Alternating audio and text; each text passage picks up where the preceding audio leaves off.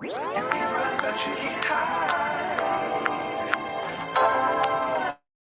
straight killers, yo.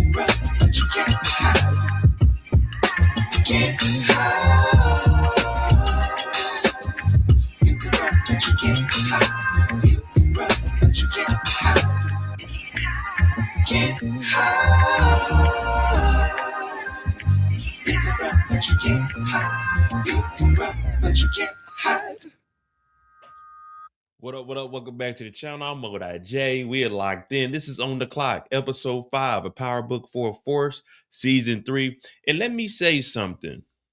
Let me say something to all the new people that have been joining in, commenting on my What's Next video. You have to come to our live shows to fully get an understanding of what goes on when I'm talking about these breakdowns of trailers. When you hear me say King Kylo, if you were here when I Can't Sleep, you would know I don't call King Kilo because King Kilo hasn't moved any bricks. We're not calling him King Kilo until he moves bricks. There's been about 15 comments. How can you pronounce his name wrong? Are you not watching the show? I watched the show. Instead of commenting, join the live and you'll understand we don't call King Kylo King Kilo because he ain't moved no fucking kilos. You got to earn your name over here. Everybody gets a nickname. If you ain't moving no work, you ain't getting no kilo name. You're King Kylo because you ain't moving no bricks. We know he's King Kilo, but we don't call him that. When's the last time you seen King Kilo move a brick? Someone tell me the episode that King Kilo moved a brick this season. Season 3. When has King Kilo moved a brick? I want to know the episode so I can go that episode. Someone tell me the episode King Kilo moved a brick this season so I can understand exactly why we calling him King Kilo. Because what is he the king of? He ain't the king of a damn thing. He got out of jail and got popped the very same episode. Why would we call this nigga King Kilo when he ain't moving no kilos? We call this nigga King Kylo on my channel because I can't sleep. That's why we call him King Kylo. About 15. Did you watch the show? Yeah, I watched the mother flipping show. You think I'm doing this on accident? I know what I'm talking about. I do this. So we'll start it off by saying R.I.P. to King Kylo. R.I.P. to King Kylo's right-hand man, JoJo. Yeah, we know who the fuck King Kilo is, but he ain't moved no bricks. You got to move bricks to get that name. You got to get in the field. You got to get in the street in order to get the name King Kilo. You ain't moved no bricks. Taking him up there now. Nah, we don't give a fuck. He's King Kylo on my channel. When he moves some bricks, maybe in the afterlife, or maybe we get an origin stories. King half a brick. But until he's moving kilos, he don't get the name Kilo on my channel. That's a prestige name. You got to move dope. We call D-Mac because D-Mac keep the Mac. If we ain't see D-Mac shooting up nothing, we'd be calling him Darnell. We don't call Che Hefe. We call Che. Why don't we call him Hefe? Because we don't work for that nigga. Hit that like button, hit that subscribe button. I give this episode a 6.5, a 7, because there were some moments that I was looking at like, eh.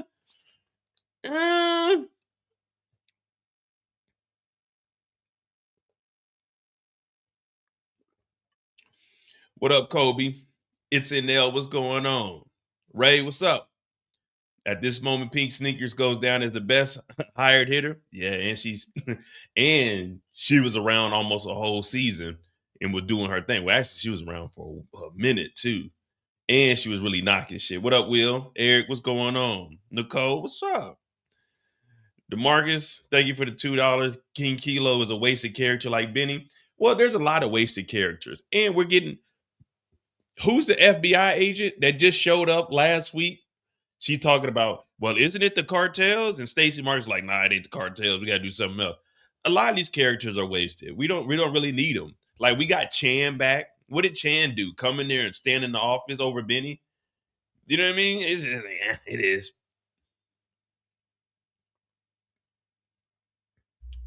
What up, Maz?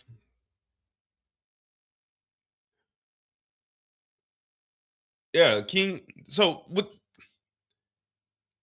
Jenard or Jenard, let me guess. The actor JoJo didn't read the script right. He called him Jenard instead of Jenard. Let me guess. I ain't see nobody complaining about that. Jenard. What are you doing here, Jenard? This is a public it's a public space. That's why I'm here. No, this is a family event. Let's dead them now. What's going on, Rachel? Uh we gotta take out Kilo though. We had to take out Kilo. He was talking too much shit and wasn't really doing nothing. He wasn't doing nothing. And plus, Jenard got knocked out, but no one saw it. No one saw it. Raheem is pushing up on Shanti. He got to watch out for Shanti. We got to call Shanti the Black Widow because whoever gets around her, they end up fucked up, messed up.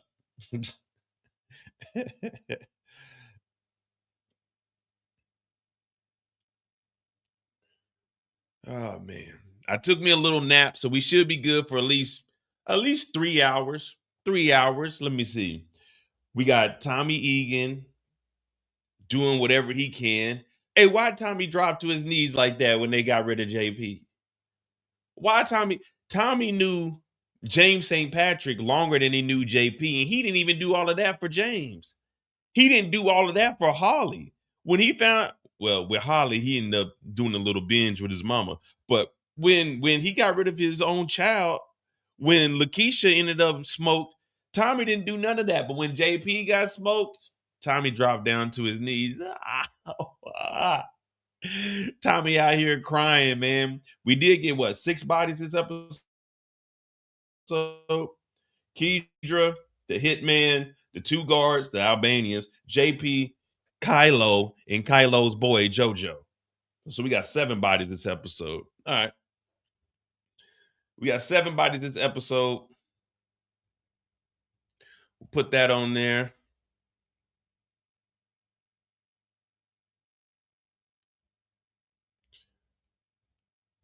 I don't even think we did a counter last week, did we? No, we didn't even do a counter last week. Who got popped last week?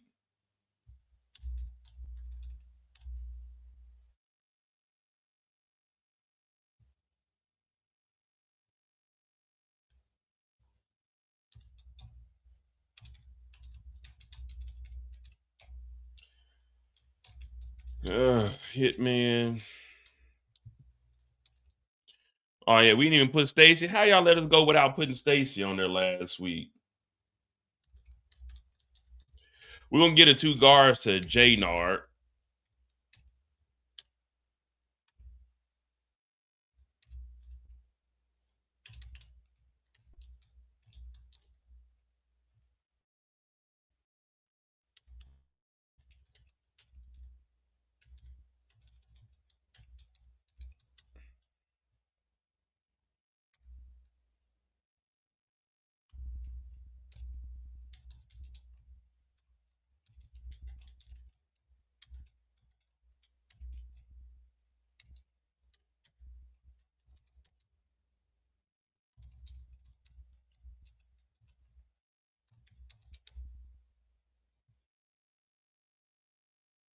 Oh yeah, the assassin's assistant. See why we didn't even? Oh, those are some trash kills last week. That's why we ain't put them on there.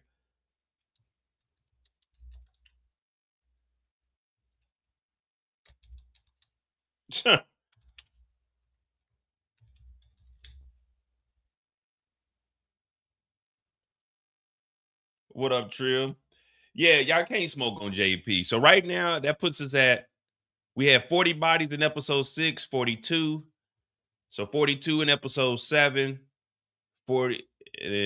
We have 49 bodies in episode 8. So we have 49 bodies, episode 8.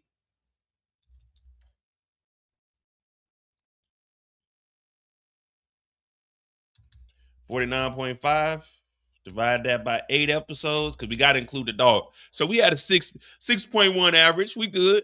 We getting about six bodies a game.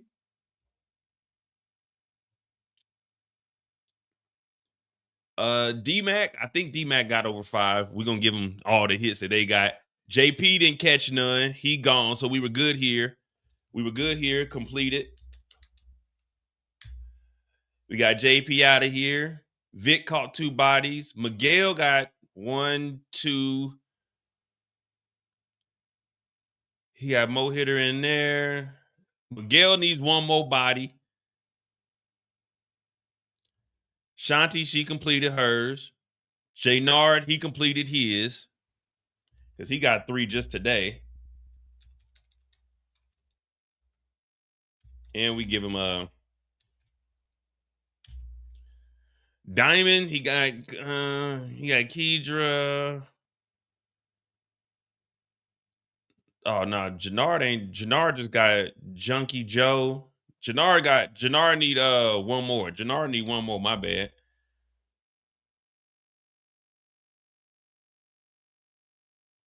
Yeah, Jenard need 1 more. So we ain't completed on Jenard.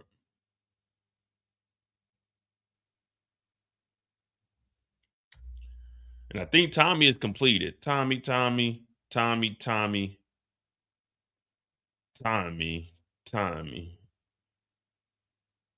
Tommy got 1, 2, 3, 4, 5, 6. Tommy got 6. So we need 4 more for Tommy, and then we good to go. We need 4 more for Tommy, and we good to go. But other than that, we got 3 completions. JP went out with no bodies. He did get a punch in, and I can't say what JP said. But Jenard, he was effing with the wrong F word. I was like, wow, that's pretty descriptive for them to put that in there. But as far as Shanti got 2 bodies. I think Shanti got 2. Yeah, she got the 2 Marquez cartels. All right, cool. We on a good road. We good. We good. What's up, Vonnie? Coach Dredd. Merry Christmas to all. Hit that like button, hit that subscribe button. We got about 2.5, 3 hours ahead of us. This episode, when I'm really thinking about it, this episode really only had 4 main points in it. Vic didn't really have too much of a story. Vic talked to the feds. Vic pulled up on Tommy and got arrested. Hey, everybody put free Vic in the chat. Put free Vic in the chat because that was unnecessary. They arrested the wrong white boy. Everybody put free Vic in the chat because that wasn't called for. That wasn't necessary. That wasn't necessary at all. Well, JP's gone. He's no longer a forced bum. Hey, and did y'all see the house? Did y'all see how terrible the house was looking? Man, y'all gotta look at this. Hold on. Before we get started, so on the clock is where we talk about each character from their perspective. So don't get mad. We're just talking about it from their lens. But we take about 15, 20 minutes. We talk about each character and what they did this episode. If you go back and look at how raggedy this house is that JP's staying in, it makes you wonder, what has JP really been doing? Look at this.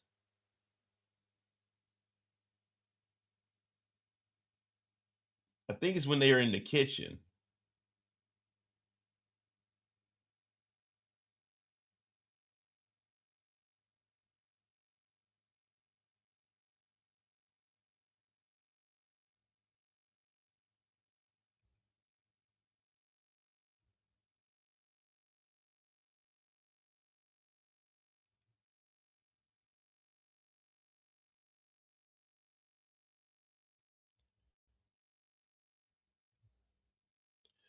Look at look at look at the wallpaper up here.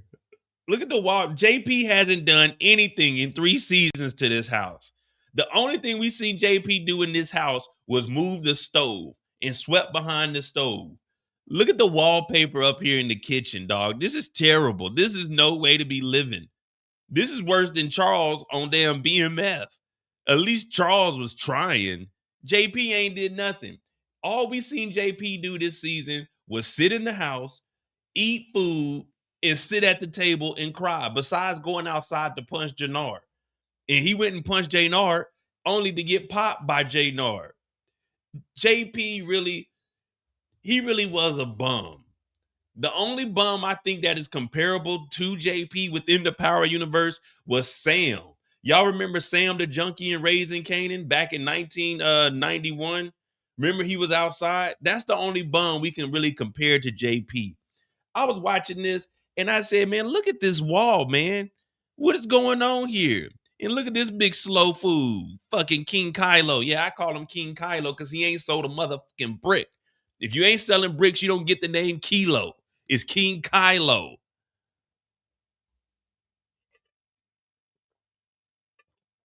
Yeah, Sam had motion. He had motion, all right. Just sleeping on the park bench. Man, JP was in here wilding out. Look at J. And then look what they got over the mirror. Look at look at the window, bruh. Look at the window. They don't have blinds. This nigga put up some damn paper and taped it to the window. This is how they were living.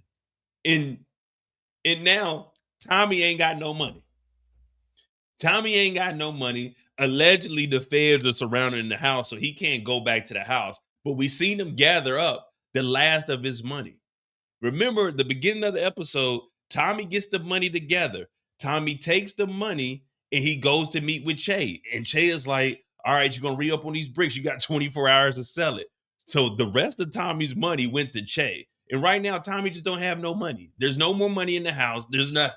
Tommy was going back to the house to kick it. Bobby DeFranco was there. So Tommy really, in 3 episodes, tricked off $1.5 million and 25,000 plus the extra 10 that he gave to the girl. So 1.5 million and $35,000. Tommy done tricked off all this money. Tommy could have bought a nice house outside of Chicago for JP and D-Mac. He could have bought a house for Kate to come and live in, but instead, JP's still here in the slums.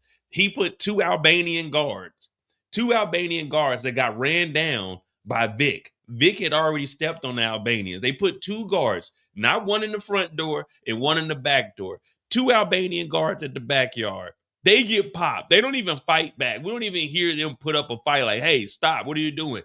They just get popped. Boom, boom, boom. You hear bodies dropping. I've never heard bodies drop that hard. It's like just a sack of potatoes. Like, do. JP's like, huh? And he continuing to wash the dishes. JP in the kitchen just washing the dishes. Boom, boom, boom. Shots going off. He don't give a fuck. He just washing the dishes and shit. They come in the house. Back door ain't locked. They ain't kicked the door in. They just opened it up. JP like, hey, what are you doing? Hey, what are you doing here? Like, JP, do something. Do something. JP over here washing the dishes with a beat up hand. Like, come on, JP. Come on, JP. R.I.P. to JP, man. R.I.P. We all had a feeling he was going to go. I know a lot of people say he went out like a G, but if getting shot in the chair, like if someone came in here and got rid of me right now on live, y'all be like, that ain't Mo didn't go out like a G.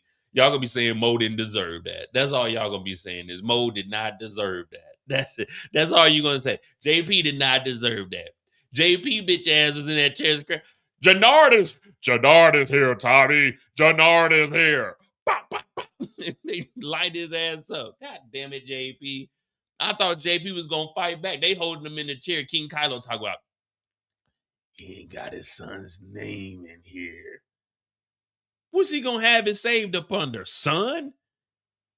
That nigga Jenard said, go look in the deeds. It's in there somewhere.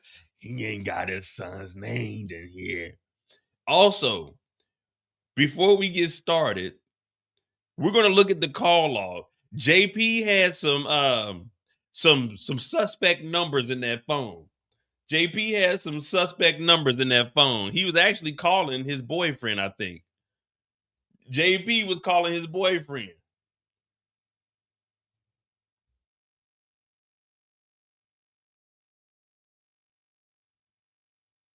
Let's look at JP's call log real quick. All right. So this is what he got in his contacts. Danica Collins, Danny, Darnell Gibbs, aka D-Mac, David D, Darnisha Davis, DeAndre Adams, Desmond Johnson, and Dominique Bauer. All right. What's up, Trey? What's up, Kendall? Then let's go to the recent call logs. Today, he called DeAndre Adams. Uh-huh. He called the bridge. Desmond Johnson called him. He talked to Kate Egan today. A spam call came in. Cosmic Heating. He called the heating company because it's getting cold as a motherfucker in that house. He called up Tommy yesterday. Jameson's HVAC. Danica Collins. The Chicago Public Schools. D-Mac ain't been to school in a year. D-Mac ain't been to school in a year. What you calling the school for? What you calling the school for? Then he called, he got a spam call, Northside Beverages, and Dominique Bauer. All right. So at least JP was trying to get the heat on in the house. He did talk to Kate today. We need to know what Kate was, what conversation that was. Northside Beverages. Maybe he was trying to get the club back open. JP was trying to get the club back open, y'all. Okay. He was trying to get the HVAC together and then get the heaters to come out. Okay, I see you. He was probably getting a quote because he called Cosmic Heating and Jameson's HVAC. They called, but he missed the call. So, all right. But then they ended up calling Tommy.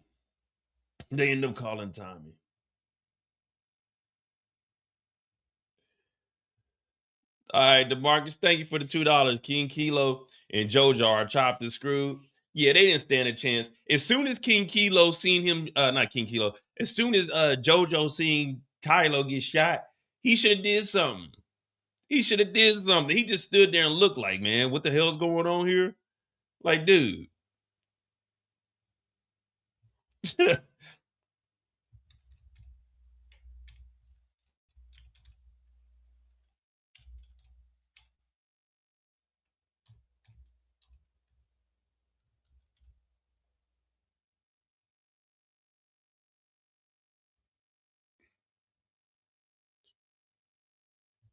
All right, let's go ahead. All right, so we got to make it make sense.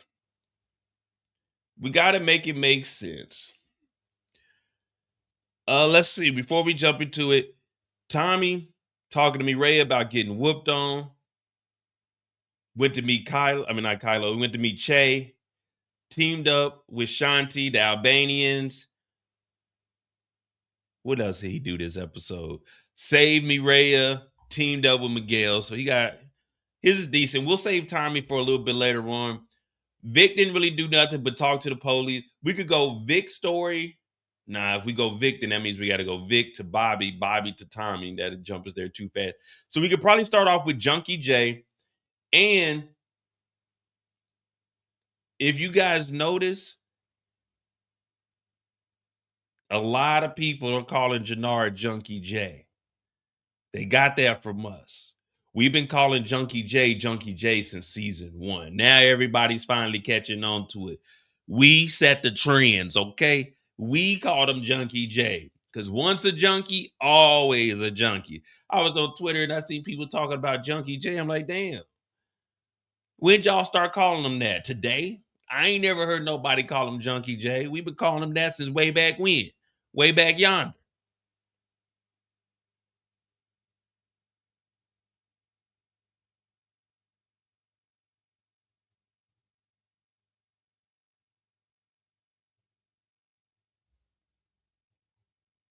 Oh, Jenard, man.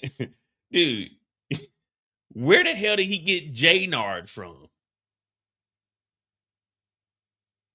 Jenard. All right, I fuck with it. So Jenard, they they call that's what they call him on the street. Maybe this whole time we pronouncing his name wrong. Maybe it is Jenard. You know what I mean? I like Jenard more than I do Jenard. I got a cousin named Gerald. Yeah, I like Jenard more than I like Jenard. Yeah, we might go with that. What are you doing here, Jenard? He's like, man, I came to show some love, man. King Kylo. They hate me calling King Kilo King Kylo, but the nigga ain't sold no bricks. We can't. We respect characters over here, but if you ain't sold no bricks, that's like calling me Machine Gun Mo. I ain't got no machines. There's no reason to call me Machine. You know, I don't have a machine gun. You can't call me Machine Gun Mo because I ain't got no machine gun. Just like we can't call him King Kilo because he ain't got no kilos. How he the king of kilos? He ain't got no kilos. Unless they talking about a kilo on his ear. Unless he got kilos on the back of his ear. That's the only kilo we can call that nigga. But he's King Kylo on my channel. I don't give a fuck. We're not calling that nigga King Kilo if you can't move no bricks.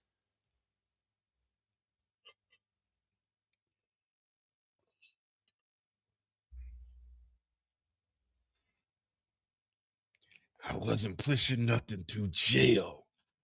Couldn't sleep in jail. I didn't have time to push no drugs in jail. I can't sleep in jail. I want T-Mac dead. Let's dead him now. I couldn't sell drugs in jail. I couldn't sleep. No, he wasn't moving no drugs in jail. The nigga couldn't. He told us he couldn't sleep. The only thing we seen King Kilo do was go to the damn visitation room and sit in this cell. We ain't never heard him putting out no. Remember the RDs? They were running around. The RDs were so broke they had to join the coalition. They weren't moving no dope. King Kilo was just in jail. King Kilo was no different than you or I getting picked up with an expired license. We got an expired license. We go and sit in jail overnight. That's what King Kilo was doing. That nigga wasn't in jail for nothing. That nigga wasn't in jail for nothing. He wasn't moving no dope. Keidra was moving more dope than King Kilo. We can call Keela Keidro. Keela Keidro. Yeah. Keela Keidro. Yeah, that's what we call her. Keela. We ain't even calling her Keidra no more. It's Keela Keidra. Yeah, Keela Keidra. She was moving keys. We can call her Keidra Kilo. But we can't call him King Kilo. He ain't moving no kilos. She was moving bricks.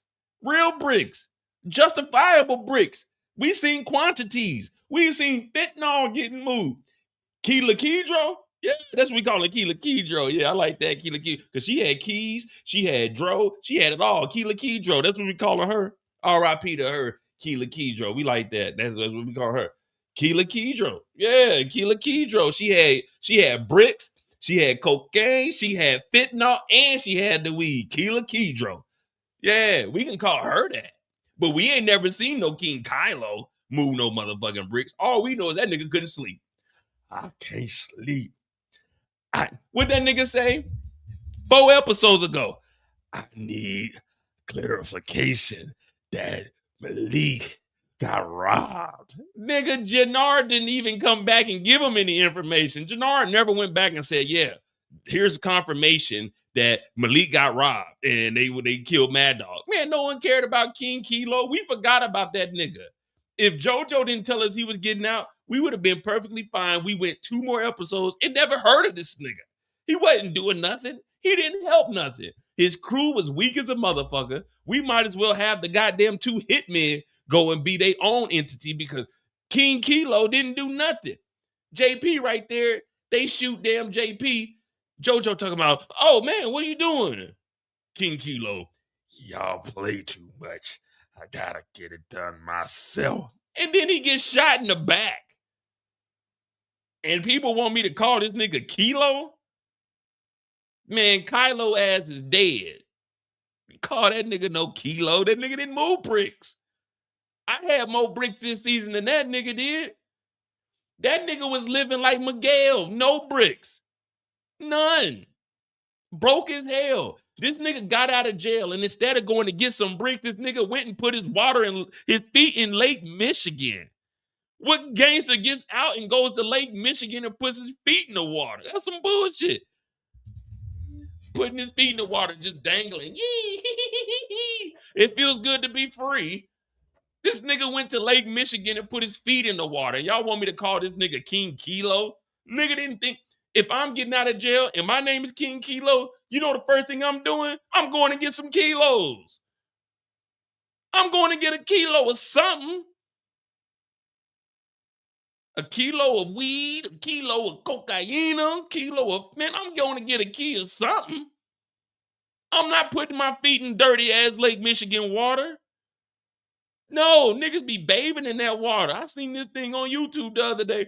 It was motherfucking homeless people bathing in that water. I'm not putting my feet in that water. I used to be a foot model for Nike. Yeah, you know, you used to see the sock advertisement on the Nike web. That used to be me. That was me.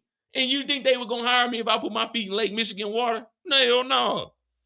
Hell no. You better off going to motherfucking Flint, Michigan. You putting your feet in that motherfucking Lake Michigan water.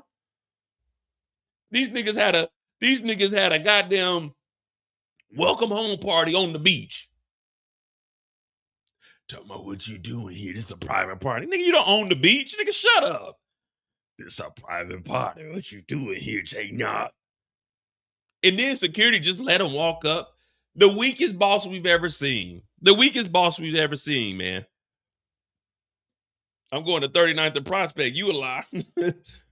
If y'all don't know Prospect, so Prospect and Truth in Kansas City, those are two streets like when you're, well, back in the I don't know how it is now, but back in the 2000s, we used to go down Prospect. Used to like Prospect is basically like the gateway to bullshit. Like if you go to Kansas City and you get on Prospect is the gateway to bullshit. You see a lot on Prospect, a lot of abandoned buildings, a lot of bums. You just be riding by. It do be niggas just hanging out in like empty lots and shit when you're going up and down Prospect. But it's cool. You know, that's where we from. So to us, it's like no biggie. But if you drive that, you're like, damn, this shit kind of crazy. But it is what it is. Hit that like button, hit that subscribe button. We're going to talk about these characters, jump into this. I'm Modi J. We did a first reaction this morning. We'll have a first reaction. I don't know if we're going to do one on 9 when it comes out because I think I got to work. But we did watch the episode on the channel. We did a first reaction also. I appreciate everybody that tuned in this morning. We're going to try to do that more, especially when Raising Kanan comes back out. This is On the Clock. We got about 15 to 20 minutes for each character. We'll be talking about it from their perspective. Again, if you're new to the channel, what I do is act out the character. So don't be like, oh man, you dumb, you don't know what you're talking about. I'm going to implement everything we saw, but there is going to be some entertaining parts where we got to carry the show. And we do call out a lot of stuff. So who are we starting with this week? And outside of Jenard and JP, who would you put as the MVP? Because I got Jenard as the MVP. I know some people say that JP's the MVP, but who we put as one of the most important characters?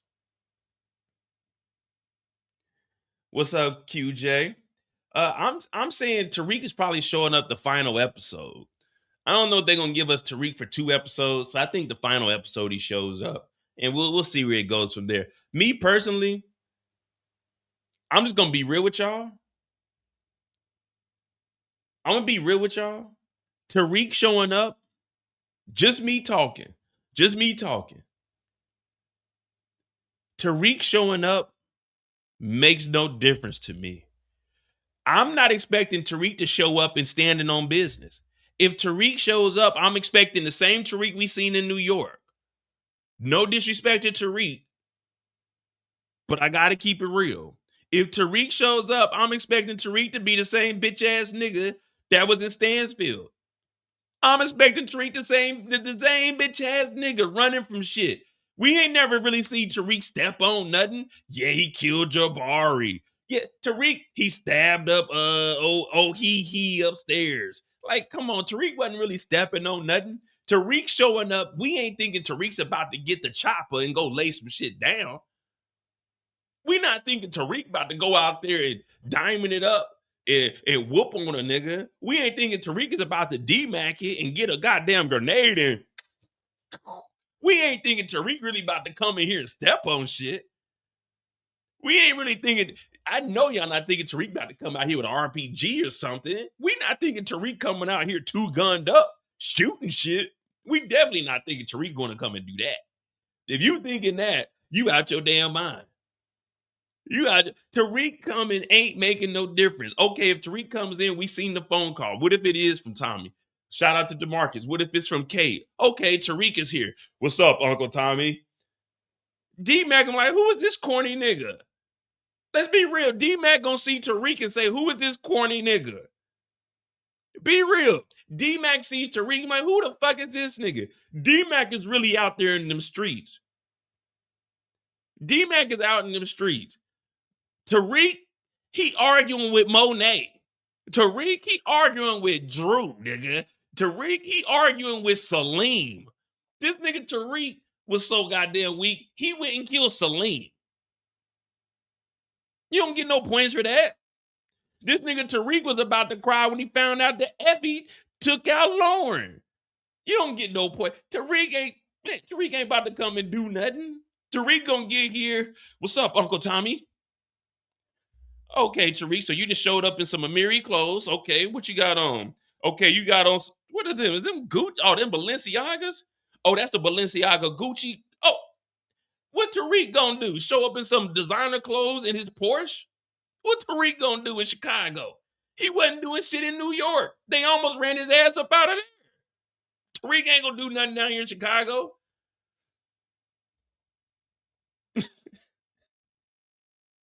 Yeah, he had a shootout, but when have we really seen Tariq really like stepping on something?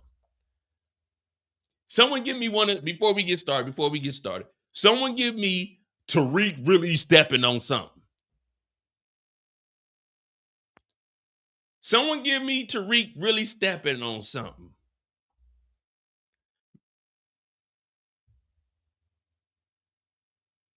Because when 2-Bit took his car, what Tariq do? When 2-Bit took Tariq's car, what did Tariq do?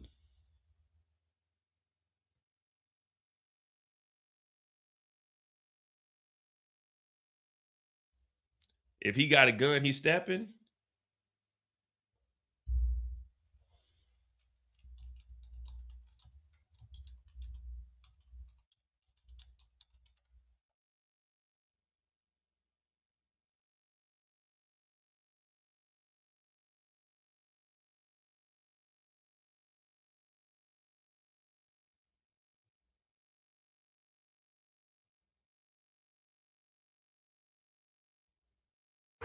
Fucking fine.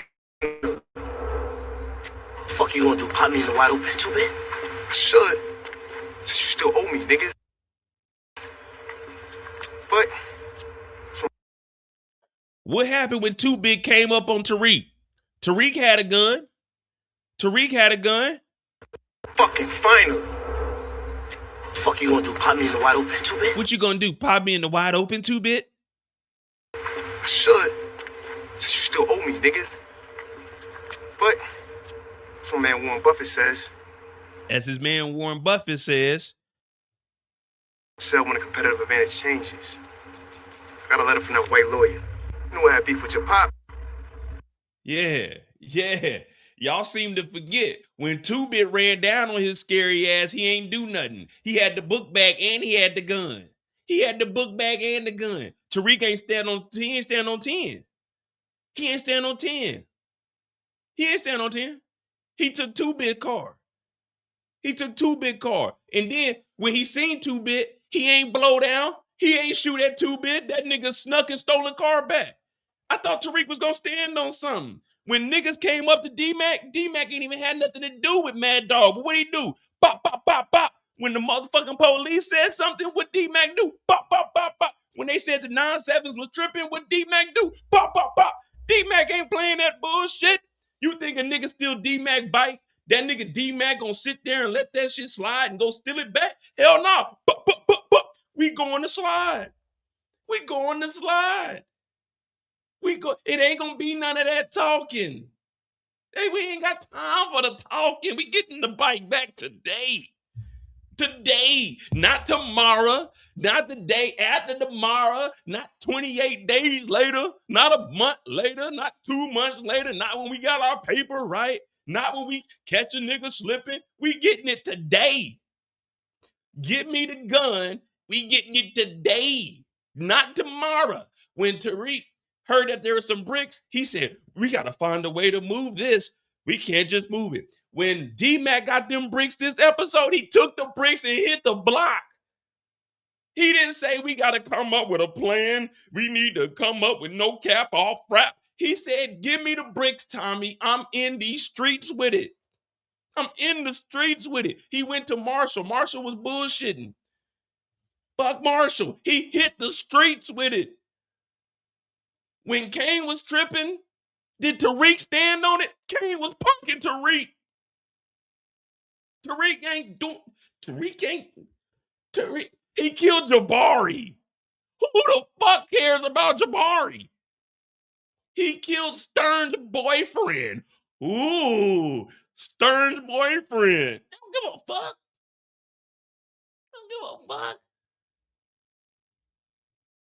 Tariq ain't stepping. See, Tariq, he gotta plan shit out. He gotta get on lean. Remember, D-Mac like 3-4 years younger than Tariq, and he doing way more than what Tariq was doing. Tariq had to get high to go step on business. Tariq was shaking. Y'all remember when Tariq shot James? He was sitting like this. I don't think y'all know what I'm talking about. Y'all remember when Tariq shot James? He was sitting like this. Y'all remember that nigga hand was like this? I don't want to know it. Y'all remember Tariq hand was like this? That motherfucker couldn't even hold the gun. I don't want to do it now. Y'all remember that? Y'all remember Tariq went to go cry to Tasha after it happened? She like, oh, Tariq. And then made his mama take the stand and snitch. Y'all remember when Tariq's sister got popped? You think D-Mac would have been hiding if his sister got popped? When D-Mac find out JP dead, he getting the gun and getting in the streets. D-Mac ain't about to be sitting around talking. Oh, let's figure it out. D-Mac gonna get the goddamn gun. We're gonna go find where these bitch ass niggas is at, and we're gonna start shooting shit. We ain't sitting back. We not waiting. We not trying to figure shit out. Oh, I need a plan to kill Monet. Kill Monet? D-Mac would have went up there and he would have went to Monet's house, rang the doorbell. You think he planning shit out with Diana? No, D-Mac gonna get that gun. He gonna go get in these streets and he gonna find out who did what. You did something? All right, we gonna handle that today.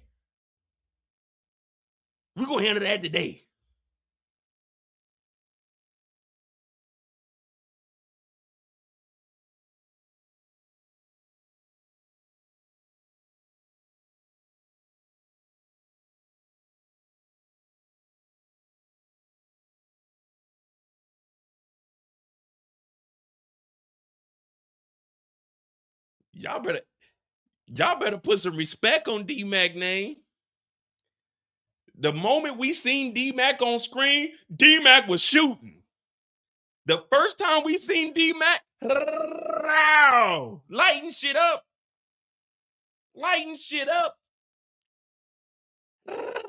He didn't care if it was his dad shit, whoever shit it was, we shooting shit. Tariq was scared. We ain't never seen D-Mac scared. And D-Mac way younger than Tariq. Tariq done been in school for 4 years and he's still scary. We love Tariq, but let's be real. He ain't where they were at this age. You remember when Tariq was in choke? And Effie was snitching on him and he was getting kicked out of school? D-Mac quit school and got a gun. D-Mac stopped going to school, got a gun. And let's not talk about smart, because D-Mac is smarter than Tariq. Genesis told us that he scored over 1,400 on the SATs. D-Mac is smarter than Tariq. Don't talk about Tariq stepping on nothing, because he ain't stepping on nothing. He ain't stepping on nothing like D-Mac. D-Mac scored a 1,400. Tariq was only good enough to go to Stansfield. Let me reiterate what was going on at Stansfield. I ain't lie. You did. You lied. That's who they had at Stansfield. That was the level of education they had at Stansfield. I ain't lie. You lied. I gotta tell them what I know, Auntie. That's what they had at Stansfield. My boy D-Mac scored a 1,400 on the SAT. He go to any school in the country, in the goddamn galaxy. That's how smart D-Mac is. And D-Mac don't even go to school. We just looked at JP's call log. JP was calling the school like, goddamn, that boy's smarter than a motherfucker, ain't he? But he got that gun. He got that gun. Yeah. Yeah. My boy D-Mac scored a 1,400. All right. Anyway. All right, let's get to it. So what we're going to do, we can go Jenard. We do Jenard's story. So Jenard to Diamond, Diamond to Shanti, Shanti to Tommy. Yeah. Jenard to Diamond, Diamond to Shanti, Shanti to Tommy. Tommy's story will include Bobby and Miguel. And then we'll go into Vic. And that'll be how we end it. Because that's, well, JP's story is also a little, we'll probably give JP his own story. Even though JP's story ties in only with Tommy. D-Mac was kind of short. We'll put them in there. We'll start off with Jenard. Yeah, Jenard to Diamond, Diamond to Shanti, Shanti to Tommy. And that pretty much is it because everyone is tied into those. Let me write that down so I can remember. Jenard, Diamond, Shanti, Tommy. And then everybody, well, we'll do Miguel and Bobby with them, and then Vic too, probably. And then JP. But JP goes into all of that also.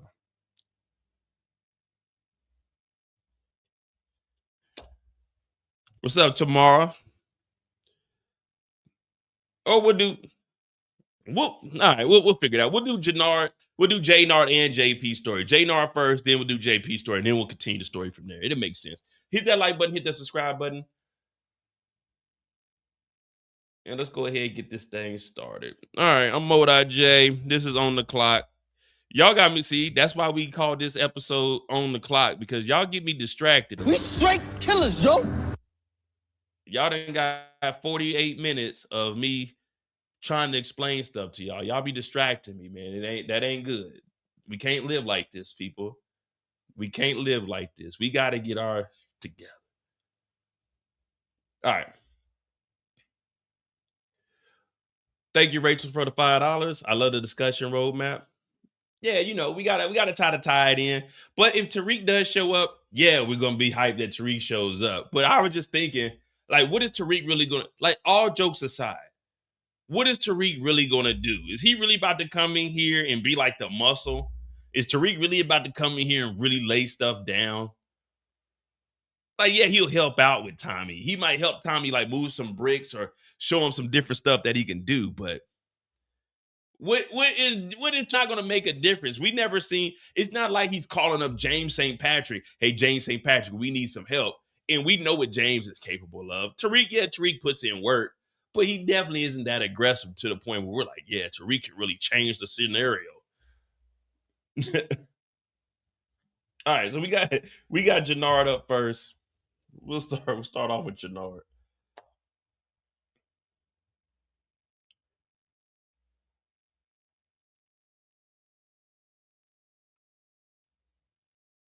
Well, let me see. Bobby. Okay, yeah, here we go.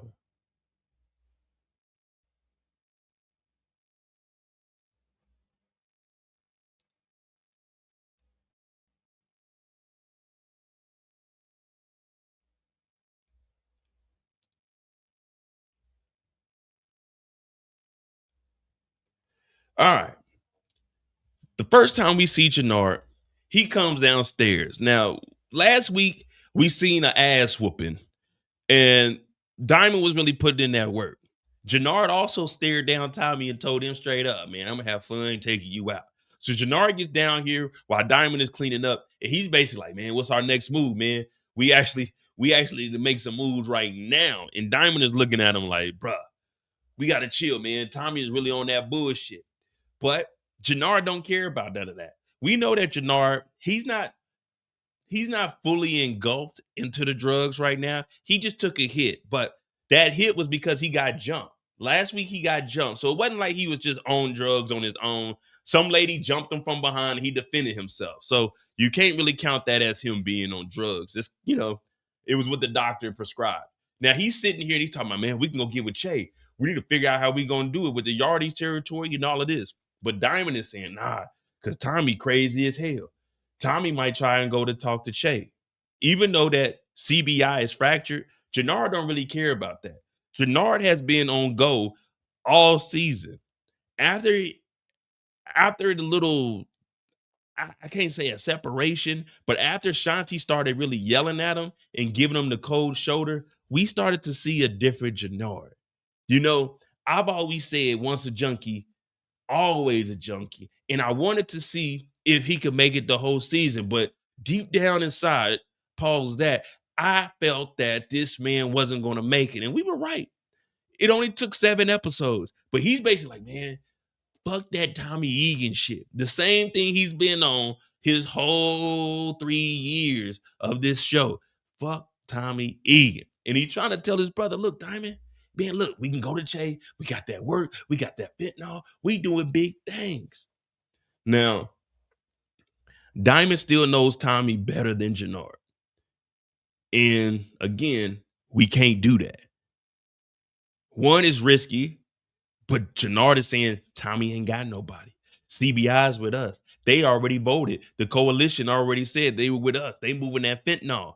Now, it looks like Jenard is on that null. It looked like he owned that null right now, but he might just be sleepy and his allergies might be kicking in because there's a lot of dust down in this basement that got kicked up from last week. So that's probably why his eyes like that. I know the same feeling.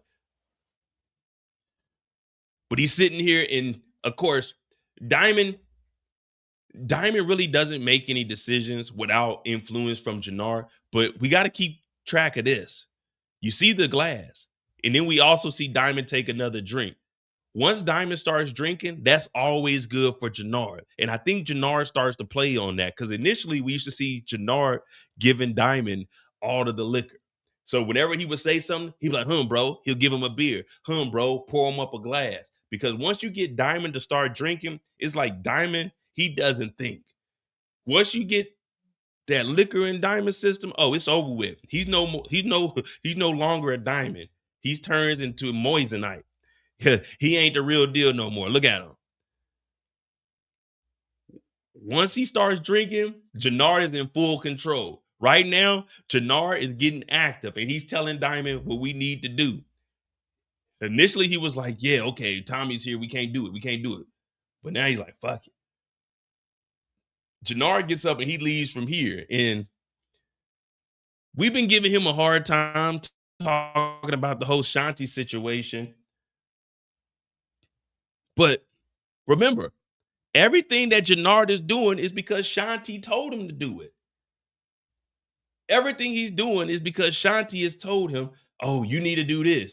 You need to make these moves. You need to go get with Che. And now she's telling him, you know what? Fuck you, Jenard. Fuck me. Fuck this gym. This gym ain't got no lights in. You ain't making no money in here. What are you talking about? You wanted CBI? She's like, yeah, I did. But you went behind my back. And what you do? You fucked that girl last week. And Jenard, just like any real nigga, responds like this. I ain't fucked that girl. She jumped me.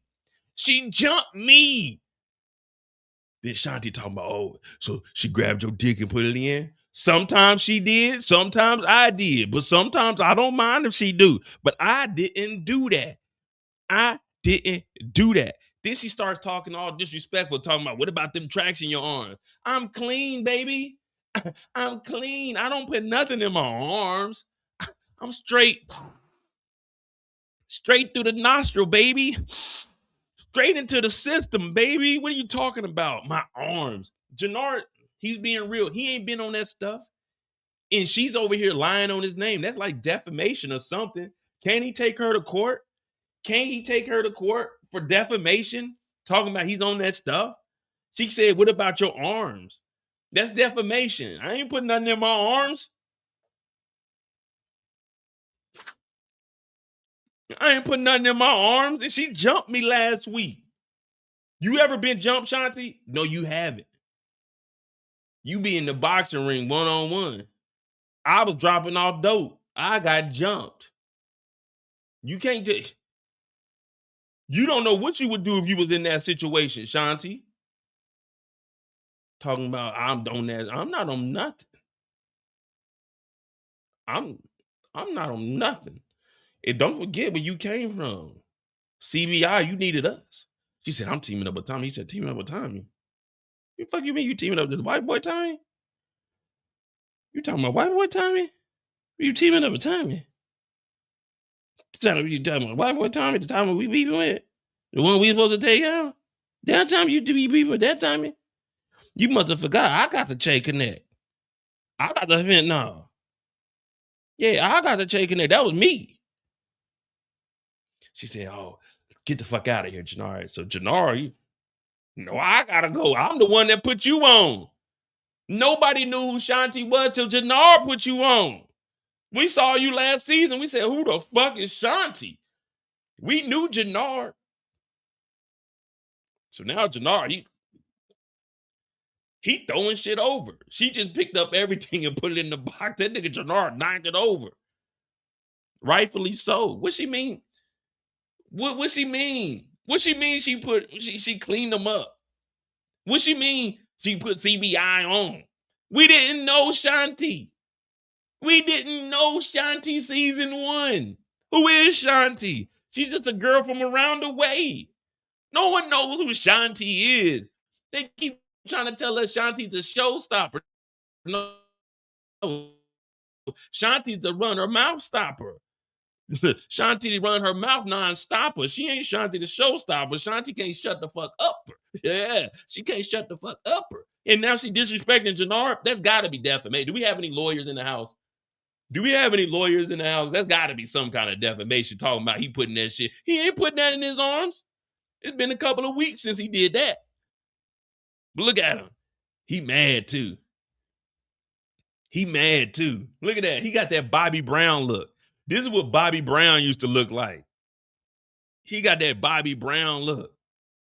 So he gets out of there and knocks everything over. And Shanti, she done teamed up with Tommy. So it's like, God damn it. We can't get nowhere. So Jenard leaves there and he like, fuck it. I'm going to go meet up with the gang. I'm going to go meet up. You know, whenever your girl tripping, you got to go meet up with the gang. You got to go vent to your boy. So he go in there. He start dapping up the RDs. He's like, look. What's up, y'all? Y'all good? Y'all boys on some shit? Old boy in the middle talking about who made you in charge. Man, what the fuck? What the fuck? Nigga, I'm CBI, nigga. Diamond and me, nigga. Tommy no longer around. It's me, nigga. CBI, nigga. You see my eyes, nigga? It's CBI, nigga. You look at me in the eyes, nigga. It's CBI, nigga. They getting disrespectful. They forgetting where they at. These niggas work for King Kylo. These niggas work for King Kylo who ain't moving kilos in prison. They talking to Jenard like, who put you in charge? He like, nigga, this my shit. This what me and my brother built. Be clear, my daddy left us this damn organization. So they in here talking. And then JoJo tells us, well, you know, King Kilo getting out tonight. Getting out tonight? But Jenard's like, man, tell him I said what's up then. But Jenard's talking about getting this money. See, everybody else's mind is all over the place. Jenard, nah, his mind is right where it needs to be in the game. CBI business. These dudes is talking about King Kilo getting out. King Kilo ain't got no product. King Kilo ain't got no territory. That's why you niggas is here. You niggas work up under me. Y'all niggas ain't got no work. Y'all niggas weak as hell. And then the other dude, he talking about, yeah, the dude sound good, man. We get some money. Then out of nowhere, Raheem shows up. Now, any nigga by the name of Raheem in TV shows, we know about to be on some bullshit. Thank you, Tomorrow, for the $5 super sticker. We gonna need that. Me and Jenard gotta go do something a little bit later on. But Raheem shows up and he's like, yeah, what's up, Jenard? He's showing love. So I'm like, all right, cool. Raheem is here. Real CBI business right here. Raheem been holding it down for years. So he dapping him up, and Raheem was like, nah, Jenard, right, man. We need to get this money, man. We need to all stick together, man. We need to figure this stuff out. Jenard's the real leader out here. So Jenard like, yeah, y'all hear that? But they walk out. They don't even dap Jenard up. They walk out. But old boy's like, man, that's cool, man. I want to still be down.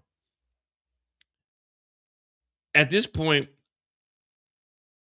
you really got to decide, is it worth being, like, when say your company is getting acquired by another company, you kind of have to make that decision.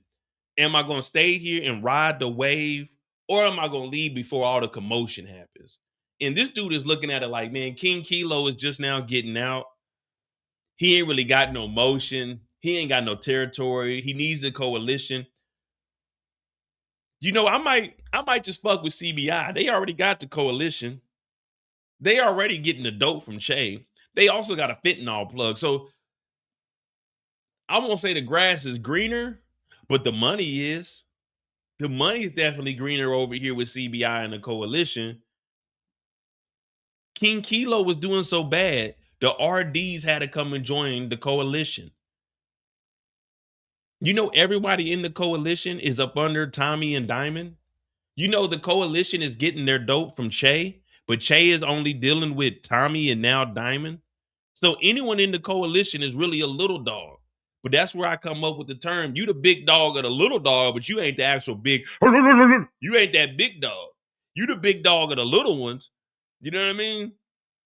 You the big dogs in the little, you came in the litter before them. You ain't the same litter as them, but you in that same category as them. You ain't Che. You ain't the big dog. The coalition is all together because them niggas didn't have no product. So they're getting it from Che, but they not getting it directly from Che. They're getting it from Tommy and Diamond at this point. So you looking at the RDs like, all right, so I'm going to leave the coalition and go join back up with King Kilo and them when they already don't have any product anywhere. Now I'm going to stay here. I'm going to stay here where the money is greener. It ain't coming it was coming faster because there ain't no money with the RDs. But anyway, they all dip up out of here because King Kilo's getting out. And somebody accidentally gives Jenard his inhaler. So Jenard has his inhaler here.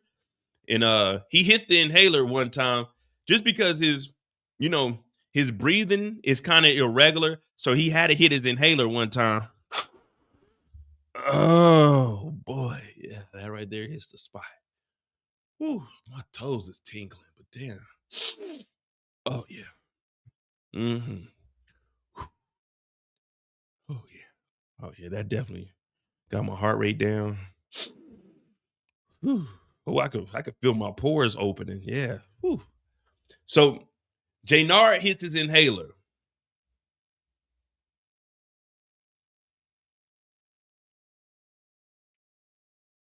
He hits his inhaler and he's going outside. You gotta get some fresh air. Him and Raheem, they head on outside because it is what it is. Now, I told y'all his allergies have been acting up all episode from when he was down in that basement with all that dust. Like them dust mites, they jump up. It's kind of messing with him. So that's why his face is like this. It's kind of like getting hives. You know what I mean? His face is getting a little puffy. So he hit his damn inhaler and he comes outside. And, fresh air hits him. But out of nowhere, he gets hit again. Hey, Jenard. Boom! And he gets punched. He gets sucker punched. This is a weak-ass move right here. We can't respect this. Now, JP, he comes out of nowhere. Boom, boom, boom. He's whooping on him. You tried to kill my son? This is for D-Mac. This is for Darnell. Boom, boom. You messed with the wrong F word. I said, oh, who wrote that into the script?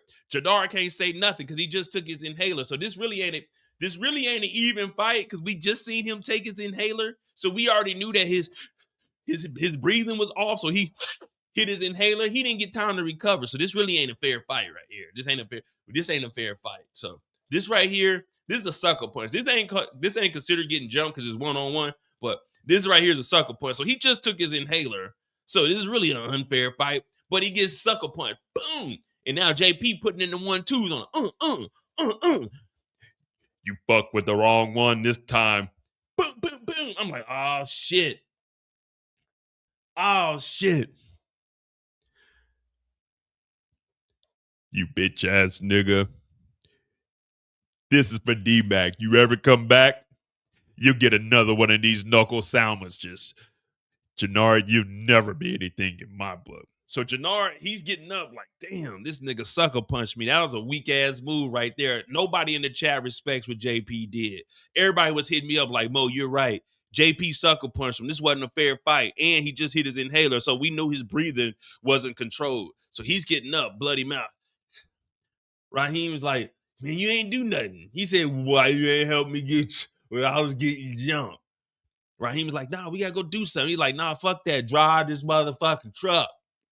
Because, again, his breathing isn't down right now. You know, when people use their inhaler, it's like, come on, man. You know, you got to, hey, time out. He got to hit his inhaler. So he got to control his breathing. So now his mouth is bloody. He can barely talk. He got fat bottom lip bleeding. He can't drive. His heart rate is now elevated. When you hit that inhaler, you're supposed to rest. Keep a steady heartbeat. But JP, he almost had a heart attack out here because JP sucker punched him. He caught him off guard. Like, he was trying to go do something else and he gets punched. Come on, that ain't manly. That's some bullshit. That's fake. That right there, that ain't cool at all, man. That ain't cool at all. You didn't even give the guy time to square up. You sucker punch him and then you run away. Man, he lucky Jenard wasn't prepared. Jenard would have been on it, but Jenard make Raheem drive the car because he can't drive. He already allergies messing up. His breathing is fucked up. You fight a guy that has a medical issue. You think you're tough, JP? JP, you're a bitch, man. That's some whole shit right there, man. We don't respect that in the streets. This guy had a medical issue and you punch him. You punch this guy and he got a fucking medical reason. You punch him like that. That's not cool. It's not cool at all. But he makes Raheem drive a truck because fucking JP ruined the whole day. Got blood on my fucking white tee. It's a good white tee too. Well, it was. Now it ain't.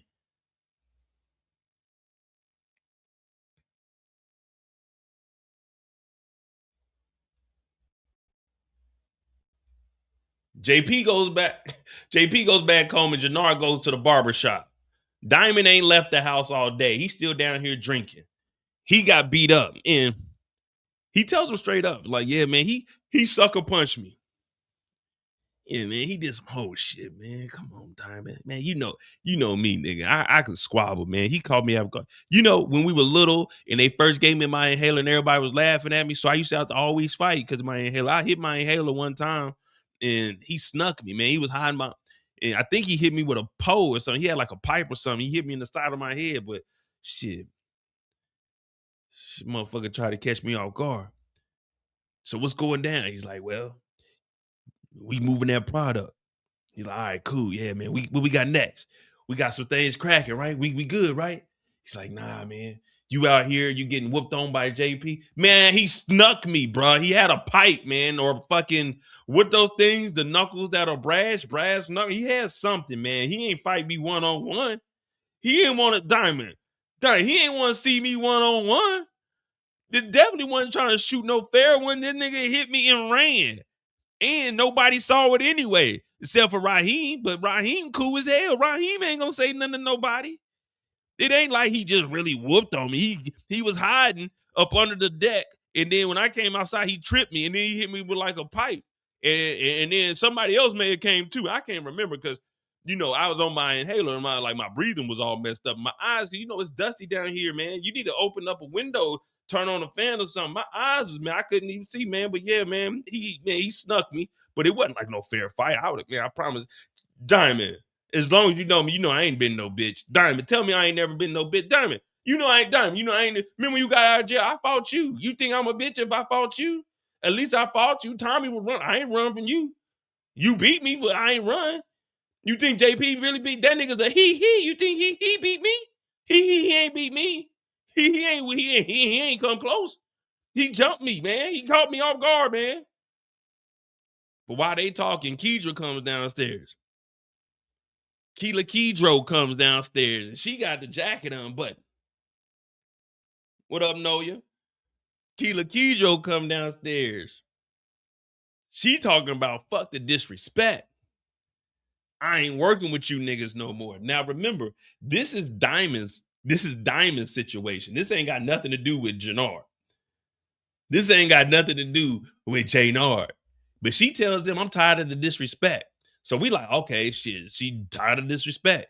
He pulls a gun out on Jenard. Jenard looking at him like, what? What you gonna shoot me for? JP did not beat me up, man. JP, I'm telling you, JP snuck me, Diamond. I promise you, he did not whoop. Why you got a gun on me? I did not lose that fight. I got jumped in my allergies and my inhaler. I was on my inhaler and my allergies. What you got that gun at me? Pop, pop, pop, pop. 6 shots. We're like, oh shit. We thought he was about to kill Junkie J. He shoots Kedra. She fall down the stairs. Do, do, do, do, do. He goes over to her and tells her, it's just business, bitch. Bow! I said, woo, we good, y'all. We thought Junkie J was about to become a victim. Luckily for him, he didn't. Whew. We thought JP was about to get our boy Jenard smoked, but he ends up taking out Kedra because she don't want to move that fentanyl. Now, as far as Jenard goes, we know that King Kylo's getting out. So after all of this, he goes to the beach. So we go to Lake Michigan right now. We go to Lake Michigan right now. Anybody in Chicago, when you go out there, go take a video of your feet in the sand and letting the water run up to your ankles and send it to me. We're going to play it on the next live. But make sure your feet are in the sand. We ain't doing no feet pictures on here. But King Kylo just got out of jail. He knock-kneed too. Look at his knees. Both his knees about to touch each other. He's 6'10", knees touching. Jeans too skinny for him. But he's sitting here. This is his welcome home party. You know, King, you know he wasn't doing nothing in jail. You know he wasn't doing nothing in jail because if my first day out of jail, I'm dropping the first day out track and I'm going to get some kilos and I'm hollering at the girls. How was your first day out and all the girls over here? You got your feet in the sand. That's how you know he wasn't really in jail for nothing. Real niggas get out and try to get them some buns, but he over here with his feet in the goddamn water looking weak as hell. Jenard is showing up. And JoJo talking about, Jenard, what you doing here? He said, man, I came to show love to King Kilo. I came to show Kilo love, nigga. I'm here. I'm him. So he ends up walking up to him. He's like, what you doing here? This is a family function. And last time I checked, you ain't family, Jenard. What is this? What is this, Jenard? Oh. This some liquor for you, King Kilo. Then he talk about, well, what you mean D-Mac did it? Tommy was playing us. Man. What up, Trill? Tommy was playing us. He talk about, Tommy, look, Tommy was playing us. He got him snatched up like that. Tommy was playing us, man, the whole time. He said it wasn't D-Mac, but D-Mac is his nephew. His nephew is D-Mac, man. His nephew is D-Mac, man. I'm telling you. He played us. He told us that, hey, man, can you let go a little bit so I can breathe, man? I can't breathe, Kilo. Take me to him now. I want to know where he is. All right, I can take you to him, but don't kill me, man. So now he got Jenard snatched up, and Jenard talking about, man, Tommy played us, man. It was his nephew. Malik didn't do it. It was Mad Dog that did it, that D-Mac did it. So then he throw this nigga Jenard on the ground talking about, dead him now. He said, you gotta go, Jenard. He get ready to shoot him. Jenard said, wait. I can take it to him. That nigga said, take me to him now. Let's dead him tonight. Nigga, you gotta dry your feet off, get the sand off the bottom of your feet, put your socks on, then put your shoes on. Nigga, we're gonna be here for another 15 minutes waiting for you to get prepared. Do you know how long it takes to get wet sand off your feet? That's not instant. We hop in the car and we drive off, nigga. You gotta go find some more water, sprinkle it on your foot, brush that shit off, dry it off, put your socks on, then put your shoes on. And even then, you still gotta let it sit a little bit so the sand will dry so you can make sure you got all the sand off. No one likes walking around with sand in their shoe. So they're not like automatically going straight to go get this nigga D-bag. They over there waiting on King Kilo. This nigga wears size 22. We waiting on this nigga to dry these big monkey ass feet off. Like, God damn, Kilo, bring your bitch ass on. You're dead of tonight.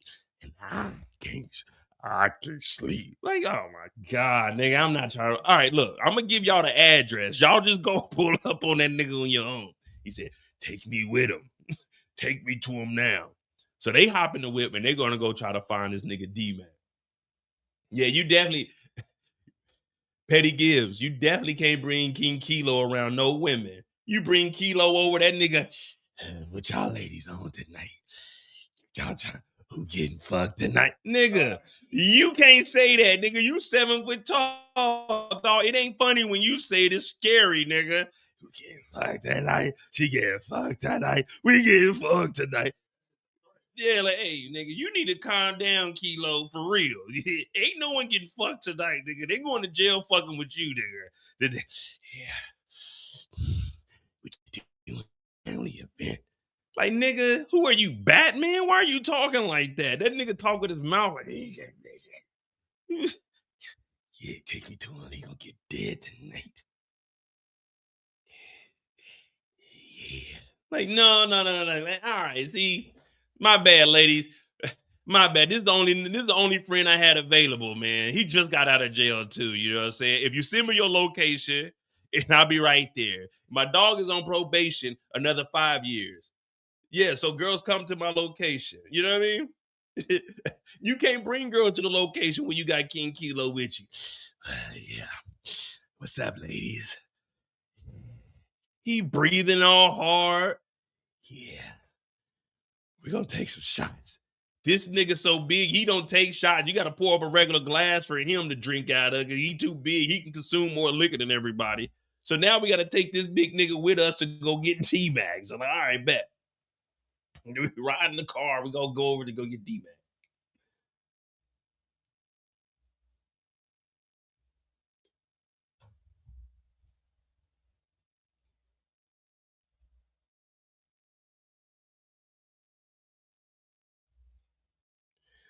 So they go over to I was about to say D-Man. They go over to JP's house. JP's in the kitchen. La-dee-dee, la-dee-da. JP in the kitchen. It's raining, man. Hallelujah. It's raining, man. I'm coming out. I want the world to know. JP over here doing the dishes. He in his own world. He done whooped on Jenard. He in here doing the dishes. So I creep. Yeah, just creeping on the download. JP in the kitchen having a good old time. Boop, boop, boop, boop. They come in, motherfucking shooting. JP still doing the dishes. They're like, yeah, that's his bitch ass daddy right there. They done pulled the gun on JP. JP, what are y'all doing here? Hey, shut your bitch ass up, nigga. We're D-Mac. They done pulled the guns out on him. I won't tell you. I won't tell you where my son is. Shut the fuck up, D-Man. I mean, Darnell's son, dad, whoever the fuck you are. They pulled the guns out. King Kilo said, where is your child? Nigga, what? I said, where is your child? You think I would tell you where my child is? Fuck you, Jenard. And fuck you, you big nigga. You bringing sand into my house? Why is your feet so sandy? Take me to your son. Where's D-Mac? Take me to your son. So they end up tying, well, they don't even tie him up. They end up sitting this nigga JP down. They sit JP down.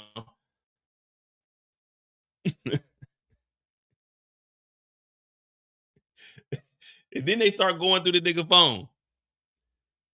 They go through his phone. Where is his son's name? It's in there. So they use the facial recognition. I didn't even know JP had a new enough phone for that.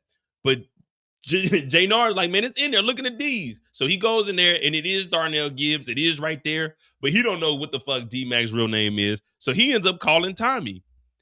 And Tommy gets the phone, but, you know, we don't care about that because it's on Jenard. So we get back to Jenard, and JP's talking about, Tommy, Jenard is here. Tommy, Jenard is here. Jenard like, bah, bah, bah, bah. He don't give a fuck. Jenard loses it. Boom. He lays down JP. But this is revenge right here. We can't say that Jenard was wrong because JP earlier did sneak attack him and hit him with a brass knuckle while he was on his inhaler, while his allergies were kicking in. So he was having an allergic reaction to something, and JP snuck him. Well, this is what happens in the streets, JP. I don't need security. Bop, bop, bop, and then one to the head. I said, oh, Tommy over there crying. But that ain't where it ends. You fucked up. You and Diamond are bullshitting. I'm gonna get D-Mac on my own. So King Kylo gets ready to walk out of there. JoJo, let's go. Bop, bop, shoots him in the back. Bop, bop, bop, couple it into the chest. Then he turns around. King Kylo is sitting here. Damn you, Jenard. You shot me in my back. And Jenard says, nigga, fuck you. Bow! R.I.P. to King Kilo and King Kilo's boy, JoJo. And that there is Jenard's story. Jenard stood on business this episode, whether you like it or not. Jenard stood on business, and he gets my MVP award of this week because he did what everyone else was scared to do. He took out the bully. See, where me and Jenard are from, we bully the bullies. JP tried to bully Jenard, we bully the bullies. JoJo tried to bully Jenard earlier in the day, we bully the bullies. King Kylo, yeah, I call him King Kylo because he ain't moving kilos. Tried to bully Jenard, we bully the bullies. Jenard, back out, back out, back out. 3-0. 3-0. Easy work. Stick and move. Heavyweight champion of the world. Jenard Sampson. Hit that like button, hit that subscribe button. That is Jenard's story right there, right there. No other way.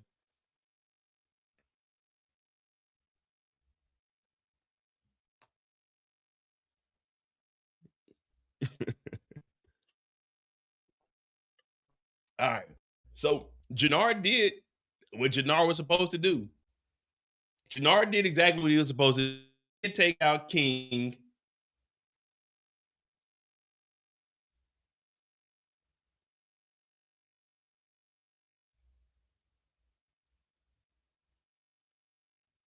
All right.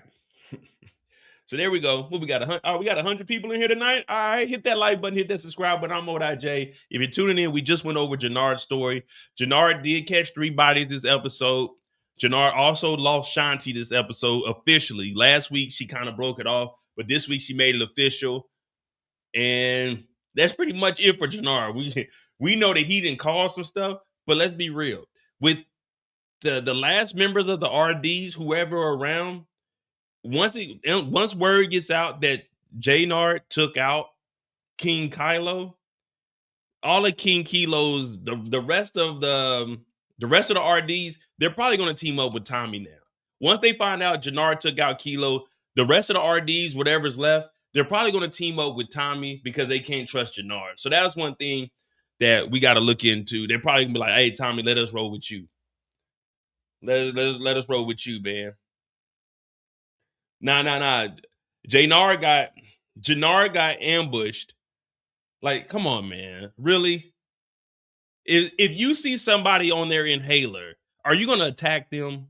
No, come on, man. Let's be logical. Let's be humane at least. Like, let's be real quick. If someone's on their inhaler, it's like, hey, whoa, calm down. Let them hit their inhaler.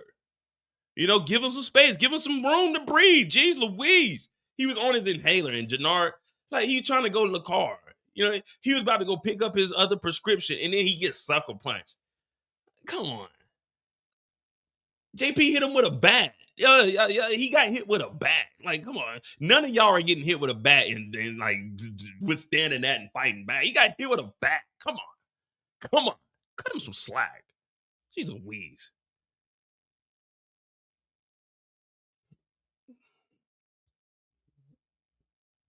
Yeah, he had his damn inhaler, man. Come on.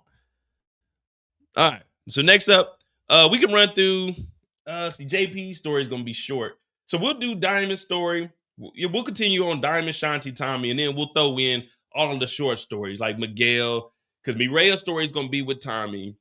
Miguel's story is pretty much with Tommy also, because he doesn't really have nothing on his own. He's talking to Mireya. And then Bobby DeFranco, his story is short. It's tied in with Vic. So yeah, we'll just keep going. We'll keep going. We'll keep going. Nah, you know, it's the new one. It's called the nasal spray. Y'all don't know about nasal spray?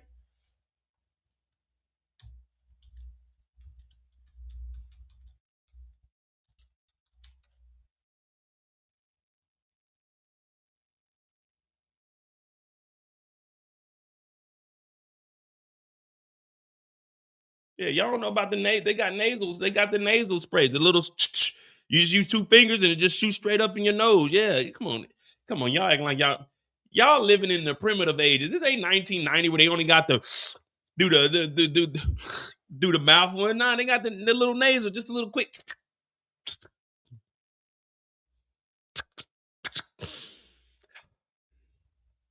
Yeah, that's all it is. That's all it is. All right. So we'll run through Diamond's story. Another short story from Diamond.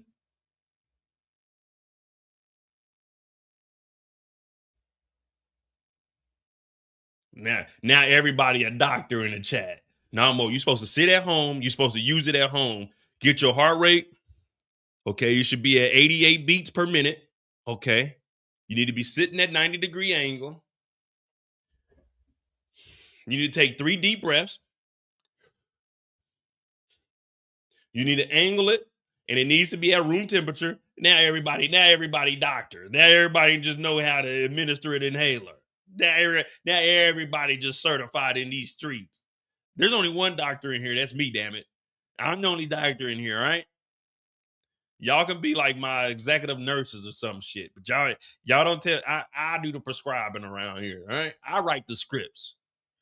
Y'all just deliver them. Everybody a doctor. Elevate the feet. Put ice on your head. Hell no. Come on, man. It needs to be a resting heartbeat before you take it at home on a Tuesday. All right, we got Diamond's story up next. Let me see. Yeah, Diamond's story is really short.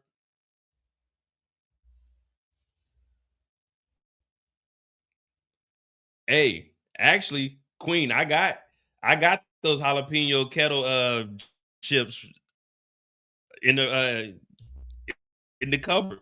Jalapeno a little bit too. Ooh, that's getting spicy though. Getting spicy, but yeah. I got that upstairs. I actually bought that Monday. All right, so we got Diamond story. Diamond story is really short. It's probably only about 5 minutes, 5-10 minutes. Of course, we'll make it 10 minutes, but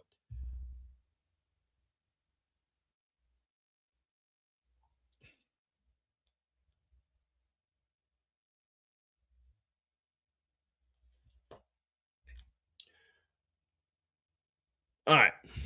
We see Diamond cleaning up, kicking up all this dust down in the basement.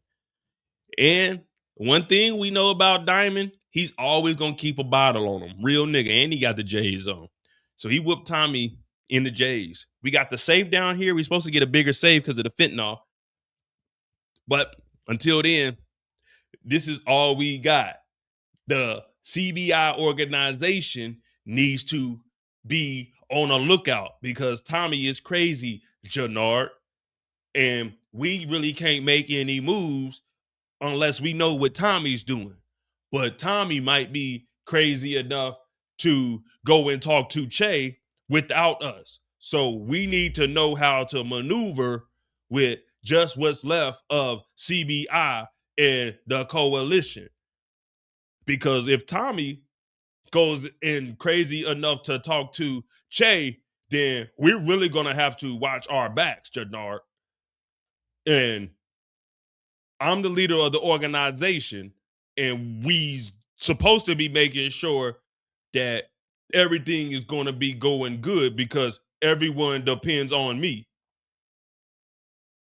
So Diamond is basically telling Jenard, look, yeah, we got into it with Tommy, but we also got to watch Tommy. Jenard's trying to tell him, look, Tommy ain't going to make no moves. He ain't got nobody. We got the coalition. We got CBI. We kicked him out. But Tommy is crazy enough to go to Che by himself.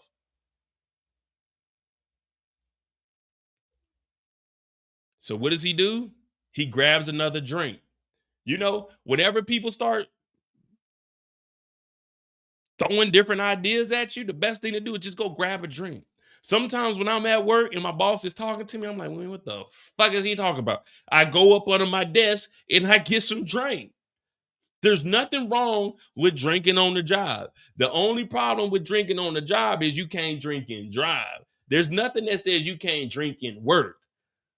They say don't come to work intoxicated. They never say don't work and be drinking. You can drink and work. They say don't come to work intoxicated. There's a difference between drinking on the job and drinking while working. Drinking while working is different than drinking on the job. Just walking around the office and drinking is drinking on the job. If I'm at my desk, 2 + 2 is 4, and I take a drink, that's drinking while working. That's different. You can drink while working. You just can't drink on the job. So there's a huge difference. You know what I mean? Like, I don't drink and drive. I park and sip. You see, there's a difference between drinking and driving and parking and sipping. You see, I park and sip. You see what I'm saying? So you just gotta tell HR, like, wait, whoa. I wasn't drinking on the job. I was drinking while working. That's not illegal. They say don't drink on the job. I was drinking and working. So there's a difference. So just be careful. I don't work with you. That's not advice, but I'm just letting you know. Drinking while working is different than drinking on the job. But that's neither here or there. We'll continue on.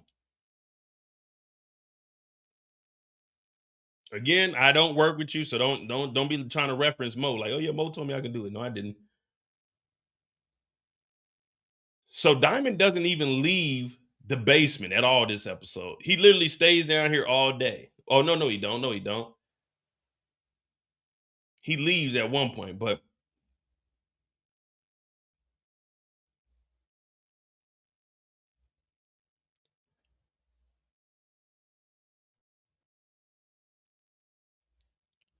so the only thing that Diamond did so far was put his jacket on. And this is when he finds out that Jenard just got whooped on by JP.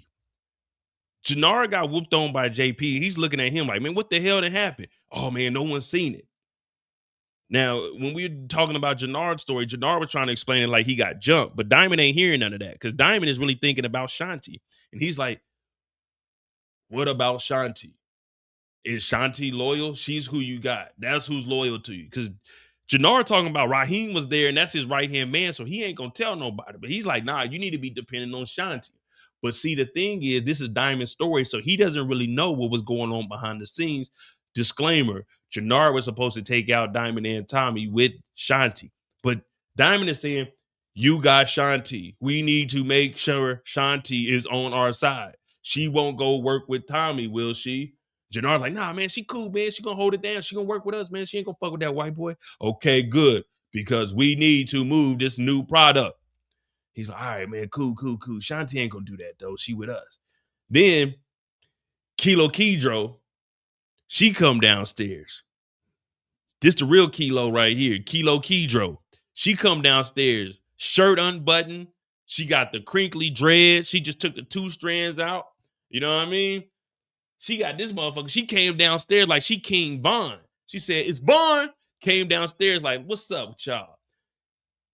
What's going on, girl? Have you moved that dope? Nah. I ain't even here for all of that, Diamond. See, I ain't even come here for all of that.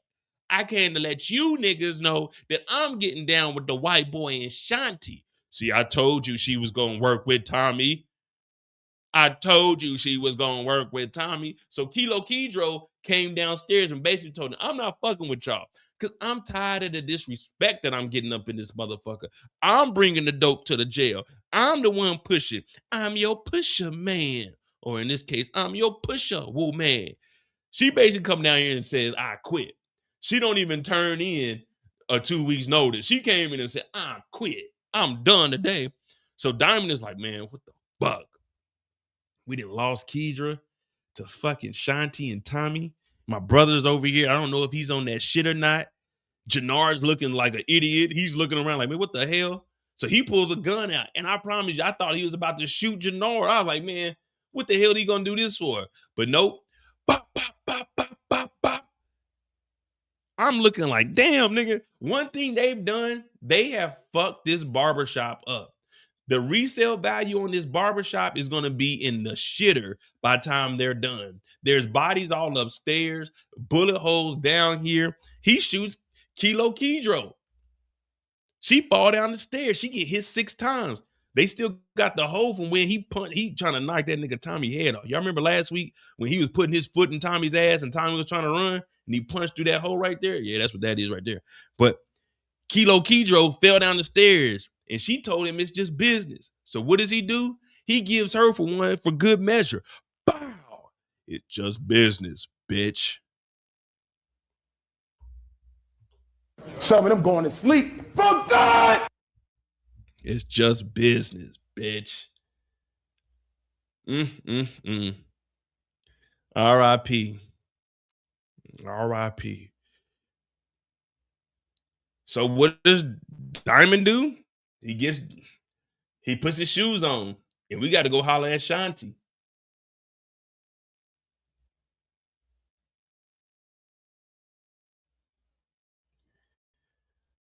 So Shanti's in the gym. 1, 2, 1, 2, 1, 2, 3. Side step, uppercut, jab. Right, left. It's all in your mind. Kick, punch. Okay. Diamond, what are you doing here?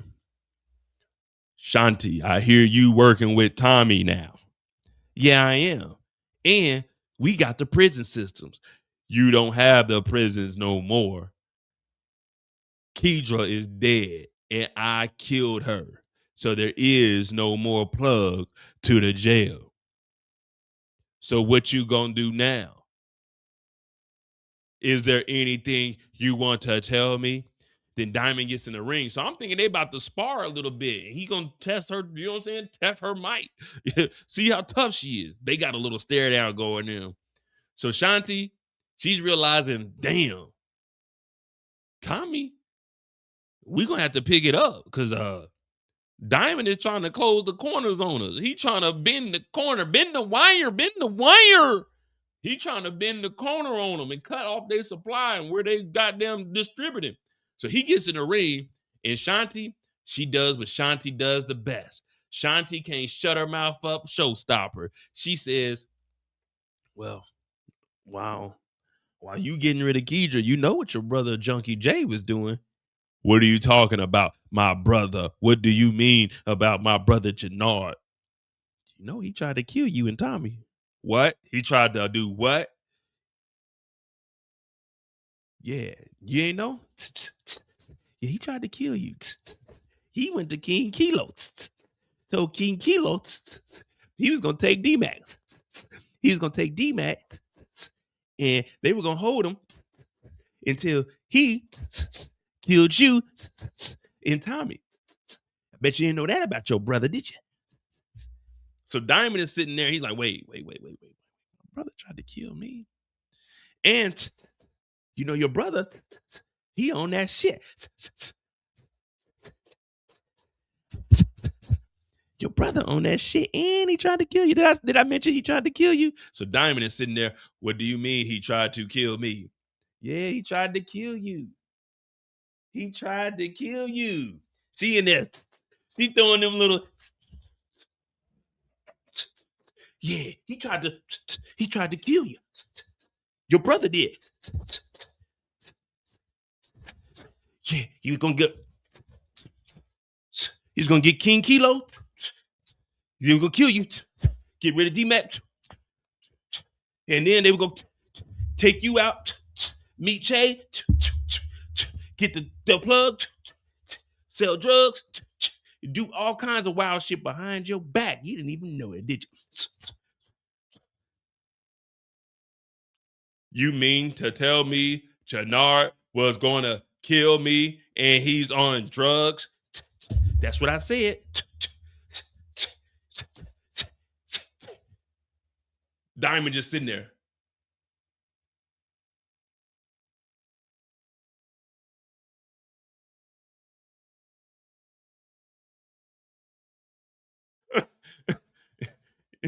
Yeah, nigga. They tried to kill you, man.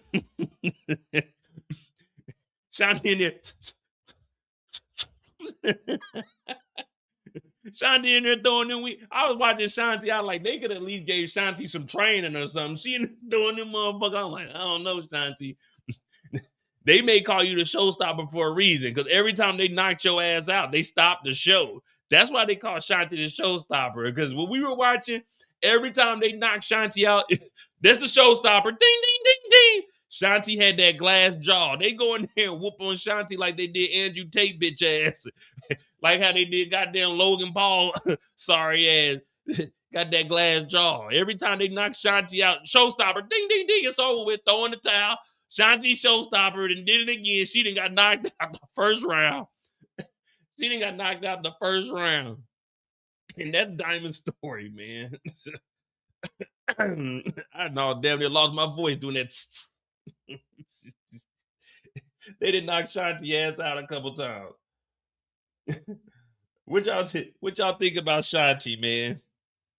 Or Jake, Logan, whoever the fuck they are, man. Broke that nigga jaw, though. Yeah, they tried to kill you. That nigga was standing there like, Jenard did? Yeah, nigga, your brother, man. Your brother tried to kill you, man. Shanti the showstopper, y'all. All right.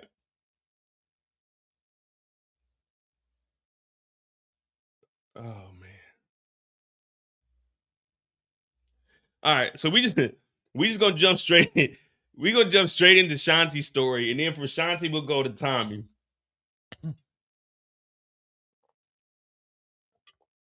Oh man.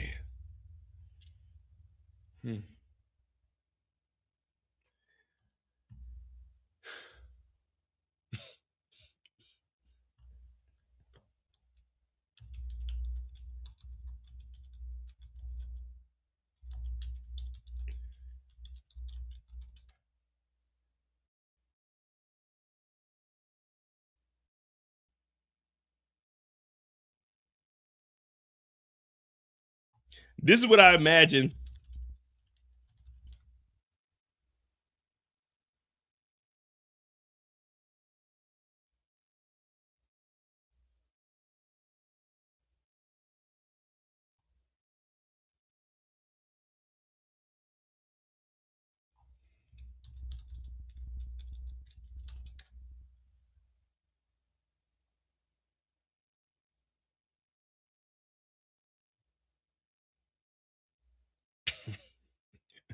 Hey, shout out to Brillo, guys. Shout out to Brillo, the big review.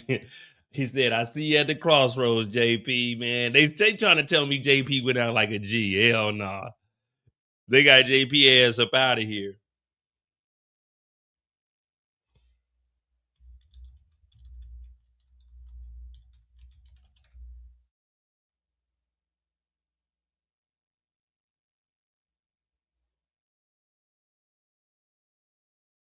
And there's a whole scene on my DVD in the movie that was not on the Amazon.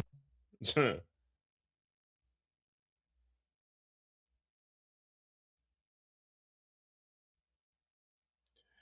right, so we'll go straight to Shanti's story. Shanti did make some moves today. So again, if we would have removed, some people say JP got it. Some people say Jenard got it. But if you remove those two, Shanti would probably be the next in line because Shanti did get their money. But I don't understand it, man. One thing that we've been noticing, especially in Force, niggas are too friendly with money. Have y'all started noticing the reoccurring theme here? Niggas is too friendly with money. Everybody's just handing people they hard-earned money. Like Raheem out of nowhere just gives her a bag of money. If I'm Raheem with that much money, first of all, I'm not giving Shanti a motherfucking dollar, nigga. Whatever I'm flipping, shoes and whatever else, I'm gonna continue to do that. And I'm just not gonna be in the dope game no more. I'm not giving y'all my money for a whim of maybe I can smell the coochie one day. No. He talking about, yeah, we could be together. You know, I've been feeling you for a while. Man, I'm not giving Shanti that money. Hell no. You better. What happened when Day When they were about to lose the house and they told Day to sell his car? He said, I ain't selling my car, then you sell your car. I'm not giving you my money. Shanti, sell this bum ass gym. Niggas just be handing money out. Here goes 500,000. Here goes 100,000 that I saved up. Like, nigga, please.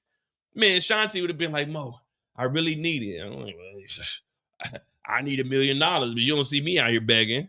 You ain't getting shit out of me. You ain't getting nothing out of me.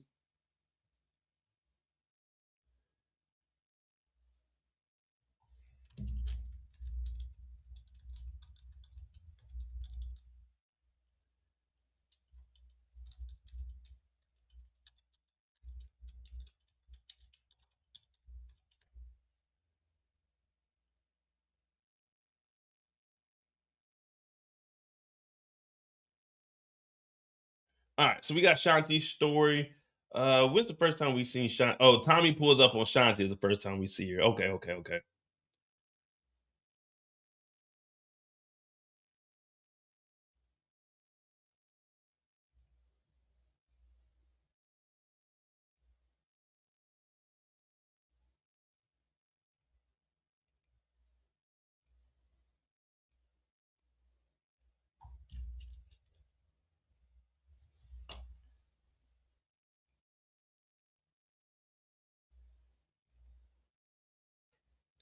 When we see Shanti's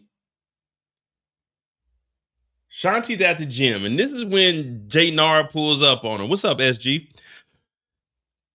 Jenard pulls up on Shanti, and right now he's basically trying to get back in her good graces. But we know how she feels, and it's pretty much over with. She's been aligned with Tommy the last couple of weeks. She's been smoking with him, and when you gotta, well, y'all probably don't smoke or nothing. So if you smoke some of that ganja, some of that good, then if you can find a cool person of the opposite gender, opposite sex that's real cool that you can chill and smoke with, that's unmatchable. You know, there's nothing you can do about that. You got Shorty come through, she gonna roll up, y'all can chill. Y'all ain't messing around and nothing. Y'all just smoking with each other. Y'all just kicking it. That's like one of the best things ever. Well, she been over here doing the cardinal sin. If you got a man, you can't be smoking with a white man or another man in general. But Shanti, she cleaning up the gym because right now they about to make major moves. I don't know if you guys heard or not, but they got the clubs. Elise's mama is gone. Shanti got the clubs, and Tommy has been talking to her like, we about to get this money. So she's cleaning up, and Jenard comes, and Jenard talking about, what's up, baby? You ain't been showing me no love. And you know, whenever a nigga start repeating himself, what's up, baby? What's going on, baby? Everything all right? You good? You ain't been showing me no love. That's when you know a nigga on that shit. And when a nigga on that shit, that's when you really can't take anything they say serious. No, not at all. So Shanti's looking at him like, nah, Jenard, we good. Especially after what you did last weekend. I seen what you did the other night. I know what you did last summer, you dirty dick nigga. You was fucking that bitch in the bathroom. He talking about, oh man, she jumped me. You know, everybody been lying. Everybody been hitting me up talking about, Mo, man, why'd they jump Jenard? Jenard ain't get jumped. Jenard went in that bathroom and Shanti came in there and called his ass, being frisky.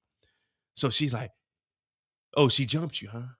So she just grabbed your little wiener and put it in her. He's like, man, you know, I couldn't even control that. But she basically tells, I'm done with you. You on that shit. You putting that shit in your arm. You can't fucking focus. He talking about, well, I got Che. You went behind my back and got Che. You didn't even tell me. So everything that Shanti has been putting together with Jenard, yeah, he's been accomplishing it, but at what cost? He hasn't been informing her. And he's kind of been getting back in the good graces of her of his brother, excuse me. So Shanti's looking at it like, nah, fuck that. I'm aligning with Tommy. Plus, with Tommy, I'm getting that supply.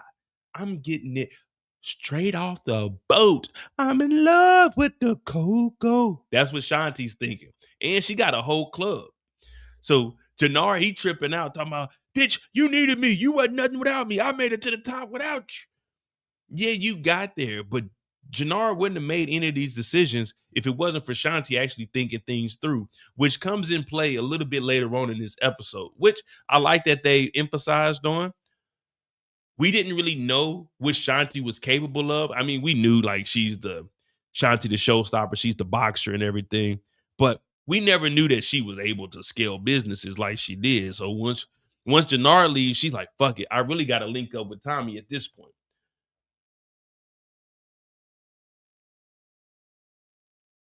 So Tommy ends up showing up.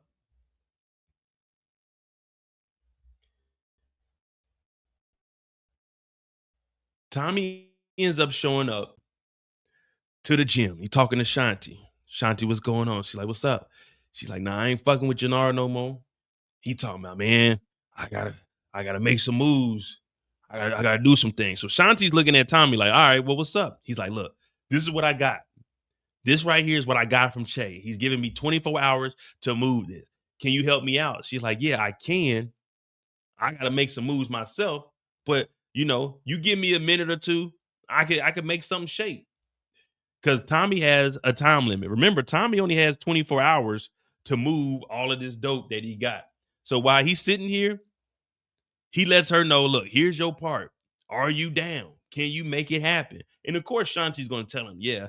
In this moment, you'll never be like, nah, I can't move the dope. I can't do anything. Yeah, it's just like, well, fuck it. If you got the product, all right, we'll make something shake. We'll make something happen. Because plus you got to at this point. If you don't, then it's kind of like, well, can we really use you? So Tommy is letting Shanti know, look, we're going to be doing this. We're going to have to figure out how we're going to maneuver in these streets because I'm not with CBI no more. I'm out here on my own. The coalition pretty much voted me out. And then he starts talking about how Asher and them played him and also how they need to go and talk to Peter. And this is where Shanti is saying, well, look, I can go with you and I can negotiate. I can help out with getting the Albanians back involved with us. So Tommy is hearing it. He's like, oh, well, hell, we might as well try. We ain't got nothing to lose. I know I did jump ahead of the Raheem part, but I wanted to get to this so we could build it up and we could see how they bring the Raheem situation in. So Tommy's like, we got to go talk to the Albanians. And Shanti's like, well, shit, let me roll with you. Tommy doesn't know at this moment she does have this money from Raheem, but that's where the Raheem situation comes in. Raheem shows up.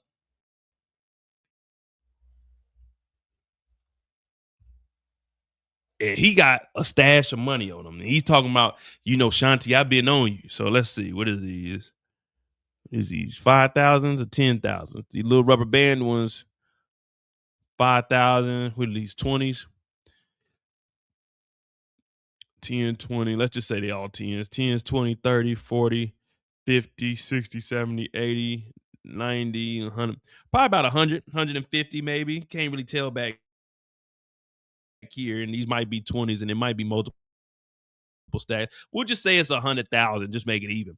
But Raheem shows up. And Raheem, he really been interested in Shanti. And this is the crazy thing right here.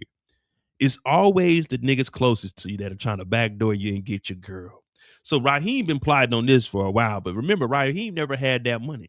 But since Jenard is out the picture, he's like, well, shit, you ain't really fucking with Jenard, and I got that bag. So he figures I can show her this bag. We could get it cracking. And she's like, all right, well, cool. Hey, thank you for that money. How'd you get it? He said, flipping shoes and flipping other shit. So she's like, all right, look, I want you to stay in CBI. And I want you to infiltrate them and get me all the information. And that's why in Jenard's story, we seen Raheem show back up and dap him up and pretty much go along with everything that he got going on. So Shanti is staying 2 steps ahead of Jenard and Diamond by figuring out what the hell they got going on. Now, of course, Tommy comes over after and he brings the money. But we see Shanti's thought process. Always know what your enemies are doing. Stay ahead of them and always network. Always in your network, you're supposed to be able to provide something of assistance to somebody else. And that's what Shanti is doing. You know what I mean? She's being a useful resource. She can negotiate. She's good with marketing. She can do all of the above. So that's why Tommy's like, all right, fuck it. We got to go talk to the Albanians because Peter is tripping. They take Shanti to go talk to Peter. Peter over here, he Albanian. So he ain't really trying to talk to no women about nothing. He ain't trying to talk to no women about nothing. But Tommy's like, look, we can get you a 2-for-1. We get you back in the game. We'll look out for the bars. You'll be good to go. Now, Shanti is like, look, I have a specific skill here. I can upscale your business. I can make you some money. I can put you in situations you ain't never even thought about. And I'm looking at Shanti like, all right, Shanti, this is what's up. We weren't expecting this from Shanti. At first, we were thinking she's just the brute muscle. But she ends up convincing Peter that she is the lady for the job. And Tommy is hearing this like, damn, she might be a little better than Liliana. Now, I'm not saying she's better than Liliana because we seen Liliana do what she had to do. But Shanti right now is making a name for herself. And she also says all the bars that are being ran within the city, that's her. So she's making more money. And with Peter having her on the team, she'll know how to tell him, look, this is how you need to move the bricks. You need to make you a little stash here. This is how you move it in and out. And look at Tommy. Tommy is admiring this. He's like, damn, okay, this girl good. This girl good. And Peter's like, I don't know, Tommy. I don't know, Tommy. I just don't know. You're fucking with a woman and then a Negro. I don't know, Tommy. I don't know. I can't have no Negro and a woman coming and telling me how to run my bar, Tommy. Tommy like, nigga, it's a 2-for-1. You're good to go.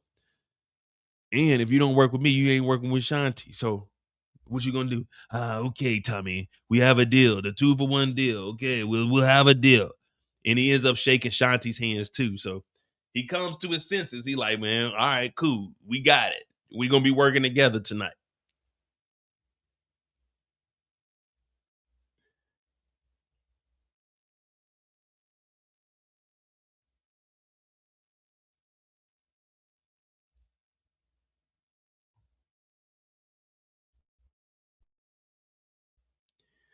And then the last time we see Shanti, she's in the gym.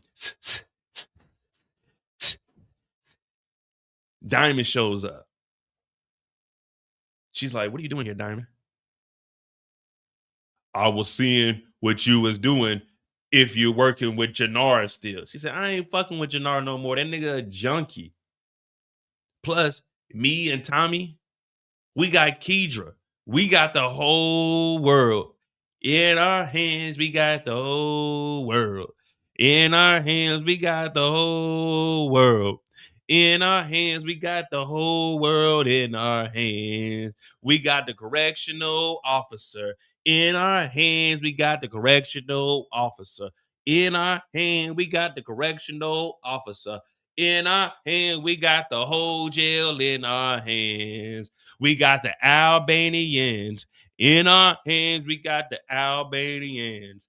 In our hands, we got the Albanians. In our hands, we got the Albanians in our hands. Oh, yeah. Did I tell you we got the Serbs? In our hand, I killed Kedra. What? Nigga, I didn't even finish the song. There ain't no more jail. I killed Kedra. You did what? I killed Kedra. There is no more jail. She's no longer alive. I shot her 6 times. She fell down the stairs. I shot her again and told her, it's just business, bitch. And now I'm here talking to you to tell you I killed her. What? Okay. Shanti thinking. She quick on her toes. She quick like lightning. You didn't know? Did I know what? Your brother. Tell me, what are you talking about? Your brother tried to kill you. Who? Your brother, fool. Jenard the junkie. He tried to kill me. Yeah, he tried to kill you. You didn't know that, did you? Now you over here talking hot stuff. He tried to kill you. So now Diamond ain't. My brother? Yeah, nigga, your brother. The only other bald head black nigga on the show, your brother. He tried to kill me. Yeah, he did. He went to King Kilo. Said they were gonna take you out, you and Tommy, you and the white boy. But guess what? I work with a white boy now. So get on out of here before you feel these, nigga. Diamond walks out of there and Shanti's like, whoo. I'm so glad I didn't have to box that nigga because I heard Tommy got his ass whooped last night. I heard Tommy got the hell beat out of him. Diamond gets the hell up out of there. Damn, my own brother tried to kill me. Shanti was nervous though. You see when he told Shanti though? When he told Shanti he took out Kilo Kedro? Yeah, when he took out Kilo Kedro, she was nervous as hell. She was like, oh shit, because that was her lifeline. But that's Shanti's story, and she does end up telling Diamond, your brother tried to take you out. So again, this is Shanti trying to flip the script and turn people against each other. You know what I mean? So again, like Patrice said, when Diamond heard this, it was kind of like, I'm looking at my brother, and Tommy exposed him for being on that shit, and now you're exposing him for trying to take me out.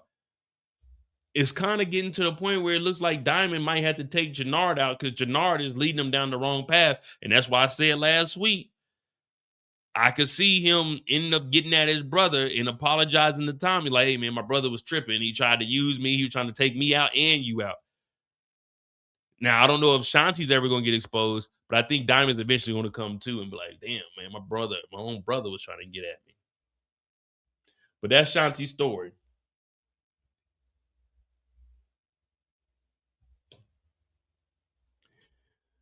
Damn. Hey, B. Hayes. That's one thing Shanti gonna do. Shanti gonna say, oh yeah, Jenard said he was gonna do this. Jenard went to go King Kylo. Jenard went to go take out D-Mac. Jenard wanted to take out Diamond. Jenard wanted to take out Tommy. Jenard was on that shit. Jenard did this. Jenard did that. Never. I told Jenard to do this. I told Jenard to do that. I told Jenard to do that. I told Jenard to do that and that and that. She always, that's what you're supposed to do. Always remove yourself from the nonsense. Always remove yourself from the nonsense. All right, that's Shanti's story. So we got time. The only thing we got left is Tommy's story. So Tommy's story got Mireya in it, and it's got Miguel. Because I can turn all of those into independent stories. But Tommy covers all the rest of the characters. Vic, yeah, I don't know, man. I don't know how y'all want to do it, y'all, because I don't want to jump all the way around with Tommy. So I do want to just do Tommy's story. I'll do Tommy's story because it's Tommy. All right, we'll do Tommy and Mireya. Tommy, Mireya, and Miguel. And then Vic and Bobby. And then JP independent. All right, that's how we'll do it. Tommy, Mireya, Tommy and the family, Tommy and the Garcias, Tommy and the Garcias, Vic and Bobby, and then JP on his own. Even though JP's story, him and D-Mac is going to be real quick again.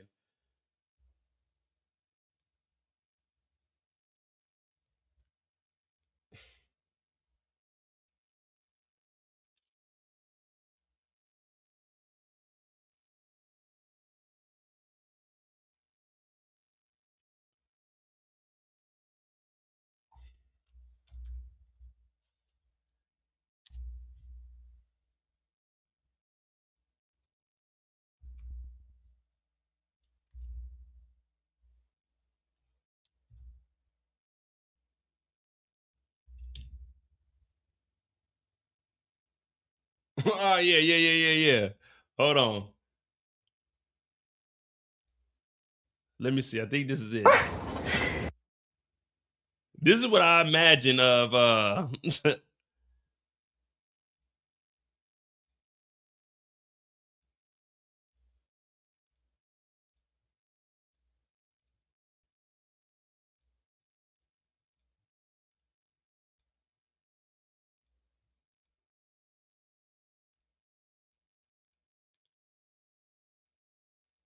Okay, I can't even find it. That's on me.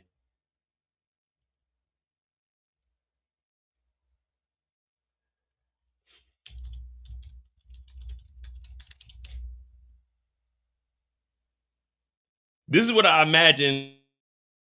This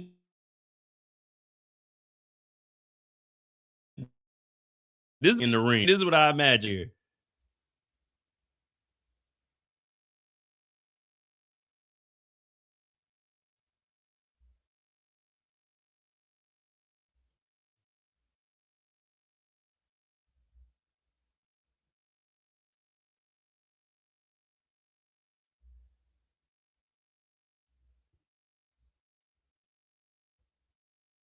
This is Shanti in the ring.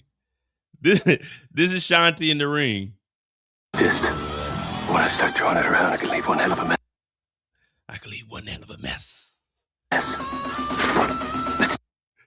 This is Shanti in the ring training right here. Dance. Everybody looking at Shanti.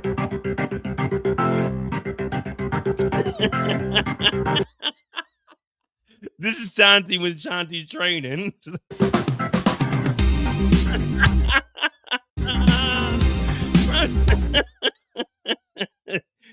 This is Shanti training.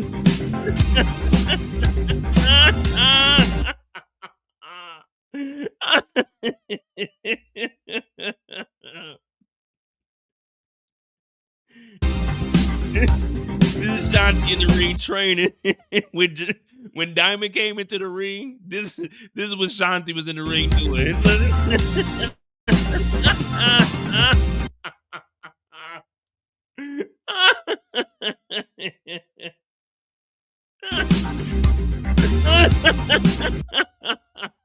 This is Shanti in the ring.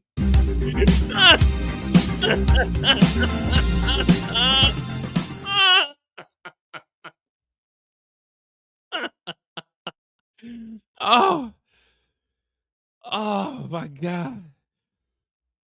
Shanti in the ring.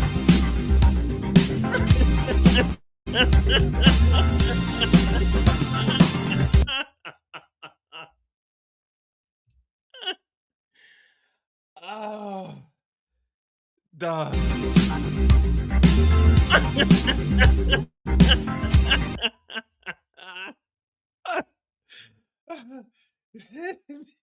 That's all I could think of when Shanti was in there throwing them punches while she was talking about, yeah, your brother tried to kill you. Dog, I was like, dude. Oh, man. Oh.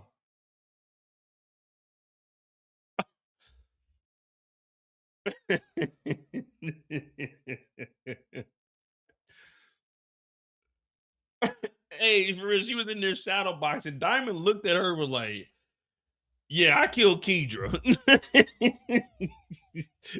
Shanti was in the middle of the ring conditioning and shit. That nigga came in, he leaned over the he was on the rope looking at her like, what the fuck is that? Oh yeah, I killed Kedra, man. What are you doing in that ring? Oh my God. My head hurts, man. Hit that like button, hit that subscribe button. We went over Jenard, Diamond, and Shanti's story. We got Tommy on deck, man. Got Tommy on deck. Oh my God.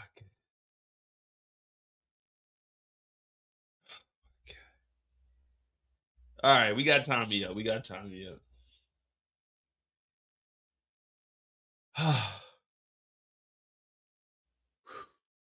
All right, Mo, breathe, man. Some of them going to sleep for God. All right, so Tommy's story, we're going to do Tommy and the Garcia family, Vic with Bobby, Bobby's story, and then JP and D-Mac to finish this thing on off. So we'll probably be done within the hour. All right, let me see what we got.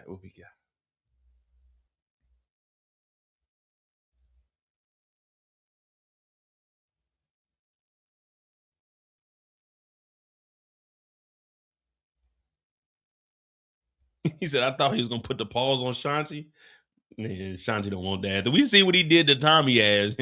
Shanti did not want that. Shanti did not want that. All right, let's get this thing cracking. We got Tommy on deck. Now, when we see Tommy, he's at the house. Mireya's in the back. She gained a little bit of weight. He got her in them dusty Reeboks. But Tommy is bruised up. If you look closely, Tommy got bruises on his arms. He got one on his shoulder, on his neck. And we see Tommy with that revolver. And he's also going in there and he's collecting his money. Now, this money is to re-up with Che. When Mireya comes over, he's sensitive to touch. You know, everybody, when you get whooped on, even if you win the fight, you still gonna catch some bruises. But Tommy, he did lose that fight. But he tells Mireya, damn, girl, I need some Neosporin. You need to put something on this motherfucker. You ain't got nothing. You can't patch me up, baby. Baby, please. She said, so what happened? Did this happen when you were taking care of that situation? He said, yeah, I got a fight with Diamond, bitch ass. He trying to take my coalition away from me. CBI, I put CBI on. So she's calming him down because Tommy, okay, he's lying. We all know that Tommy is lying. There's no way that Tommy made CBI or put anybody on. But he's like, man, they're trying to take this from me. So Mireya's like, calm down, Tommy. Listen, stay cool, stay calm, stay collective. What you need to do, Tommy, don't burn the coalition down. Take it back. Let them know. Assert your dominance. Let them know you're Tommy fucking Egan from New York City, not a pushover. Southside Jamaica, Queens, Tommy. This is just Chicago. Don't let those roughhouses think that they could just walk over you, Tommy. He's like, you know what, Mireya, you're right.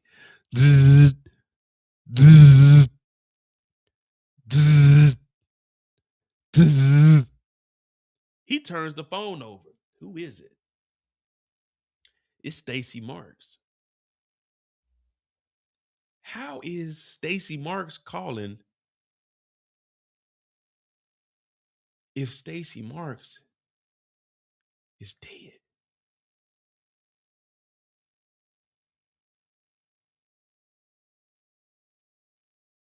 How is Stacy Marks calling if Stacy Marks was shot last night? So anybody with a brain would have been like, Stacy Marks, I'm not answering this phone. After they took Stacy Marks out last night, Tommy should have got rid of this phone on the way home, cracked it in half, threw one in the trash can here, threw one in the trash can somewhere else. But he keeps it. And not only does he keep it, he has her whole name in there, Stacy Marks, like he just knows another Stacy. Tommy isn't calling anybody else in the city. This is a burner phone anyway. But the phone rings.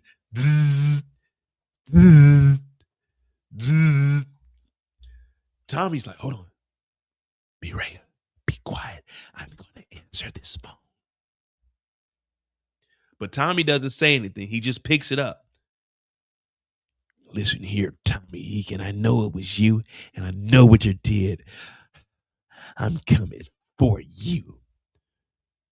Tommy just hangs up the phone. He's like, oh, shit, Mireya, the feds are cracking down. Now he knows Bobby DeFranco was on that line. He knows that somehow they got this phone and they're calling. Now, of course, the feds ain't supposed to be making no phone calls off of a damn evidence phone, but Tommy doesn't know that Bobby DeFranco picked his phone up and was using it for his own personal. So he's like, oh, shit, the feds are cracking down. Mireya's like, what? The feds? Yeah, the feds. Some shit happened last night. So now, what we've been talking about over the last month, why is Mireya still living a regular life? He says, Mireya, you still got what I gave you? She's like, yes, Tommy, I still have the revolver. He said, keep that. Where are you going today? Well, I just got to go to work for a quick second, and I'm going to go stop by Miguel's. He said, oh, okay, you should be good. You can go to your brother's house, who's in the cartel, while the feds are cracking down. Like the feds don't know who the cartel members are, but you could go to your brother's house, and you can continue to go to work like nothing ever happened. Okay, Tommy. Look, Mireya, you just need to be safe. So Mireya is still living a regular life, still going to work, working 12s, in for a promotion to be the top nurse, going to hang out with her brother. But there's a Fed that just died, and the Feds just called Tommy's phone. That's not like ding, ding, ding, ding, ding, ding. We got to get you out the city. Look, here's $10,000. You need to get out the city. No, I'm just visiting my brother and going to work, Tommy. You know what? That's a good idea. Go visit your brother and go to work. So she continues on like nothing ever happened. Like the feds ain't on the line. Like the block ain't hot. Like people ain't after us. Like people ain't really looking for us at the moment.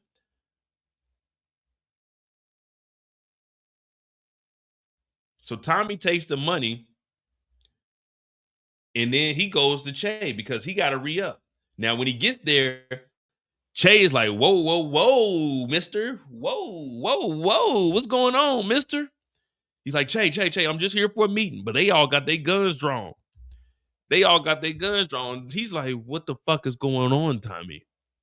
I'm hearing that the coalition is in shambles. I'm hearing you're not in CBI anymore. What the fuck are you doing calling a motherfucking meeting with me? You got some big cojonos on USA.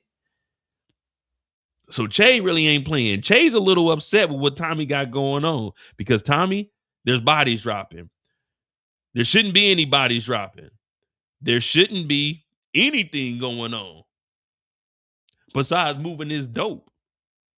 That's the only thing that should be going on in the city is moving my dope. But Tommy's like, whoa, whoa, whoa, I'm here to re-up. Kayate, Tommy.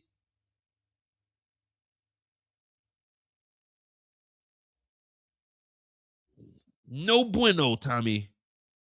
You come here, you disrespect me and my cartel. Well, look, Tommy, I have an ultimatum for you. You want to re-up. You made a good decision. You came with the normal amount of money. You want to re-up on 5 to 10 bricks? You're going to re-up on 5 to 10 bricks. But listen here, Blanco. You got 24 hours, Tommy. 24 hours to move this dope and be back here tomorrow with my mucho dinero. You know what that means, Tommy? A lot of money. Mucho dinero. Extra grande, Tommy. I want it all. 24.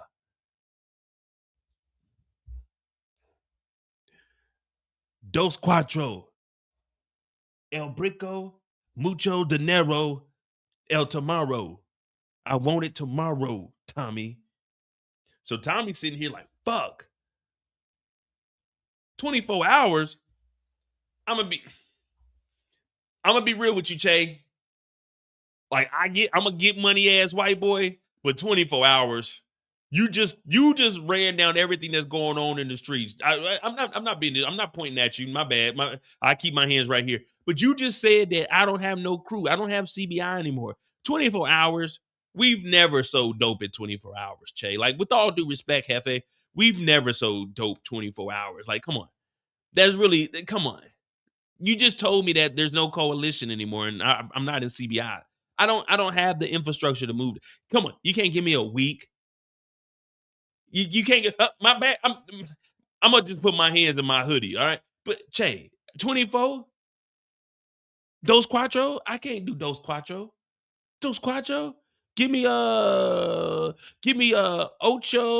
nuevo. Yeah, give me like 80 hours or something. Come on, I can't move all that by myself. Che said, you're gonna move it in 24 hours. I'm coming after you and your whole fucking family, Tommy. Famito. We're coming after the familito. Yeah, we're gonna come after the familito.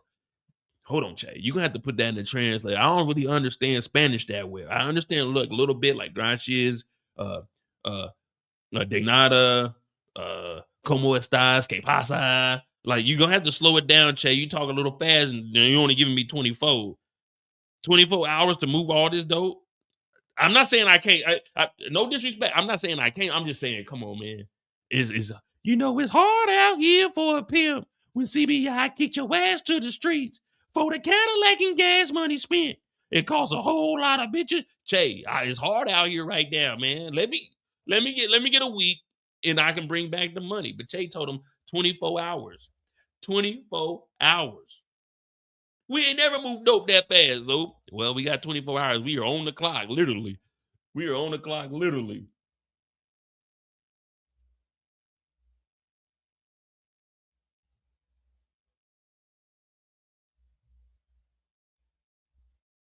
Well, he ends up getting a text from Asher. Diamond was already here. We're staying in the coalition. Now, remember, while Tommy is out here talking to Che, Miguel's boss, who he actually owes $500,000 to, Mireya shows up.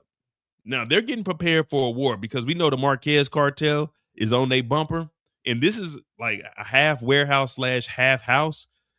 They go into the kitchen and he's drinking, of course, because he's stressed out. And Mireya keeps trying to push this narrative that y'all need to team up.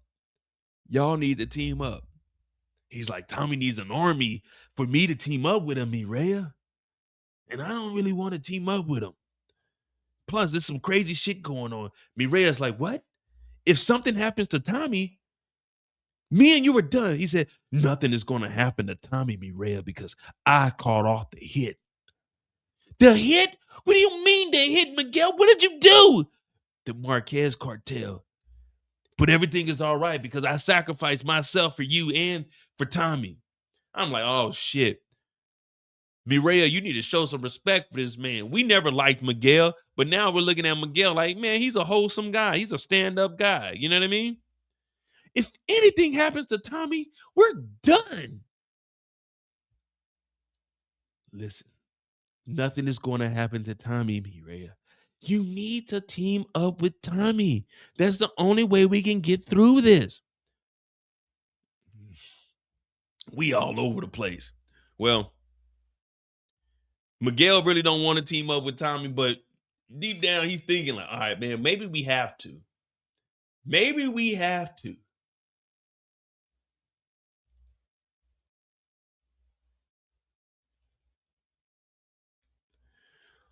Tommy's getting ready to pull up to the house. Now, Bobby DeFranco is on the scene, and Bobby made that call, and he knew that was Tommy on the other end. So they went and surrounded the damn fire station. So Tommy can't go home, but he's just watching. He got that Mustang. He peels off. No one's like, hey, who's making all that noise down the street? But Tommy can't go back to the crib. He goes over to JP's house. JP's ass ended up getting arrested. He was in handcuffs for an hour, and they're questioning him about a body, a police officer. So when Tommy gets home, he's like, man, what the hell? He's like, Tommy, what the hell happened? They arrested me. I was in a jail cell for an hour, Tommy. They tried to get me. They had handcuffs on me, Tommy, for a whole hour. What the fuck is going on, Tommy? He said, man, look, I'm not in CBI anymore. I'm on my own. D-Mac, oh, come on, Pops. What happened, man? I can't believe this. So D-Mac come home and he see the house torn up. And Tommy's like, well, guess what? I got some bricks. I need you to move these bricks. I got some bricks. You want to get in? D-Mac, oh, come on, Unc. You know I want in. I want in right now, Unc. Come on, Unc. You know, I've been waiting for them bricks, Unc.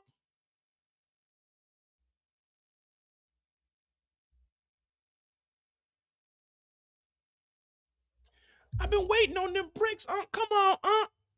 Come on, Unc. So he's like, look, D-Mac, I need someone I can trust. Someone that is loyal to the soil. D-Mac like, oh, Unc, you know I'm with you and all. You know, I'm about to make some plays. I got stupid moves. He's like, all right, well, look, maybe you can link up with Marshall and y'all can put this work out in the streets and y'all can start getting some money with Uncle Tommy. Okay, I got you, man. Let me get them 3 up off you. So he ends up leaving to go get up with Marshall. We'll talk about that later. But JP's like, if you're not in CBI anymore, Tommy, who's going to be taking care of D-Mac? What's going to be going on? And then JP says, what is going on here?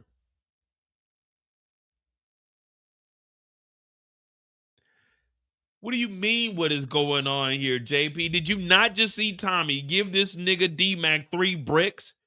We're selling dope, JP. JP sitting there. What is going on here? Nigga, did you not just hear the conversation? I just told D-Mac, here's 3 bricks. I need someone I can trust to help me move these bricks. Go get with Marshall. I handed him 1, 2, 3 bricks. What do you mean what's going on here, JP? You literally just watched and heard everything that we were doing.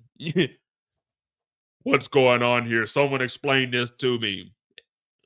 All right, look. Drugs come from Mexico. They come up through a pipeline. They get to Chicago. They get to the jefe of the organization, the cartel. This guy's name is Che. I have money and I go to Che.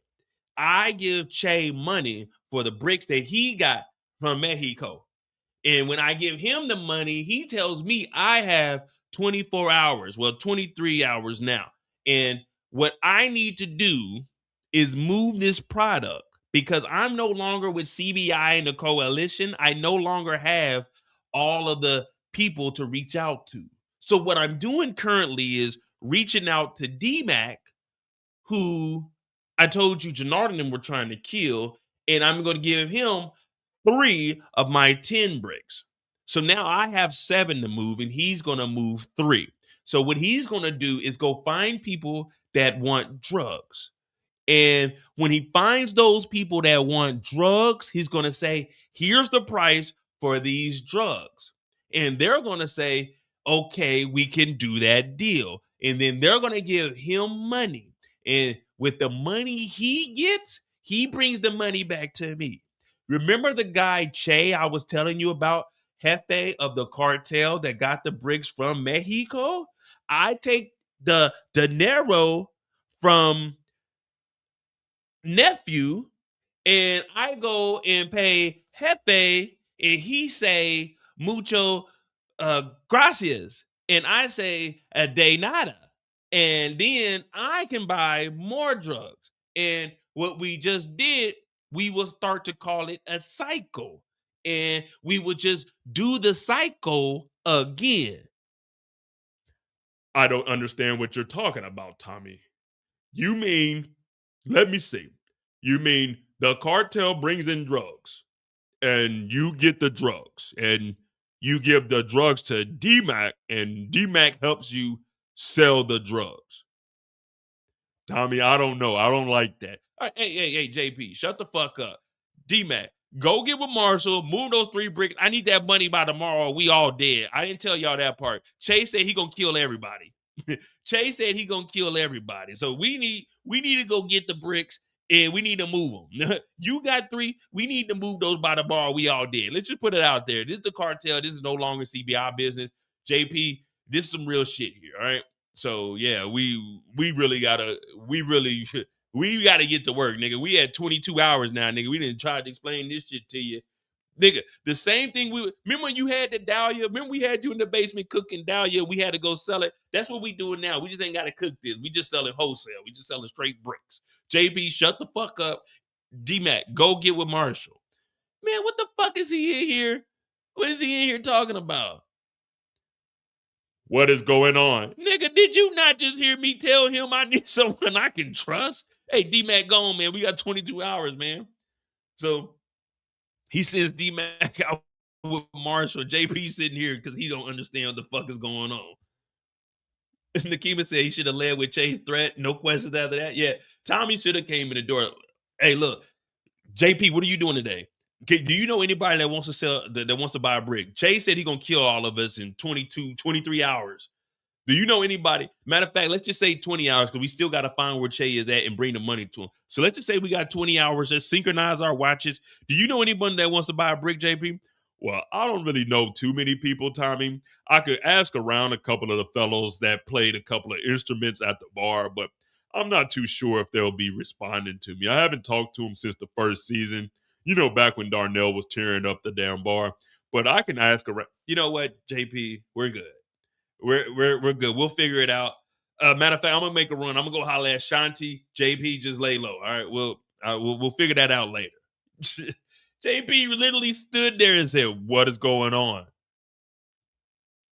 What the fuck you mean? What's going on? The same thing that's been going on since season 1, nigga. I'm a drug dealer. Nigga, the same thing that's going on every episode you seen me, nigga. I'm trying to sell some drugs. Nigga. What the fuck you mean what's going on?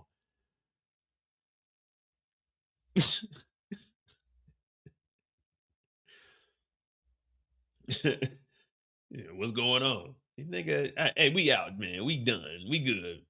So Tommy leaves and he goes to talk to Shanti.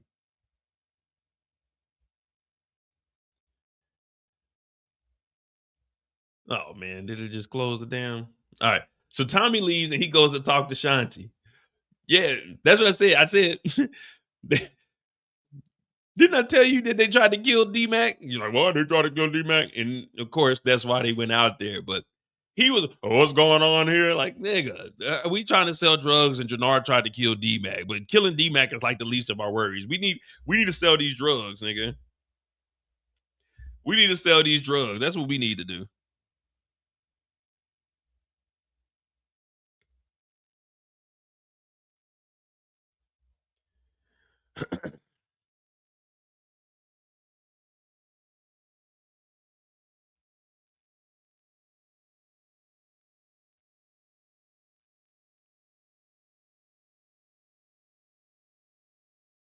When he shows up to Shanti, he's telling her the same thing. All right, look, this is what we got going on. You ain't fucking with Jenard or nothing.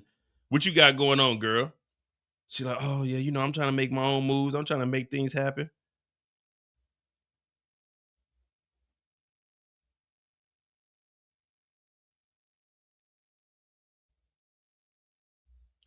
And he's basically telling her what he got going on, how he got screwed over by Asher.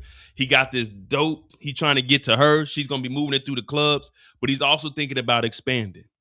So Shanti's like, all right, cool. Well, you know, I could probably come with you and I can negotiate. I can make some shit shake. So Tommy's like, all right, well, you know, let's do it. Because there's really a lot of small talk between him and Shanti.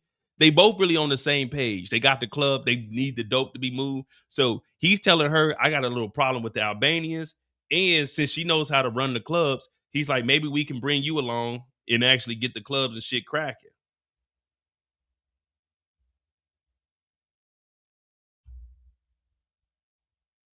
So he takes her and they go and meet up with Peter.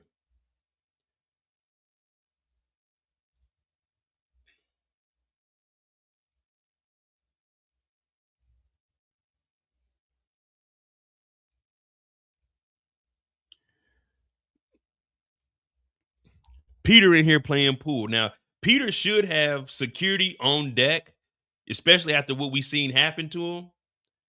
Peter should definitely have security on deck. But Tommy's trying to convince him, look, get back with us.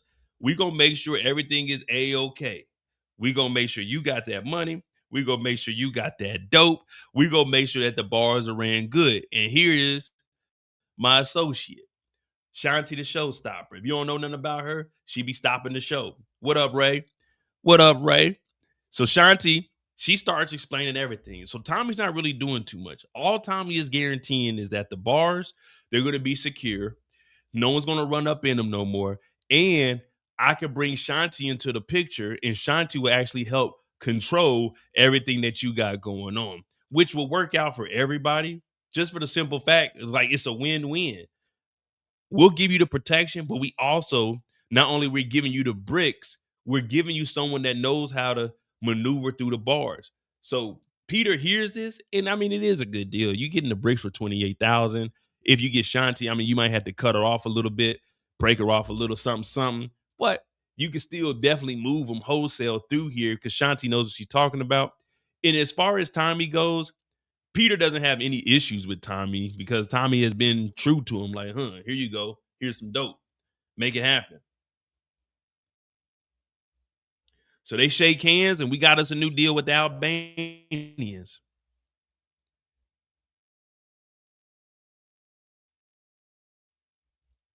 We get to the house and we have us a little family time. Because once we get there, we find out that, well, when they explained that Jenard tried to take out D-Mac, well, JP went to go try to take out Jenard. Went and punched him. Messed up his fingers, though. Messed up his knuckles. So Mireya's over here helping out, and they all show up. And it's a good times moment here. Everybody's sitting around, happy times. But of course, when we seen this in the trailer, we all knew that a kitchen table is never a good place in the Power universe. JP's talking about,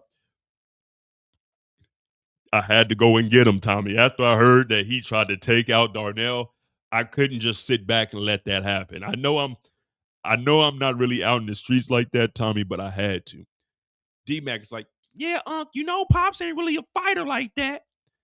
But he did hold it down. I whooped his ass. So Tommy is like, well, I'm going to bring security. Oh, Tommy, I don't need security at the house. I can handle anything. Yeah, well, Mireya needs security. JP needs security. And D-Mac, did you sell them bricks?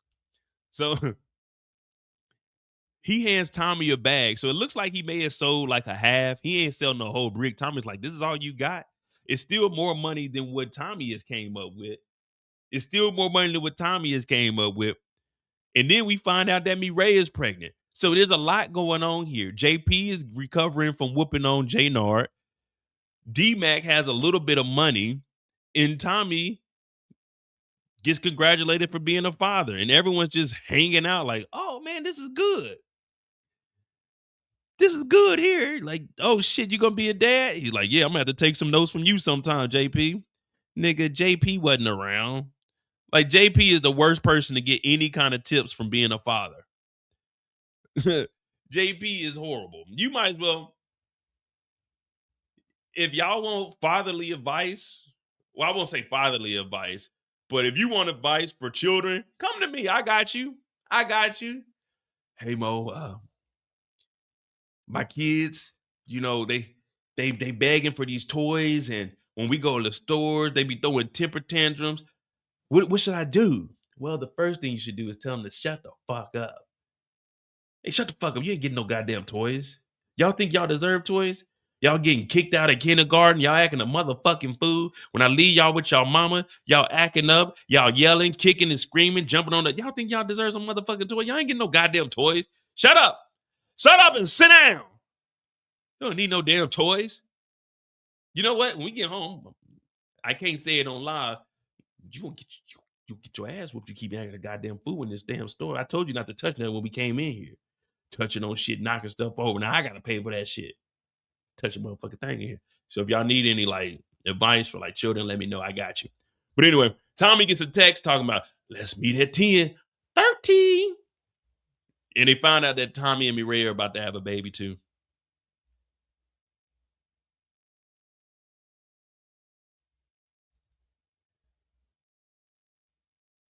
Mireya's been running around. And look at this parking lot. All right, we in the yellow section. We in aisle 2, yellow section. All these parking spots. This is what I hate. Unless these are assigned parking spots, why are you parking in front of my... Park in one of these empty spots. Why you got to park in front of me? I hate that. All these spots, and this is where Mireya want to park at. You ain't got no damn home training. You could have parked 2 down. You could have parked down here on the end. Why'd you drive all the way in the middle? These parking spot numbers, they ain't got no numbers on them. Why you parking next to me? So Mireya, she gets out. She's about to go to work. Go ahead and clock in. La-dee-dee, la-dee-da. La-da-da-da. Sunny days. Everybody wants those days. Hey, Mireya. Where you think you're going? Hot stuff. Whoa. What's going on here? Oh, yeah, Mireya. I've been looking for you all around town. I've been waiting. Yeah, Mireya, huh? Mireya Garcia. Miguel's sister, huh? The one pregnant by Tommy Egan, huh? Give me the keys to your car. Yeah, you got to give the keys up right now. You give up the keys to your car right now. Okay, hold on. Don't shoot. Don't shoot. Please don't shoot. I'm getting the keys. Do you really want my Audi A6? It's not that good of a car. The repair on it is expensive. It's a German car. It's very expensive. It's the higher version of a Volkswagen. Or should they say Volkswagen, because there's no W's in Germany. So it's Volkswagen. That's just a little something for you guys. It's called Volkswagen. It's not Volkswagen. Just a heads up for you guys. Volkswagen is not Volkswagen. It's pronounced Volkswagen in German. But give me the keys to your car. You're not going anywhere. We're taking you in and your precious baby. She's, well, wait. You don't have to do this. You don't have to do this. Oh, but I have to. They put a hit out on you and Tommy. And if I can get you, I'll show Che and them that I'm really like that. Marquez cartel will pay me my money up front. Wait, what? I said the car keys. Where's the car keys? Damn it, you're stalling. No, I'm not stalling. I'm just saying you don't need to do this. I work here. Pow! Oh, bitch, you just shot me in my motherfucking inner thigh. God damn it, bitch. Pow, pow, pow. So he starts shooting after she shot that nigga in the thigh. She starts shooting back. She hop in the car. Boom, they shoot the windows out. She's like, oh my shit. He trying to kill me. Help. Help. This nigga keeps shooting. Pop, pop, pop, pop. She's pulling off. This nigga gets enough energy and decides, you know what? Let me stand in the middle of the aisle and try to shoot this motherfucker. Pow, pow, pow. She's screaming. Ah! Ah! She driving. Oh shit, bitch. Oh my goddamn back. You stupid motherfucker. You done ran me over, bitch. You done hit me with that goddamn car. Ah! She runs over. Oh, bitch, that's my goddamn. I broke my butt. My motherfucker, that's my goddamn rib. Oh, bitch, that's. Oh, God, I can barely breathe, bitch. Get the fuck. Hey, drive this motherfucker. She run over him again. Ah, bitch. Oh, goddamn it, bitch. So she done ran the hitman over. While this is going on, Tommy is meeting up with Izzy at 10:30. We don't even know who Izzy is. Izzy turns out to be Vic. And they meeting up under the bridge. Well, it ain't Vic. Hello? Who it is? Vic comes out with that Thule on. I'm like, oh, man, here we go. I'm thinking, damn, we didn't get Tommy with Stacy Marks. We got him with Vic. Tommy's like, whoa. What are you doing here? Vic said, nah, Tommy, I'm done with all this bullshit. I'm not running for the rest of my life. Tommy's like, you should have got out of here, Vic. You should have did what Mo has been saying. You had the perfect opportunity to get the hell out of here, Vic. And Vic's like, no, Tommy, I ain't running. I got to see you suffer. But we all know in TV shows and movies, you should never be discussing what you're about to do to whoever you capture. Because the moment you start yapping and running your mouth is the minute they start taking advantage of you. So what did Vic do? He tells Tommy, I ain't never ran from a nigga and I damn sure ain't about to pick today to start running. He said, you should have left like your damn auntie did. You should have got the hell out of Dodge like your auntie did. Vic said, my auntie. So he starts making Tommy tap dance. Pop, pop, pop, pop, pop. Tommy's like, oh shit. Whoa. This nigga Vic crazy. So he's making him dance. Dance, Tommy, dance. Pop, pop, pop. When he should have just shot Tommy. He could have just killed Tommy right here. But out of nowhere, whoop, whoop, whoop. That's the sound of the police. Bobby and Paul pull up. Vic put the gun down. And I'm thinking, damn, they done arrested Tommy. They about to take Tommy into jail. Lock him up for good. Ain't no coming back. But they tell Vic, put your hands up. And then they arrest Vic. And I'm like, what the hell? They must be putting Tommy in the other vehicle. They got to be having backup. They arrest Vic. And then Bobby DeFranco goes over to Tommy and he says, Tommy, I know what you did to my wife. Tommy said, your wife? You mean your ex-wife? Ooh, Tommy, you're pushing your buttons, mister. You're skating on thin ice. Tommy's like, well, what you gonna do about it, partner? Bobby DeFranco said, you'll get yours. We're coming after you. Paul's like, put the gun down. Put the gun down, Bobby. Don't do it. Ain't worth it. He's a scumbag. He's a scumbag. Tommy's looking down the barrel of the gun. We ain't never seen Tommy so calm. I'm like, damn, Tommy, you're a true hero right now. But Bobby DeFranco doesn't pull the trigger, and he tells Tommy, look here. Man to man, you're going to get yours. You're going down. But Tommy, he stares him down. Tommy has no fear, and he gets on the phone. Tommy, Tommy, Mireya, what's wrong? Tommy, come help me, please, Tommy. He's like, calm down, Mireya. What's wrong? I'm at work in the parking garage. Here fast. He tried to kill me. He tried to kill. Who tried to kill you, Mireya? Just get here, Tommy, please. I need help, Tommy, please. Please, baby, please. So Tommy, he speeds over there. Mireya! Mireya! He sees the body on the ground like, who the fuck is this guy? He sees Mireya, and for some reason, she has cuts all over her face like she was out here really battling. Tommy, he tried to kill me. Tommy, he said you just tried to kill me. I want to get out of here, Tommy, please. So Tommy's like, Mireya, calm down. I'll clean this up, and I know a place that we can go. Tommy, Tommy, he tried to kill me, Tommy. I didn't know what to do, Tommy. I work. I can't just go upstairs like this, Tommy. I work here. Tommy's like, stay calm, Mireya. I'm gonna get this cleaned up. I know a place we can go. We're gonna make sure you're all right. Just breathe. We'll get this cleaned up. So Tommy ends up taking Mireya, and they know a place. They know a place that we never heard about.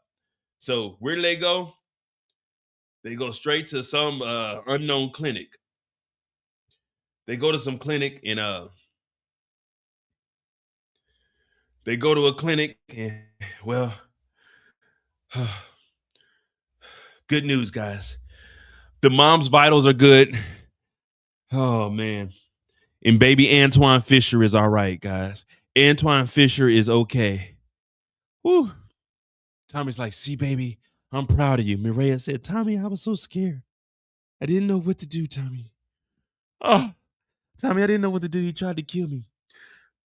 Oh, I'm so glad you came and helped me. Tommy's looking and he's like, damn, okay, the baby is safe. And out of nowhere, Miguel shows up. What's going on here, Tommy? Hell, your sister, she just got attacked. And Miguel exposes, I know who did that. It's the Marquez cartel. Ortega sent the hitman after me, and he didn't succeed. Now he's coming after you. Tommy's like, what? You got a hitman coming after us? You got a hitman coming after us, Miguel? Mireya's like, stop, you two. Stop. You guys need to squash this beef right now. Tommy and Miguel are like, all right, so what are we going to do about this? All right, look, we need to come together.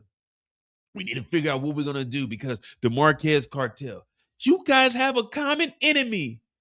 You guys need to work together right now. Stop all the nonsense, the senseless violence between the two of you.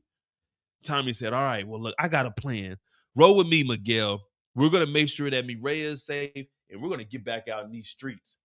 So they take him to Shanti's crib, to the gym, because this is like a neutral ground.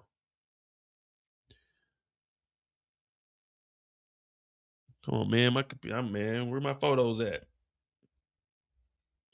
They go over there and they lay Mireya down. And Tommy's talking like Mireya's a kid. All right, I laid her down. She'll be asleep for a while. All right, look.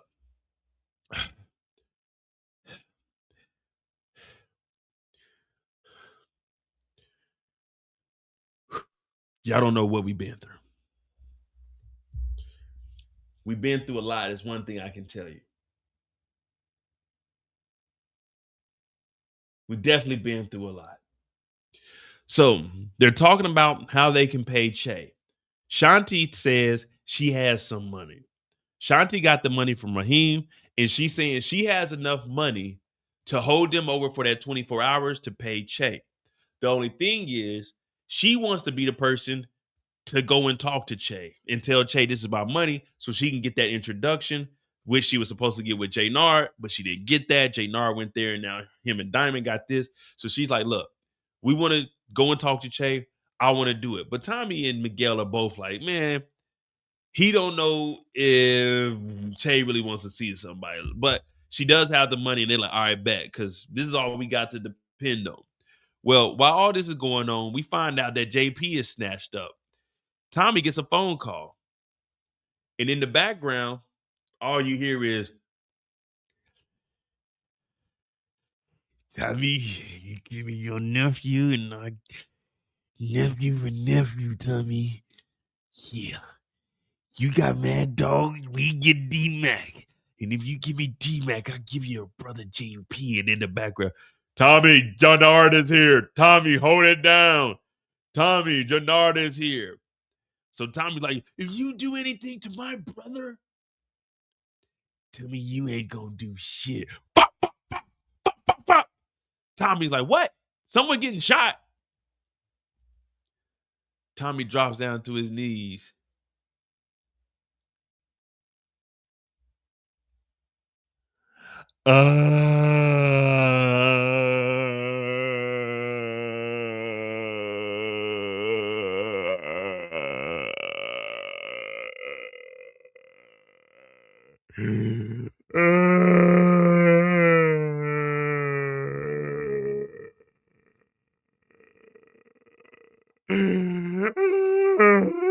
JP. No, not JP. What did they do? Not JP.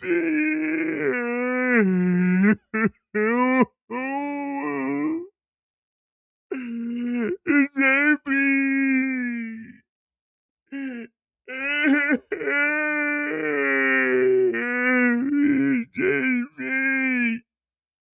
JP. Why? JP. JP. JP.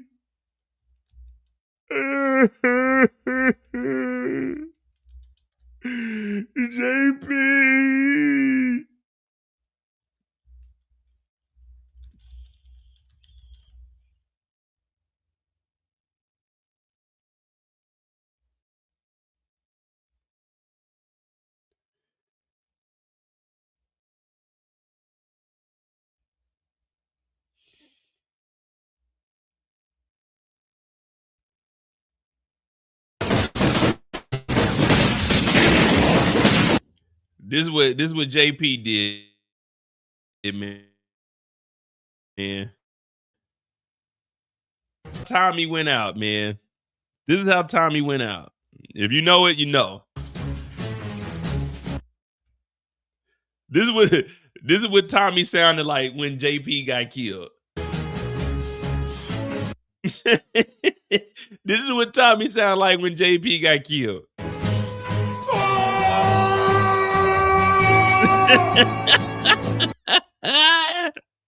This is what Tommy sounded like when JP got killed.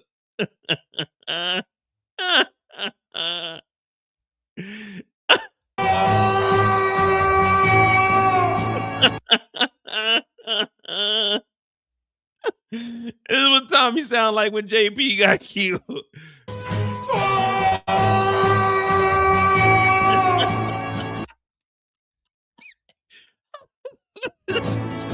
Tommy sounded like when JP got killed. Oh my gosh.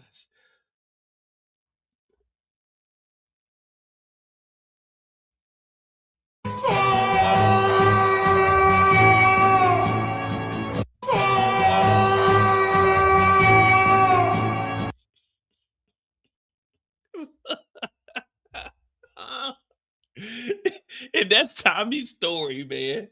That's Tommy's story, man. Oh my goodness, dude. Oh. Do a side by side. Hold on. Oh man, hold on. Let me see if I can get that together. Hold on.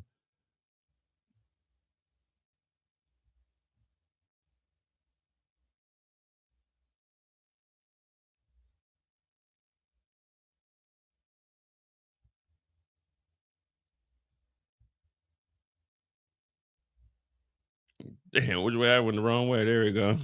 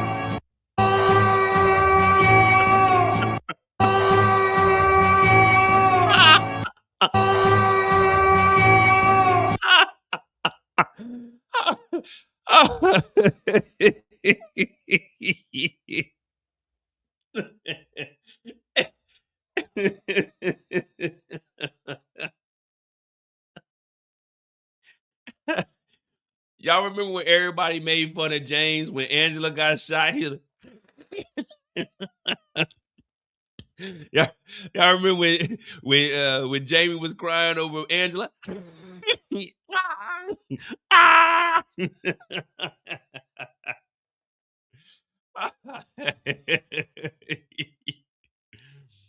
Oh, oh my goodness. Ain't no way.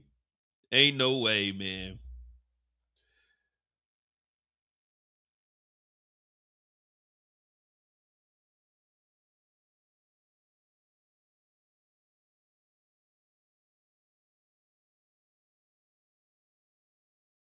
Oh my god.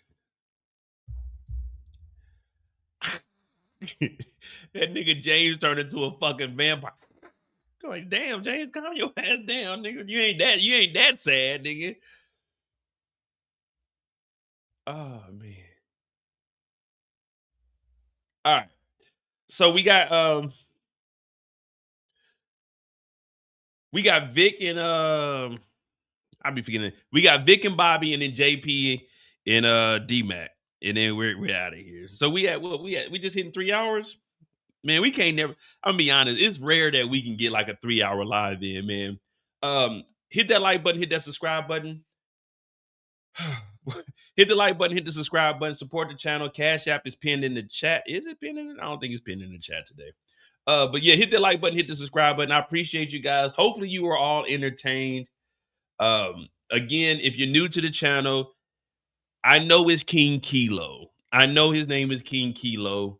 So don't comment and say, hey, it's King Kilo. You can't pronounce his name. We call him King Kylo because he hasn't moved any kilos. So over on my channel, every single character gets a nickname. Every single character gets a nickname. Junkie J, we've been calling him Junkie J since season 1. And now everybody's running, oh, Junkie J, Junkie J. Hey. We did that. All right. I really do hope you guys are entertained. Of course, you know, I'm telling the story, but I don't want to just do a simple recap. You know what I mean? You want the recap would be up tomorrow. But I like to have fun on these lives. Sometimes it does take a long time, but man, fuck it, man. I ain't gonna lie to you. Ooh, man, my nose is starting to run. I ain't gonna lie to you, man. I enjoy doing this. It's man, to me, this is my therapy to get on here, talk shit with y'all. You know what I mean? I do got to get up in the morning, but it's all good. It's all good. You know, hit that like button, hit that subscribe button.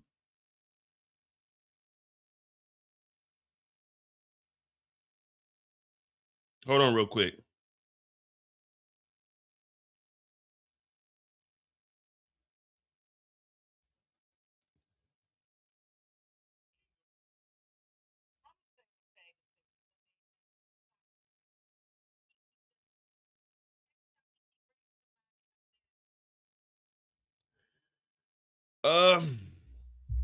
Matter of fact,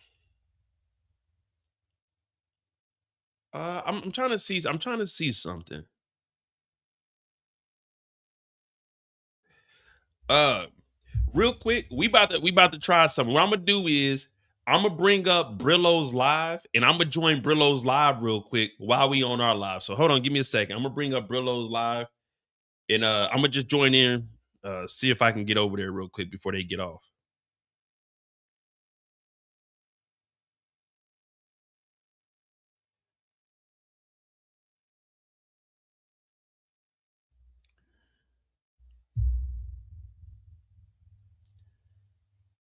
Yeah, okay, I can do it. I can do it. Hold on. Give me a second. We're gonna go to Brillo's channel real quick.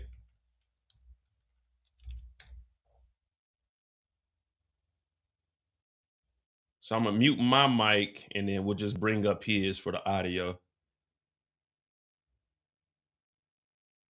If you're a producer who hates AI, this plugin might change your mind. This is Reimagining Co-Producer. You can take any sample you find and flip it into infinite one-of-a-kind variations that are unique to you. Here's how it works. Just open up your DAW and drop in the Co-Producer plugin from Output. It listens to your track and finds samples that match your vibe, key, and rhythm. Just search for a... Going back to jail.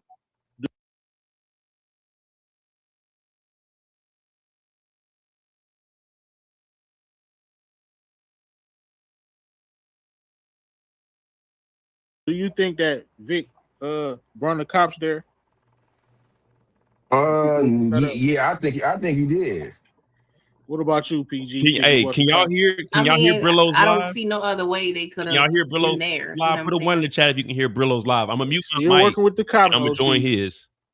I mean, he snitched for a reason. No, I think they he definitely snitched. He could have been. They could have been following Vic though. It was no, hell no. They didn't follow him. He ain't bring him there. That was a follow. Moochie, what you think? A follow or? I think he was followed. But you remember about Bobby? Yeah, I think and then not only that, Bobby have Tommy number. We only get 10 episodes, my G. He said he was. Yeah. He said when they was in the office, he said he was gonna contact Vic. So then perhaps maybe Vic did leave him to Tommy. Yeah, that is true. They was following him all along. They just wanted to see something. Mm-hmm. And they did. They saw Tommy ass dance. That was real silly. They saw Tommy ass RP dance. JP again, man. RP my nigga JP, man. You're a real one. Yeah, rest You're in real peace, one, man. G. I'm seeing you at the crossroads, so you won't be lonely. So you won't be lonely. What about that? Nigga, pizza body. Nigga, pizza body. What up, though, Modot? Everybody having technical difficulties up in the StreamYard today. Yeah, StreamYard tripping right now too, man. I don't know what's going on. StreamYard, man, they ass, man. Can I ask y'all a question? Can y'all see Diamond possibly murking Jenard now that Shanti put that bug in his ear and he drinking a hell of a lot? No, because I was thinking about that scene when he murked old girl. I don't know if it was like a foreshadowing, but Jenard was like, "You about to have the blicky in my face," but he ended up, kind of redirecting it to old girl. But I'm like, are they trying to? I don't know. I think he gonna flip it. And it ain't really lying for Jenard. He gonna basically say, "I wasn't trying to kill you. She was trying to do it," and I said, "No." But I see what PG's saying. That could be. Can you hear me?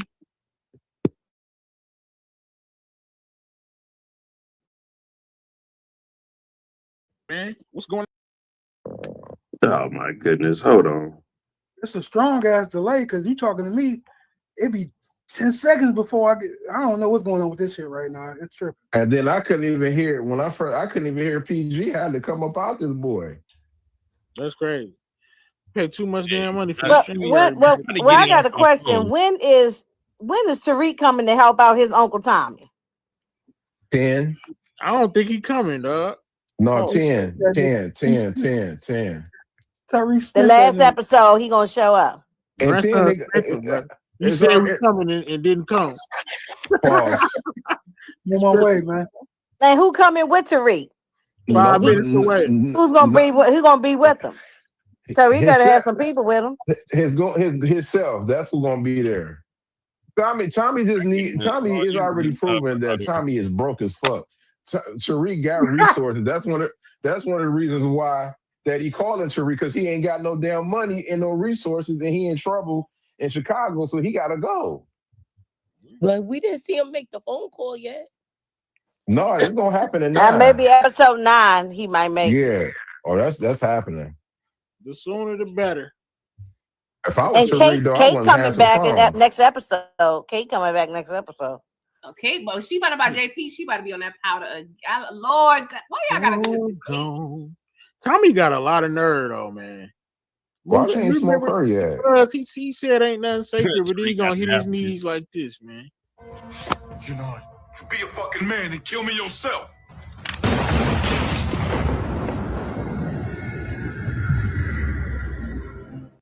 Is he upset? And Tommy with the crying looks crazy. Why are you upset? Let's get into it, man. That's Two good to the action, chest, though. one to the head. Two to the chest, one to the head. Jenard, Right. somebody told that Jenard. rock for the car. Jenard went to rock school. Brillo, when I saw it, I thought about rock. As soon as I saw that.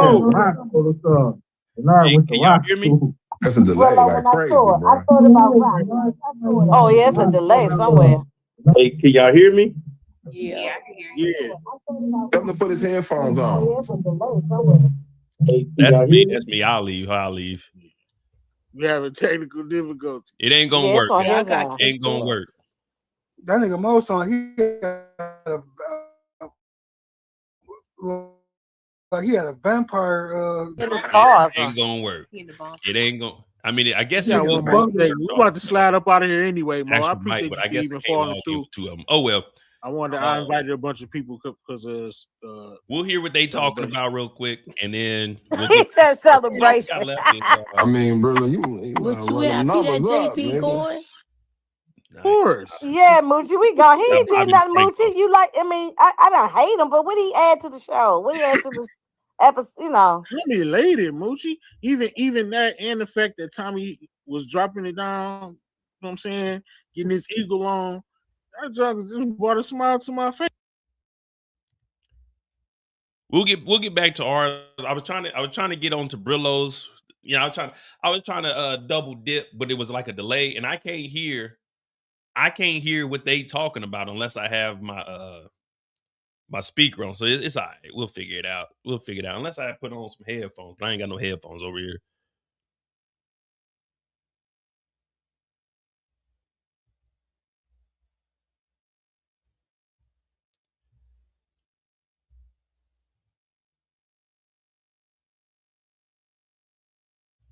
All right, so we got Bobby DeFranco and Vic. Bobby and Vic.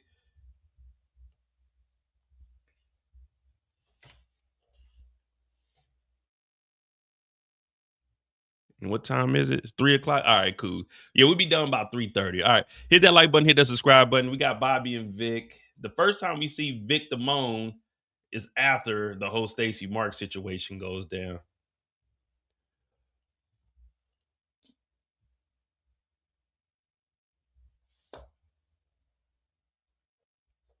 I mean, I don't think they're gonna be on there too much long because they already hit an hour.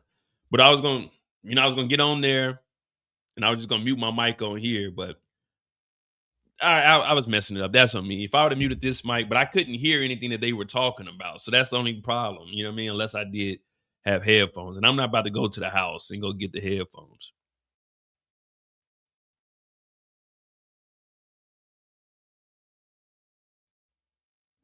Unless y'all good on time, we could try.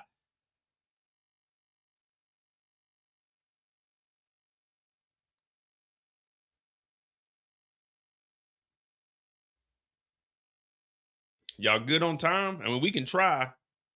Give me a second. I really don't feel like getting up, but we can try and see.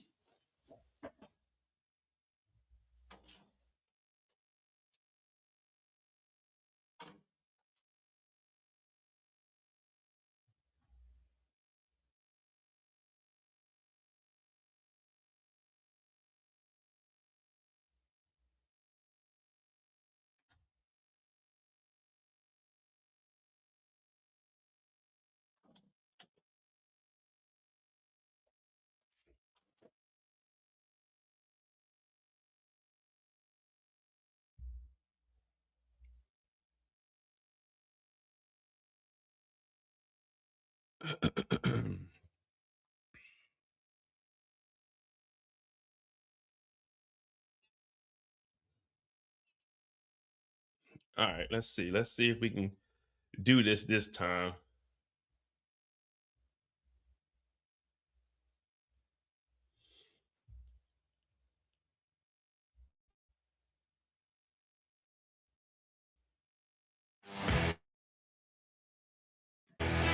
From food LED lighting and every product in between. And easy to order. Call, click, or just... And real quick, Detroit Kings, my brother, what's good, man? Detroit. Brother having some technical difficulties, but Inga. Yes, sir. What you think about this? Tommy got what he deserved. Just big fact. I mean, it's time for Tommy to take some L's because, you know, he can't keep being a superhero all the time. You know, everything can't always go right for him all the time. It just don't work like that. So it was time for some things to happen to Tommy. OT, talk about it. Now, say what y'all want to about my nigga JP. My nigga JP went out like a G though. If I had to go out, nigga, I'm standing on my 10 like JP, nigga. Y'all niggas did all this hating on JP. What? He don't stand on one for tonight. I'm not going for the JP because that nigga still on his fucking toes, nigga. Hell no, nigga. It's the hitter is the weakest link, man. This is another failed attempt to do what you're supposed to do, man. He is the number one. He is the weakest link, and he's a pack now. So he's the weakest link. PG, who you got? Weakest link award. I got Tommy. I do like the writers this episode. They actually showed Tommy in the car. Like, he was kind of scared. Like, not scared, but like, you can tell he was stressed out a little bit. We don't really see Tommy stressed out. So I do appreciate that. But yeah, he is the weakest link. And Mo.J. All right, we trying something. Can y'all hear me? Yeah. Yes. All right, so right now I'm on my live too, but I muted my whole thing, and we got your live up, Brillo, man. So everybody subscribe to Brillo's channel, and I just wanted to join your panel because I started late because I was off. So I didn't want to step on your time. We just about wrapping it up, but we'll probably stay a little later. If anybody got to go, y'all definitely already know. I appreciate y'all falling through. But we on the awards right now, Mo. We on weakest link, and I gave it to Tommy because Tommy dropped down and got his damn eagle on, crying after he just told Vic ain't nothing sacred, and he just killed Ortega's uncle, saying ain't nothing sacred, but he still had his brother over there in that raggedy ass house, and still let his girl go to work. Like everybody not a player on this board. So I said yes, he was the weakest link. And he broke now. Finally ran out of money. He's broke. He has no soldiers. He had to beg for Shanti to come save his ass. He is the weakest link. Do you agree? We lost the fuck on that nigga. Hey, we literally just finished the Tommy part, and we were clowning him for fucking dropping to his knees. As far as people that are alive, yeah, I agree that Tommy was the weakest link. But King, look, everybody keeps commenting on my video because I call him King Kylo. I know his name is King Kylo, but he ain't sold no bricks. That's the worst character I've seen in Power, man. That's got to be the weakest link. But he dead, so we're going to go with Tommy, man. Who you got, Moochie? Who gets that award for this episode? I said it was King Kilo. We was waiting for this motherfucker to do so much stuff for him to get out of jail. And the day he get out, he don't even pull no triggers. He ain't punching people in the face. He not doing nothing. Yeah. He's the weakest link. He didn't even punch JP. Nah, he's the weakest link. He just came out of jail looking ugly as always. That nigga JP would beat that nigga up. JP would beat that nigga up. He probably would. Hey man, that nigga couldn't even find D-Mac's number, bro. It's in there, idiot. It's under Darnell though. They don't know him as Darnell. Yeah, I was gonna say I don't think they know his name is Darnell. Said, look under the D's. He still didn't know how to work the damn phone, man. Like, he's an idiot, bro. He ain't know what the fuck that was. He don't call his son by his name. He like, I don't know how to use this damn phone. He didn't even know how to use the phone. Get this idiot out of here, man. Though, bro. How long he been in there? How the hell? Well, maybe he don't know how to use the iPhone. He been in there a long time. Man, if Max B know how to use a cell phone, he should know how to use a cell phone. Exactly, bro. Exactly, Mo. He's such a boss. Man, they ain't even. I thought King Kilo was in there for life. How the hell he just get out at random? They just make it. They was just throwing double shit at the wall, man. They never said he was in there for life. Hey, Inge, they was just throwing the shit on the wall and hoping it stick. Because they definitely said in season 2 that he was in there for life. But now his ass getting out. I forgot whose video it was that I watched. They brought it up. They always said he was getting out soon. They just kept saying that. I forgot whose video it was, but shout out to them. But yeah, they broke it down. Said that like ever since they first started showing him, they were saying he was getting out. That nigga got out there and they smoked. Look, he gets out and gets smoked within 24 hours, all at the same time. That's the first thing you do is go to the damn Lake Michigan and put your feet in the water. That dirty water. You ain't no cuddy yet. God, no. You know they knew about that nigga Big Baby Davis. He a scammer, so you know he in the. We out, JoJo. You ain't say shit about getting your ass whooped, nigga.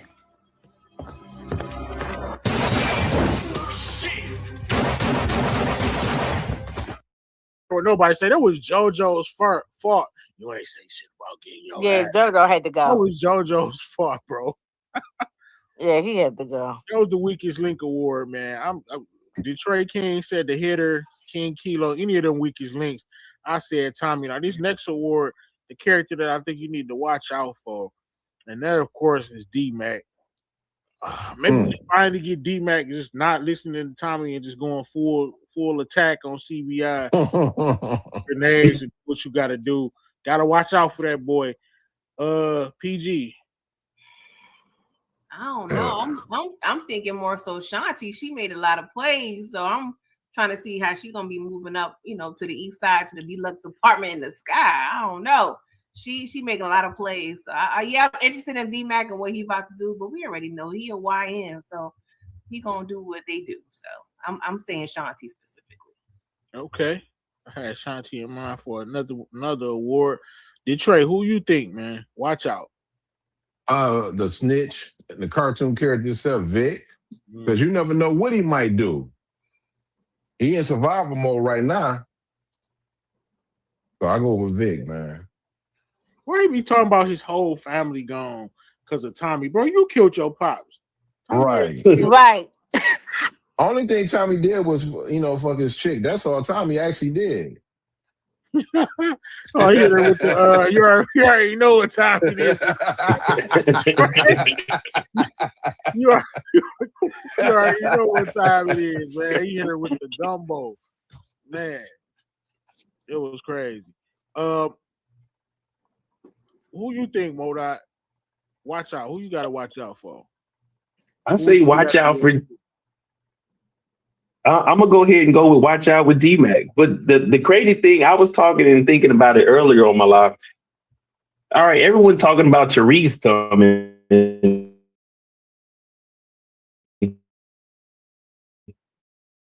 Why do we need Tariq when we got D-Mac with grenades and shit that's really going to go and get it? So we definitely got to watch out for D-Mac. When 2-Bit took Tariq's car, he ain't do nothing about it. He just stood there and got chunked. You thinking someone took D-Mac's bike, D-Mac gonna let that slide, D-Mac gonna go get his get back right then and there. That is a so fact. I say we gotta watch out for D-Mac. Because when Tariq comes, D-Mac gonna look at Tariq like, who is this lane? That's if he makes it though. The Mo, that's a big because if you got D-Mac, you don't need no Tariq. That's what I was getting at. So but D-Mac is a wild card. He might do something to screw up. They two different things. Yeah, Tariq is gonna organize a new operation. Tariq is smart. D-Mac is not. Tommy don't have the brains to do that right now. All of his ideas have been smarter than Tariq. All of his ideas have been taken by CBI. D-Mac. So he has no more ideas right now. So that's where they're gonna go with like a new vision with this young nigga. D-Mac is smarter than D-Mac is smarter than Tariq though. Yeah, they already. He got a 1400, and he's still in high school, so he's smarter than Tariq in high school. And Mo, I agree, but at this time, like That's not They not do necessarily true, bro. Hold on. They do two totally different things. D-Mac can't provide what Tariq we're not talking about Tariq's whole story, like when he first got his car we talking about the Tariq that we left off seeing, like from having to connect, having the you know what I'm saying, they did the whole last scene, having to connect, having the police on board, having shit in place, infrastructure, all that. Yeah, D-Mac, I agree. He is smarter at this age that he is at Tariq's age, because D-Mac is at the age when Tariq was being manipulated by Kanan. Like you said, 14 SAT, making plans like that. Yeah, his potential skyrocketed. D-Mac is almost at college level, so he's about. He's still in high school. He's still in high school. In college at D-Mac's age, killing it, not even having to study. But I do think they both are valuable assets, but they both bring something different to the game. But Tariq has more experience at a higher level. D-Mac is still a corner boy. OT, who did I get? Did I get this right? Yes, but he's definitely a corner boy, and just OT, what you think? Who you gotta watch out for? Yeah, watch out for D-Mac. I heard JP was a cold nigga back in this day. I heard JP was whooping niggas. You breaking up. You breaking up a little bit. It sounded like he was though. Breaking up. That was right at the right time too. One more thing before you. One more thing before you. Go ahead, bro. Oh, my bad for cutting y'all. Anybody else? It's just a delay. But only reason I was saying, Mo, it's no need to bring Tariq in if you got D-Mac. Like, it's really no need to. So, me personally, yes, it is a need to. What are you talking about, bro? We want it's not a need. That's the need to. D-Mac can't do what Tariq can do. What are y'all doing? What's happening? I mean, D-Mac is not that bright. All right, I can't say no. You just don't want Tariq to show up on force. I get it. It's cool. I never said that. I said, man, y'all got it. I never said that. The only thing I was saying was I'm looking at it from a perspective as Tommy and them are getting ready to go to war. Like, we don't know Tariq to really be stepping. And that's what I'm looking at. Is if we can go to war, how does JP right next to? He got not JP, but D-Mac. Evidently, he got soldiers. That's my point, bro. There's no need for Tariq because they already got the soldiers right now. The only reason that Tommy would need him is D-Mac is not there no more because he already got D-Mac. That's all I'm saying. Yeah, but Tariq is more intelligent. I get what you're saying, but I just don't think D-Mac can't do what Tariq can do. I agree with you. I mean, not OT Brillo. Me and you on the same page, my brother. I'm not disagreeing with you. So that's why they need him to come. Stranger not for no Tariq war. already been in the game longer. He's smarter. He knows how to move. Yeah, D-Mac is a hothead. He's a YN. Anybody he could trust right now. Stranger danger. Nobody knows him either. So he can move around a lot better. Tommy need all hands what on y'all deck. think? We got my favorite award. To move around a lot better than D-Mac. Everybody gonna have eyes on D-Mac. We got our favorite. Don't nobody know Tariq out there. We got our favorite. I personally don't even think he's gonna show up. So I'll say that. I don't think he's gonna show up. But for sure, we watch out for my nigga D-Mac, man. Watch out for that nigga. Definitely. What y'all think? Pressing award. I gave it the diamond for even though Jenard caught a triple homie, that was kind of by mistake. That really wasn't pressing, in my opinion. He wasn't pressing. He did that because he was embarrassed and scared and high. Diamond shot through that wall like it was golden eye. With no facial expression. Just shot through the wall a couple times. Press tour. What you think, Mo? Press tour. I'm going with Jenard. I gotta go with Jenard. There shouldn't be any. There's nothing else to do. Diamond did that, but man, he took out Kedra. Like, all right, she was walking away, leaving. You should have did that to Tommy last week. So I'm going with Jenard. I stopped calling him Jenard. That's his name, man. Jenard. Disrespect. OT, man, I wanted to give it to Jenard, But I felt like, hey, I'm giving it to Diamond. Jenard really didn't press them dudes like that, in my opinion. I felt like he just did it. But what you think, bro? Did I get this one right? I can't hear OT for shit. Yeah, he got to stop. He got to pop out. Yeah, StreamYard tweaking. But what you think, Inga? Diamond, him, pressing the wall. Let me see. Yeah, well, Diamond, he definitely was. I guess he really got pissed off that lady was, talking back at him. So I guess he had to show that, I guess he ain't no punk, ain't gonna shoot at the lady. She wasn't even at the top of the stairs good enough. And just shot through the wall. That was just crazy. She come rolling down the step. I was like, that was the craziest thing I've ever seen. It's just business. Pressing the world. Who you got? Well, he to me, I was shocked that he took her out. She probably came there to try to get some pipe for the last time. That's where she messed up. He did that last week too. Facts. OT, can you hear me now? Can y'all hear me? Y'all hear me? Yeah. JP. Pressing the war. Go ahead, cook up, man. I'm gonna see my nigga JP, man. My nigga JP stood on fucking business to the day he left this bitch, nigga. Whoop the nigga Jenard, the nigga y'all said to deserve the pressing. JP whooped his ass. So he automatically don't get it. The JP whooped that nigga ass. Hey, so therefore, I'm giving it to JP. Great point, man. Damn. You know what? Nah. Go ahead, PG. OT, I got one correction in grammar. You said till the day he left. No, he was hard on the day he left. That was the only and the hardest day he had. Last day he was on this earth. OT been cooking in the wrong direction, bro. You making all type of foods that I don't like, bro. You done just made a whole vegan mac and cheese. I'm saying. Yeah, shout out to JP. That My went nigga JP. My nigga JP a legend, man. A legend? Okay, that's a stretch. Okay, that's a reach. That's a stretch, a reach, or whatever you want to call it. That's first of all, he the only gay nigga. He the only gay nigga that's not gay. First of all, he's the only gay nigga that's not gay. So he winning off that alone. Legend. That's a legendary movie. Anyway, and then he told and he got paid to do nothing.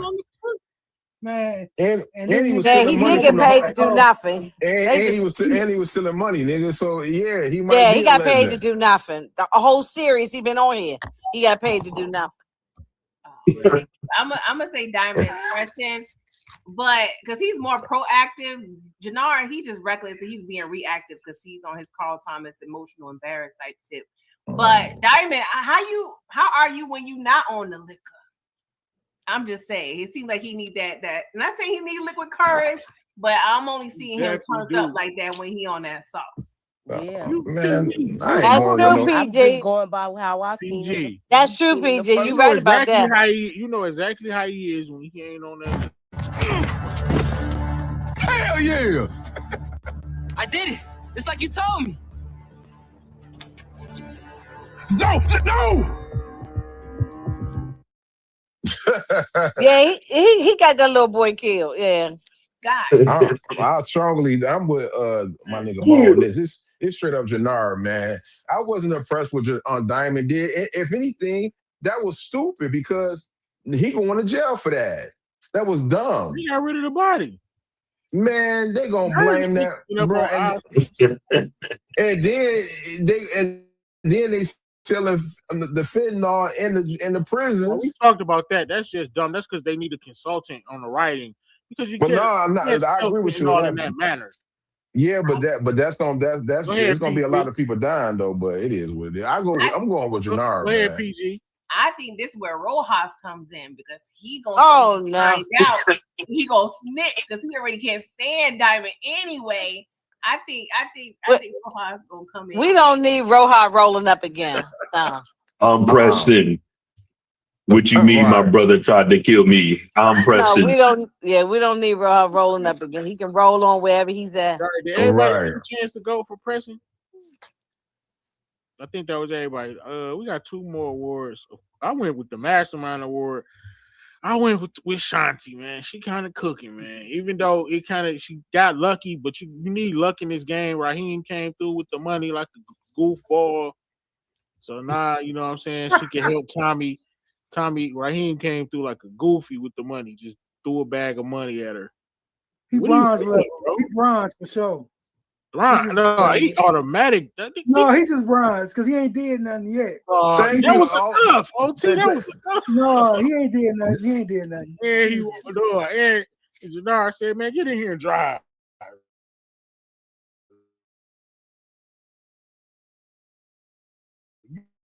But hey, but Shanti is working though. She's finally about to meet Shay. She's right in position where she needs to be. And she could possibly, after she meets Chase, she could take everything from Tommy. She could turn on Tommy as well, bro. Try to get Diamond, Jenard, and Tommy up out of here, and then she is. It's on the floor. OT, Mo, what you think? Shanti is the mastermind this episode, or no?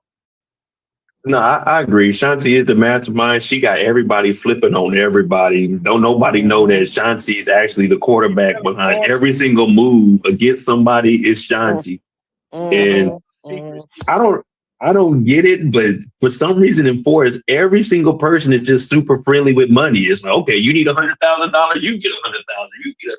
I don't know what Raheem was doing. We ain't seen him talk to Shanti all year, and then he just popping up with money from flipping shoes. Like, get the hell out of here. But she got the money, and she ain't had to give up no honey for her. So, yeah, I give her the master. Well, Moochie, Mastermind Award, who you got? I think she been making moves. I feel like it's Shanti, hands down. I don't know what DeMarcus talking about. What happened? Yeah, I don't know. No, he said Mastermind Shanti. I mean, Mastermind Mireya. Detroit, who you got? Oh my God, I'm going with Shanti, man. She making moves. She gonna be probably the leader of CBI when Tommy exits to go back to New York. She'll be the leader of CBI. I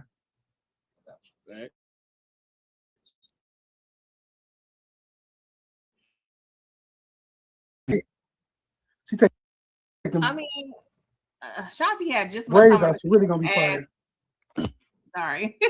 She has a lot of time on her hands, just like JP did. All we see her do is scowling afar in the damn boxing gym, not doing a goddamn thing. Like, she's always just in a pensive. She's always on some bullshit. Nobody got security on this show, man. Nobody. Everybody can just roll up on somebody. But yeah, she went from being a partner, of a fiend to being connected to the Caucasian dream. So she leveled up a million times. So City Girls up by 1,000. All right, Mastermind Award. We got one more award. Inga, what you think? Shanti? Yeah, I agree with what everybody's saying about her. Yeah, she making moves. I mean, that guy, what's his name? Raheem or whatever his name is. He giving up money because he think he gonna get some coochie, and but she probably ain't gonna give him nothing and still take his money. So that's all I was saying. Inga, when they talking about it was a business decision, nigga. I don't want no. I'm not giving you all that money just to want to hit. It's a whole bunch of beautiful young black women in Chicago. Nigga, go hit, man. You could found somebody, bruh. He ain't making no money from her, man. She gonna mess around and smoke him. Yeah, she don't care nothing about him. She just taking the money because everybody's broke. I don't understand why these people don't be saving their money. I just don't understand what's going on. Yeah, Tommy, we seen where his money went. Yeah, Tommy just don't have no money. I mean, he giving away. It's the Oprah effect. Y'all know in Chicago, you get a meal, you get a meal. Like everybody just. I guess that's. And finally, we got our MVP award. Y'all already know. You know why? We don't even need to talk about it. He single-handedly got rid of the most disgusting character on the show, somebody who was stealing money, who did actually Tommy talking about getting parental advice from, which is crazy. Yeah, that part. He was trouble. That's crazy. Like you walk past his son every day, and that didn't even know who he was. Looked his son in the face. His son shooting up the bar. What happened to the bar? He don't have a job. You know, He don't have a job. he like Tommy off of Martin. He ain't got no job. You know what I'm saying? Or he's just sitting up in the house cooking and making peach cobbler. That's what he's doing. Tommy had bread though. That nigga low. That nigga out of here. I'm gonna go around. JP low key a nanny. That JP got nanny vibes. The MVP of the episode 8, which was probably a 9.5 if it wasn't for Mireya's goofiness and that hitter as well as Tommy dropping down to his knees. It could have possibly got a 10, but MVP. Who you got, Modot? MVP. I'm going with Jenard. I mean, Jenard did what he was supposed to do. Once he got rid of Shanti riding his coattail, he's out here making moves. He's taking out the big time players. He's making sure his brother is running CBI the way it's supposed to. He single-handedly got the coalition back on his back. So yeah, I'm going ahead and give the MVP to Jenard, the man of the hour. Who you get an MVP to, Moochie? I mean, Jenard has been doing good. So I can see him doing it. All right, PG, who's your MVP for this episode? Jenard is a liability. He's not valuable at all. Like, I'm sorry. That's a liability. Because he's snorting fentanyl up his nose. How is he asset? Who you got, PG? So I'm gonna say Shanti. It's a good choice. Yeah. I just said Shanti wasn't about to get Mastermind and MVP. MVP got his ass whooped by JP, man. Who you got, OT? He did. I wish he was fucking crazy too, OT. I wish I could have got the clip. Yeah, man. I'm going with Shanti and I'm going with the showstopper, man. This should go to the showstopper. Showstopper was laying shit down this episode, man. She worked. I would want to go for Shanti, but I can't give it to her because I'm gonna give it to Jenard because Jenard, you the reason I'm watching this show and you have turned up. If it wasn't for you, man, this shit would be dog shit. But you turned up and you doing what I want you to do. I think you deserve a spin on, by the way, but they ain't gonna give it to you. But I'm gonna give it to Jenard, man. Okay. And finally, Inga, who you got for MVP? I'll give it on to Jenard only because he gave some little excitement at the, in these last 2 episodes with the acting and all that. He just has me laughing. Every time he come on screen, he has me cracking up. So you ain't lying. And he always looking dusty and dirty. He just has me cracking up laughing. So I'll just give it to him for the entertainment purposes. Is this MVP to the plot or to the episode? I guess. Thank you, PG. Thank you. Y'all PG. know it's the episode. It's the episode. Thank you, PG. I just gave it to the. That's why you my dog. That's why you my dog. What was the confusion? OT, it's always been the episode. Right. Y'all got it. I said the episode. I said he laid. He laid. I'm just glad somebody else seen without. That's all. What? Because I said he was a good actor. I mean, okay. I think I asked what about JP. I got what you want us to give it to JP? No, I would have said JP if that was the choice. No, I gave it to Jenard for this episode. I said Shanti the showstopper. Yeah. That nigga Jenard just killed somebody on. Y'all say y'all like when he come on the TV screen and all that shit. That shit don't got nothing to do with the episode, really. When you come on TV screen, like what the actions of what took place on the show and the plot and the movie show forward, Shanti did that shit. Oh yeah, PG agreed with you. I mean, I see what y'all saying. Y'all know I hate to give people double awards, so I gave her. I hate that. So I gave her the Mastermind award. Shanti. but I just picked Jenard because I mean, come on, man. I was not gonna not give it to Jenard after he accomplished such a feat. You know what I'm saying? I don't know. I feel like you don't gave your grandson. Anybody can shoot a nigga. Anybody can shoot a nigga, man. But only a real man can put his dukes up, nigga. I wish it was the OT. You don't know how bad I wish it was still 1984, bro. 1990s. I ain't about to put. Ain't no niggas putting no dukes up now because if you do, nigga, you gonna be unalive, man. You're not doing that. But he ain't get his ass whooped because of that, though. He ain't. Right. It was Well, Jenard is high. How is he gonna fight him back anyway? Jenard is high on that dust up in his nose, so But he ain't go to. I thought Jenard was a boxer, though. I thought Jenard was in the ring. He is a boxer. But he can't remember now. He was high. He was snorting the stuff up his nose. So JP was able to catch him weak anyway. Oh, that was an inhaler, man. He wasn't on drugs, man. JP snuffed an that inhaler. Yeah, okay. Yeah, that was just an inhaler. That's all that was. Oh, okay. Why is the kite giving out to Yeah, and Come got on, booger man. sugar. Thank you, Moochie. JP hit him with a bat, man. when he was high. JP. Mo, you all cold, Mo. That's when they're gonna be saying that. So Jenard on that H, right? He's sniffing because I'm tired of seeing people saying that he on that fentanyl. He would have been dead, bro. Y'all got to stop saying that in the chat. He don't get him a break. They don't know. It don't matter. Shit, they better know. Stay away from that shit. Hey, you ain't lying.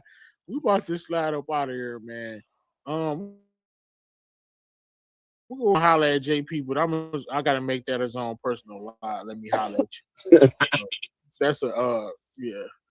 Another one bites the dust. What's popping for your channel, Mo? Well, actually, like I said, I'm on my live right now, so I'm about to go back and finish. I got to talk about what is it, Vic, Bobby, and then JP and D-Max. So if you want to join after this, I'll send you the link. But I'm about to head out and go back to my live. And other than that, I mean, I got power, and that's just going to be the it for the rest of the season, for the rest of the year for me, and we'll see where we can go from there. Give my nigga JP a proper send-off, Mo. Don't do him like that, man. Give him a proper send-off, man. I appreciate you joining the live, Mo. And drop that link for me. I'm sending it to your Instagram. Pause. All right. All right, guys, can y'all hear me? Pretty girl trap content. Can y'all hear me? Put the one in the chat if you can hear your boy.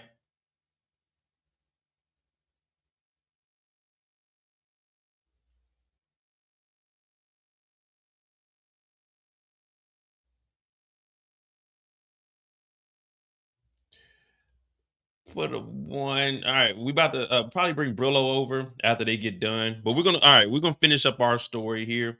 I'm gonna try to do that a little more often if I can, because I know I started later. But I also want to give you guys more time. And going into the last episodes, I'll probably start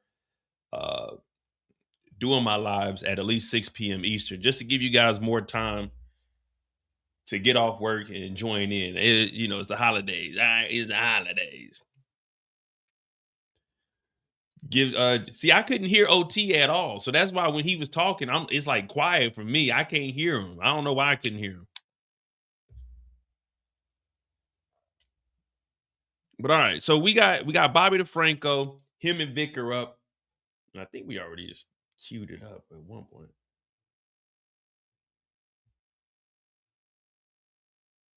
Yeah, that's Brillo. I'm not good at all that awards and like coming up with. I can improvise, but that's why I always, I team up with Brillo. Brillo will come up with the concepts like Water Bill Dude. What else he got? The MVP awards, the Simp awards. I can't come up with stuff like that. I don't know how to do that. You know what I mean? I don't think I'm creative enough. And plus, once somebody already does it, I don't want to do the same thing. You know what I mean? That's just not how I do my, if somebody's doing something, that's their thing. I'm going to let them do that. You know what I mean? I'm just going to find something that I got to do.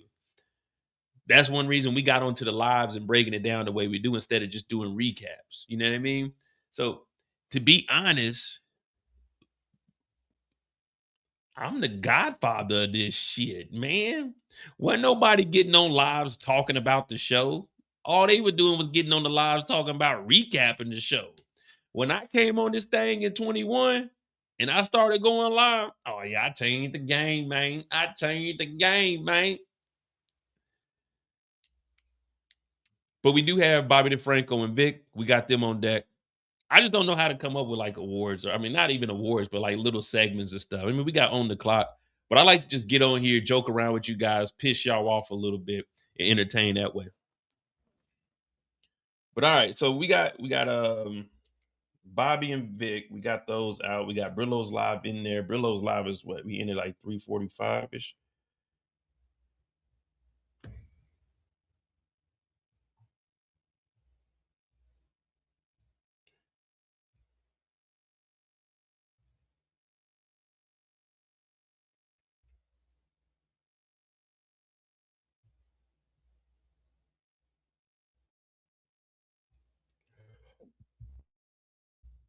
All right. The first time we see Bobby DeFranco,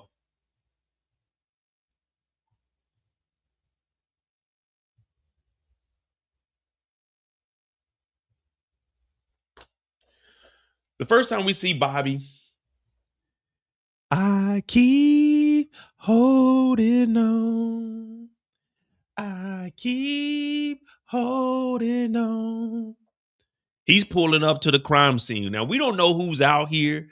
We don't know what's really going on. We don't even know what's really good in the neighborhood. So as they pull up, he hops out. And they're talking about Bobby. Bobby, no, don't go over there, Bobby. And Bobby's like, let me through here. Let me through here. So Bobby pulls up to the scene, not knowing what he's about to get into. When he gets there, we see a body. And we see a white cloth just draped over the body. We're all wondering who's up under there. We don't know what's going on. We're confused. We're all hurt. We're all still trying to process what happened last week. What up, Multi? I can see Too Big coming to help Tommy. That would be dope. That would be way doper than Tariq showing up. But we'll get to that. Right now, we got to talk about what's up under this blanket here, this tarp. So we pull up and we don't know what's going on. We're just here trying to survive. We're just trying to make it to the next day. But once we get here, we lift it up. And bear with me. If you guys are sitting down, stand up. And if you're standing up, drop down to your knees. We pull the cover back. And what do we see?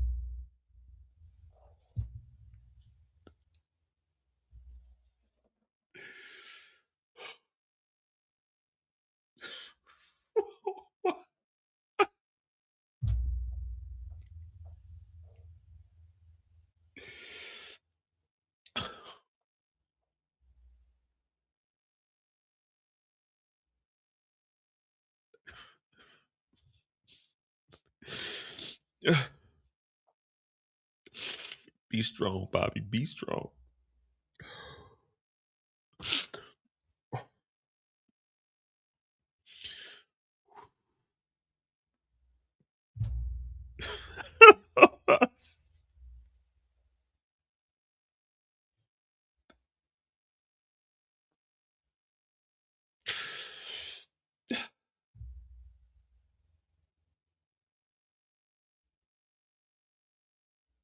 Why?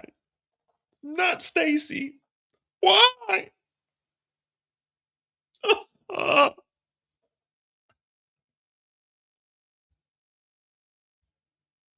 Take me instead. Take me instead.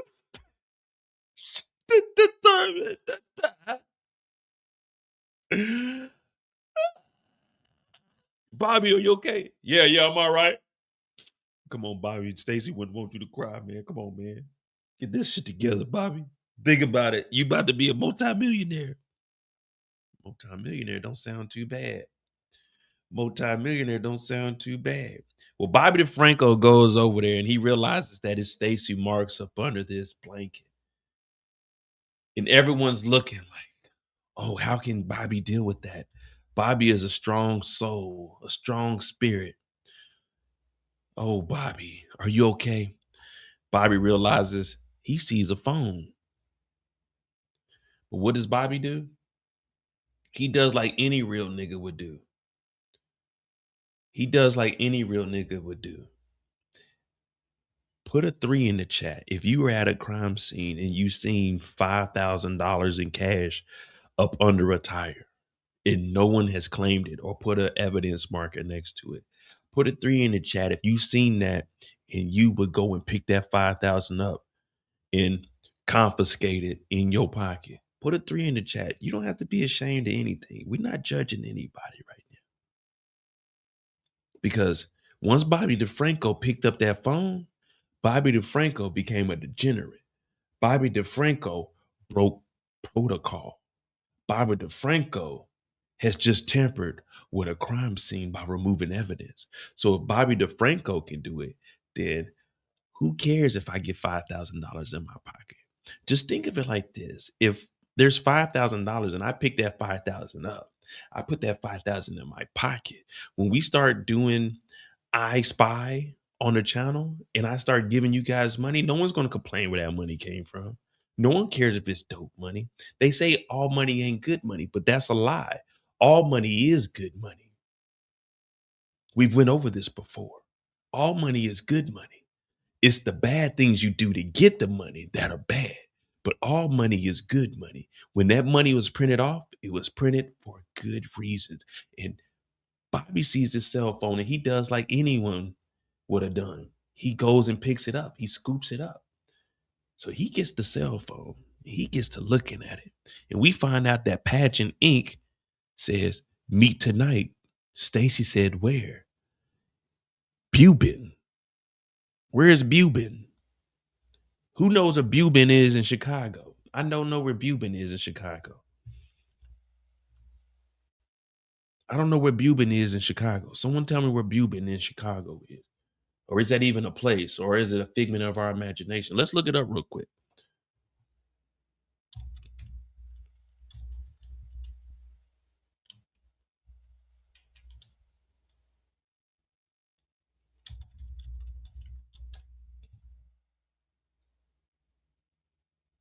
Jane, we got a Jean Baptiste Bubin Elementary School. Is that where they met at?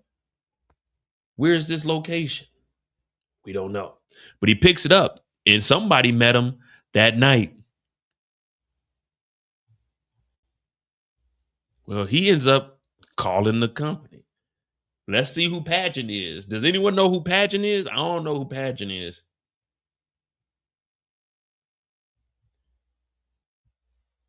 I don't know who Pageant is, and we're going to find out real quick. We're going to find out real quick.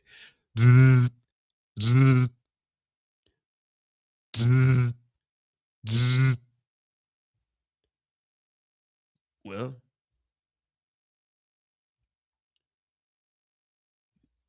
we know. We know. We know it's Stacy Marks. We know it's Stacy Marks. But ain't Stacy Marks dead? Didn't Stacy Marks get shot? Well, Bobby DeFranco calls, and it turns out the phone, Pageant Inc., is Tommy. Pageant Inc. is Tommy. Now, he gets on the phone, and he knows that the last thing he heard from Stacy Marks was, she's compromised. She's compromised. Tommy Egan.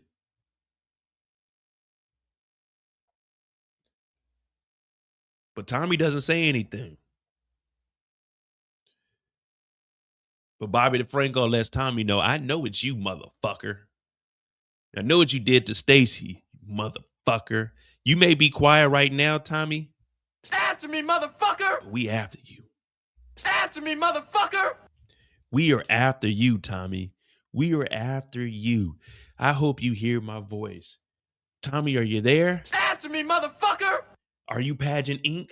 Answer me, motherfucker! Did you meet with Stacy? Answer me, motherfucker! Did you kill Stacy? Answer me, motherfucker! Tommy, I'm here, and I'm on your bumper, mister. So whether you answer me, motherfucker, or not, we are coming directly for you. So Bobby DeFranco took the phone and he called, but he thinks that it's Tommy Egan. Now, is he for sure? No, it's just a hunch at this point. But a hunch is better than nothing. A hunch is definitely better than nothing. He calls, Tommy's nervous, Tommy ain't saying nothing. So it's like, okay, what do we do next? Are we going after Tommy Egan? Is that what's going on? Is that the move we making? He gets back to the office and we know what's going on. Building took over. Everyone clowned me Thursday night. Everyone clowned me Thursday night because they said, oh, Mo, you're just yapping. You're just talking. When I told you, Bill's got to take a speech. Whenever you get a clue, what we knew he would do, he's telling everybody Chicago is his. He's taking over. We're cleaning it up one street at a time. This didn't look like a cartel hit. And Bobby's over in the corner looking out the mirror. Standing here looking at the mirror. Staying down to myself. Yeah. Bobby should have never went home with Stacy. This is the photo they put up with Stacy. But Bobby's like, I need to talk to you one-on-one, Bill, because I don't believe that the cartel did this. We need to go in the back and talk. And when they go back there, he tells Bill, look, I got a hunch it was motherfucking Tommy Egan. Answer me, motherfucker! I called him last night.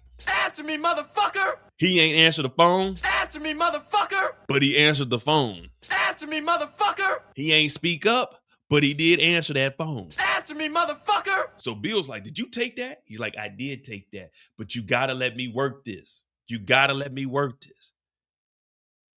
And we need to bring in Vic. So Vic's at the house. He got Ray over here in t-shirt and her panties on, making breakfast for Victor Mom. Yeah.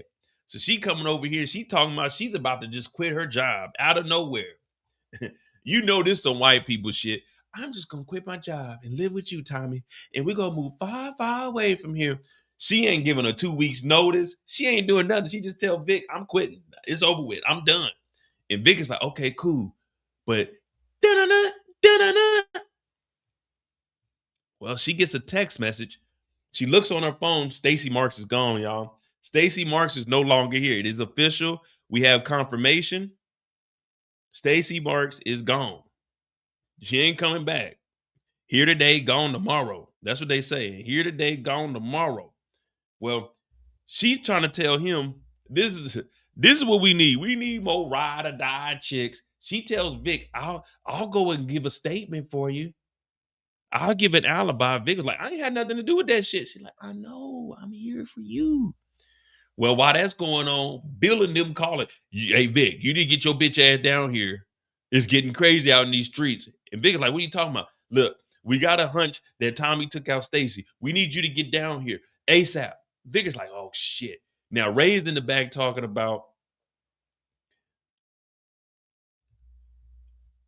Vic, you okay? Do you need me to come down? Are you okay? And Vic is on the phone like, what? They killed Stacy Marks. Hey, man, y'all know I ain't have nothing to do with that.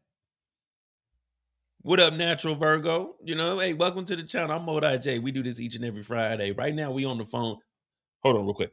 Right now, we on the phone with Bill and Bobby. They trying to get Vic to come on in. But Vic really ain't trying to go in because now he's looking at like, damn, Stacy Mark gone. Y'all might try to pin that on me. But I ain't had nothing to do with that. And that might be the reason they arrest him, because they may think that it may have been Vic's phone, but we ain't for sure. But let me get back to this phone call. Hello, y'all want me to do what? Nah, look, I didn't have nothing to do with Stacy Marks. Vic, we need you to come down here right now, mister. Hey, look, I can't just be getting up. Yeah, I got look, I got something bad in the kitchen right now, if you know what I mean. You know what I mean? I got look, let me eat this breakfast. You got these omelets made, some freshly squeezed OJ. I got a good thing going on right now. Can I come in at 12? No, Vic, we need you down here right now. All right. Let me get dressed. Give me like an hour. Let me get dressed. All right, Bill. God damn it. Hey, if you were doing this good of his job as a husband, then Stacy wouldn't be in the position she is now. Oh, that's a low blow, Vic. I'm just saying, you pressuring me into some shit. I told you I ain't had nothing to do. Hey, babe, Ray, come over here. Listen, look, I got an alibi, man. I told y'all give me an hour. I was trying to push for 12. Now y'all trying to pressure me to get down here right now. All right, Bobby, goddamn. No, I didn't meet up with her last night. Pageant. I don't know. And then Pageant, I got one phone. You think they're gonna let me? You think I can go to the phone store? You think Verizon about to give me another phone right now with all the shit that's been going on with my family? No, okay, Bill, I'll be down there in a goddamn hour. Fucking pushing me like I'm some goddamn pushover. I'm not even your criminal informant. I work for Stacy. Who the fuck? Bill, let me talk to Bill. I don't want to talk to Bobby no more. If Bobby's gonna keep talking to me, I'm not gonna come down there. He's not even he's a fucking cop, Bill. I can't talk to him. He's a fucking cop. If I'm gonna talk to him, I'm gonna talk to you. You took over for Stacy, right? Then why the fuck why is he even on the phone? That's what I'm saying. No, I don't have my lawyer. You know I don't have a fucking lawyer. You've been seeing me come into Stacy Mark's office, and now you want to come down here with a lawyer. I don't have a fucking lawyer, man. No one's fucking working with me. My family is disgraced, and my sister is fucking dead because of you guys. And now you want me to come down there in the middle of the day when Tommy Egan allegedly killed the fucking Stacy? Give me a goddamn hour, shit. All right, Bill. Thank you. Fuck you, Bobby. Fucking you goddamn pushing my buttons, man. Hey, Bill, if he's gonna be there, I'm not coming down. I don't want to talk to Bobby. If I'm gonna talk to Bobby, can't guarantee me no goddamn immunity or nothing. I'm not talking to no motherfucking police officer, man. I'm not doing that. All right, thanks, Bill. Yeah, I'll be down there. I'll be down there in an hour. Thank you. Jesus Louise. Fucking Ray. I might need you to come down there with me, because this fucking, you know that fucker Bobby DeFranco that was married to, no disrespect, married to that bitch Stacy? Yeah, he's fucking putting pressure on me like I did something. I was here with you last night. The fuck is he calling? He talking to me. I'm like, what the fuck is he calling me for? He ain't even a goddamn parole officer, goddamn attorney or nothing. The fuck is he talking to me for? Fucking cops. My dad hated the fucking police. Hey, get dressed, didn't get breakfast. Now I'm gonna go down there. I'm gonna be sleepy because breakfast is the most important meal of the goddamn day. Can't even eat breakfast around here. These motherfuckers are calling me at goddamn 7 a.m. Fucking inconsiderate, man. Fucking dick, man. Fuck. Well, Vic got to go down there and report in. But why he got to report in, motherfucking Tommy texts this nigga talking about, hey, don't miss none of our appointments. New number, call me. Avoiding me would be a mistake, Victor. So Vic is in survival mode. Anyone you hear talking about Vic being in survival mode, go back. Before the season started, that's what I said. The whole season, Vic is straight survival mode. There's nothing that he can do but try to survive. He should have already left. But he gets ready to get up and go on down there.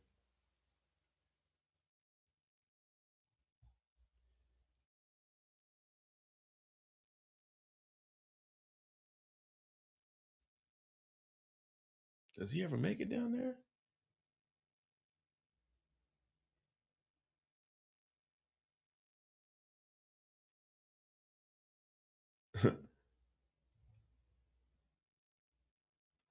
So Vic never actually makes it down there.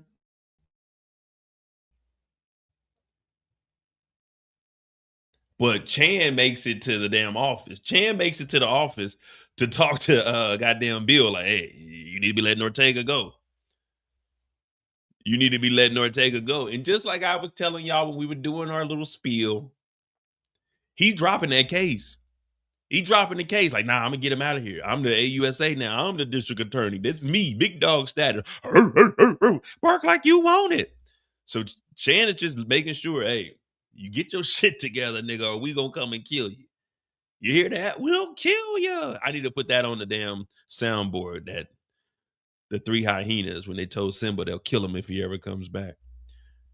But Bill got that pressure. And they know it's real. But again, Vic never showed up. And the reason, I think that's one of the reasons why he did get arrested. Because him and Tommy, they do meet up. Vic shows up. He's angry too. Vic shows up with the pistol. Yeah, Tommy. He put that pistol to the back of Tommy's head. Tommy was nervous. Tommy put his hand straight up. This is the same thing that happened. Y'all remember when Monet put the gun to Tommy's head? Y'all remember Monet got on Tommy's ass at one point? That's the same thing Vic Damone Jr. did. Right here. Put him up, Tommy. And Tommy starts talking cash money, but he tells Vic some sound advice. He told Vic he should have been and left the city like his auntie did. So Vic is like, wait, you went to go see my auntie, Polly's wife? He's like, yeah, I did, Vic. You should have left just like her. Vic is angry. We ain't gonna be here all night. That's basically what Vic is saying. So he started making Tommy tap dance, shooting at the ground. Pop, pop, pop, pop. But then, whoop, whoop. We already know what that is. That's the sound of the police. They show up, and Bobby DeFranco, he's mad because remember what we just heard, Vic and Bobby were getting into it with each other over the phone. Vic wasn't trying to go down there, and Vic never showed up. So they definitely need to bring Vic in to get whatever information they have. So a case which this all doesn't make sense, but they need to get Vic in so they can make a case stick on Tommy. But remember, Tommy is a fugitive of the law. Tommy has been wanted since 2019 when Tasha St. Patrick took the stand and told the federal government that Tommy Egan deleted James St. Patrick, lieutenant governor. That's why Tommy left New York City to head to California, but stopped in Chicago. So they don't need a case on Tommy. There's already an open case pending for Tommy. Tommy is dead also. But Bobby DeFranco shows up and they end up arresting Vic. And I'm like, why would they arrest Vic? What did Vic do? And normally we say, yeah, lock him up. Lock him up. But they locked up the white boy this time. And we're like, what the hell? They didn't lock the white boy up. They threw him in the back of the cop car, slammed him on the motherfucking table. Bobby DeFranco goes up to them like, yeah, Tommy, we're going to get you. You did that to my wife. Tommy's like, your wife? I thought that was your ex-wife. So Tommy's taking digs at all of them. But you would think that Tommy would get to scrapping or something. Do something. Paul's like, put the gun down, Bobby. Please don't risk your career over Tommy Egan. But I'm telling you guys, from the POV of Bobby Franco, I'm pulling that trigger. I'm pulling that trigger. The gun that we just got off of Vic, I'm putting that gun right next to Tommy's body. Matter of fact, I'm putting the gun in Tommy's hand, and I'm putting it.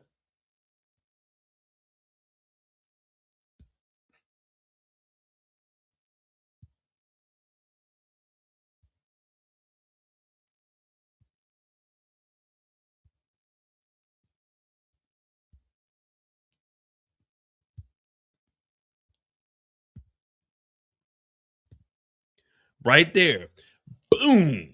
Taking that gun that we got from Vic and placing it right next to the body, or putting that shit like in his hip or something. You know what I'm saying? Right there on the waistline.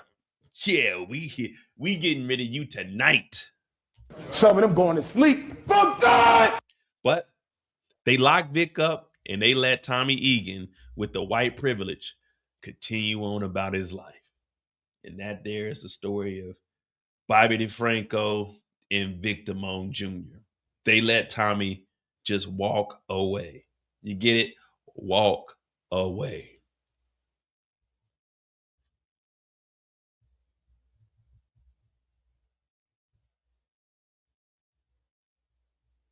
All right. We got Vic and Bobby out the way. We're gonna run through the JP and D-Mac. This one's short, probably about 10 minutes. And then we're gonna get out of here because it's 4. So it's what? Yeah, it's 4 o'clock in the morning for me. I'm definitely not about to be on here past 4:30. So, all right, we're going to run through this next one in about 10 minutes. It's going to be JP and D-Mac. I'm going to try to do some impressions, of course. You know, I ain't going to just get on there and give you guys the diamond talk.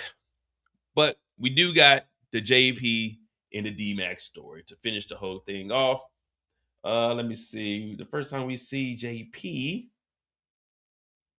and I appreciate you guys. Merry Christmas. You know, ho, ho, ho, and Merry Christmas. I might go to the Christmas market tomorrow, too. I got to give me another mug. I got to give me another mug this weekend. Okay. Let me see.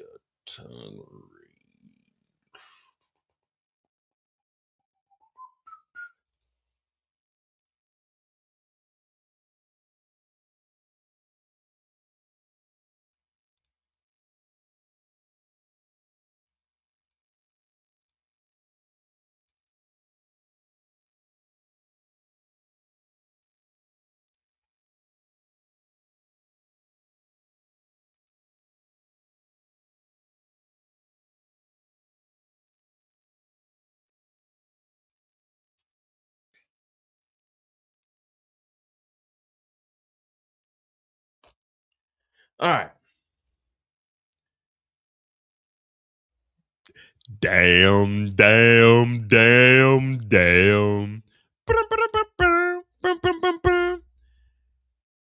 JP is cleaning up his house. Damn, man, I just went to jail and I didn't even do nothing.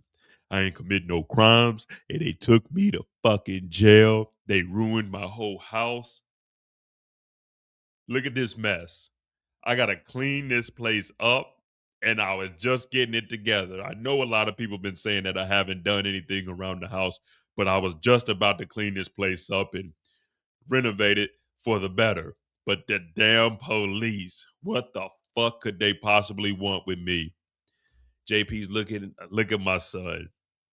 Man, I miss Darnell. Kate, she's some piece of work, but damn it. I sure wish I had them here to help me clean up right now.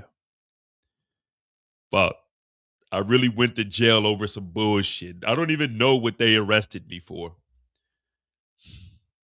I miss my son. I miss my mom. And this is some bullshit. This is how they treat black men in Chicago. Oh my goodness. They destroyed my granddaddy's couches. Tommy shows up. Man, what's going on here? Tommy, I just sat in jail with handcuffs for 1 hour. What is going on here? Man, what do you mean you've been sitting in jail? Tommy, don't even start. I've done everything I can, Tommy, god damn it. And motherfucker, you're fucking me over every time, man. I really don't understand what you're getting into, Tommy. They took me in for some shit over a dead cop. Tommy said, I ain't had nothing to do. What do you mean you didn't have nothing to do with it, Tommy? Why would they come here then? Why would they come here and search my place, Tommy? What the fuck, man? Tommy's like, I don't know about that, but I got some work.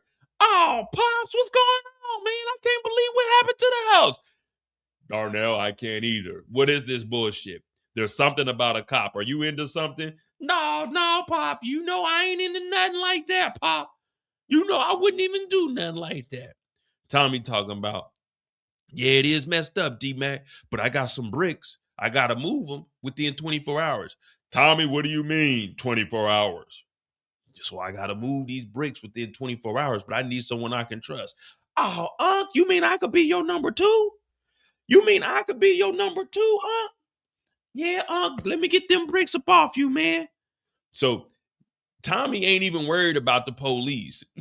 This is how fucked up Tommy is. And I keep telling you guys, this is how fucked up Tommy is. He only worries about his goddamn self. JP just told this nigga the goddamn police arrested this nigga for the murder of a goddamn cop. This nigga brings dope to the house. And now he's trying to convince D-Mac to move bricks, talking about some trust and loyalty. I need someone I can trust. D-Mac, oh, I could be your number two. Yeah, I'll do that. Oh, yeah. What are you talking about, Tommy? Oh, man, you know how it is, Pops. Man, Jenard tried to kill me. What? Tommy, what do you mean he tried to kill you? Man, they try to set me up on some foo-foo gay shit. You know, they couldn't fuck with me, Pops. I'm a real nigga. I got grenades on deck, nigga. I got them bricks now. Uncle Tommy got me in the game. Uncle Tommy talking about, I got 24 hours to move these 3 bricks. You can go link up with Marshall. JP sitting there like, hey, Tommy, can I get one of those? I know a few people around the way. Tommy like, nah. Oh yeah, and I'm out of CBI, JP. Out of CBI. If you're out of CBI, who's gonna watch out for D-Mac? Oh, come on, Pops. I got myself, man. Not knowing that this nigga D-Mac just shot a nigga, killed 2 niggas. Like, D-Mac is really wild. It's unexplainable. But what I was trying to explain is, if Tariq comes here, what the fuck is Tariq gonna do? I know everybody keep trying to tell me Tariq is smarter than D-Mac. Tariq knows how to move product.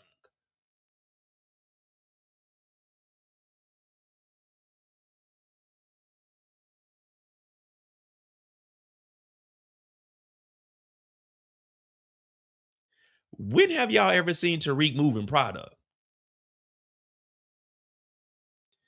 When have someone give me a scenario where we seen Tariq moving product?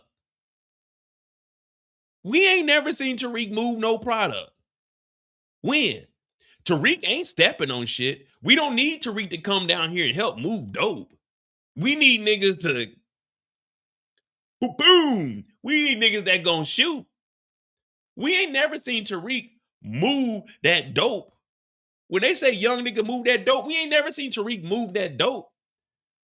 Tariq ain't never came up with no innovative ideas. Course correct. Course correct. He didn't come up with course correct.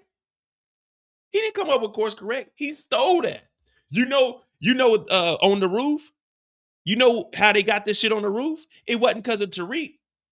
It wasn't because of Tariq. Braden said his brother and them used to go up there. Tariq didn't come up with course correct.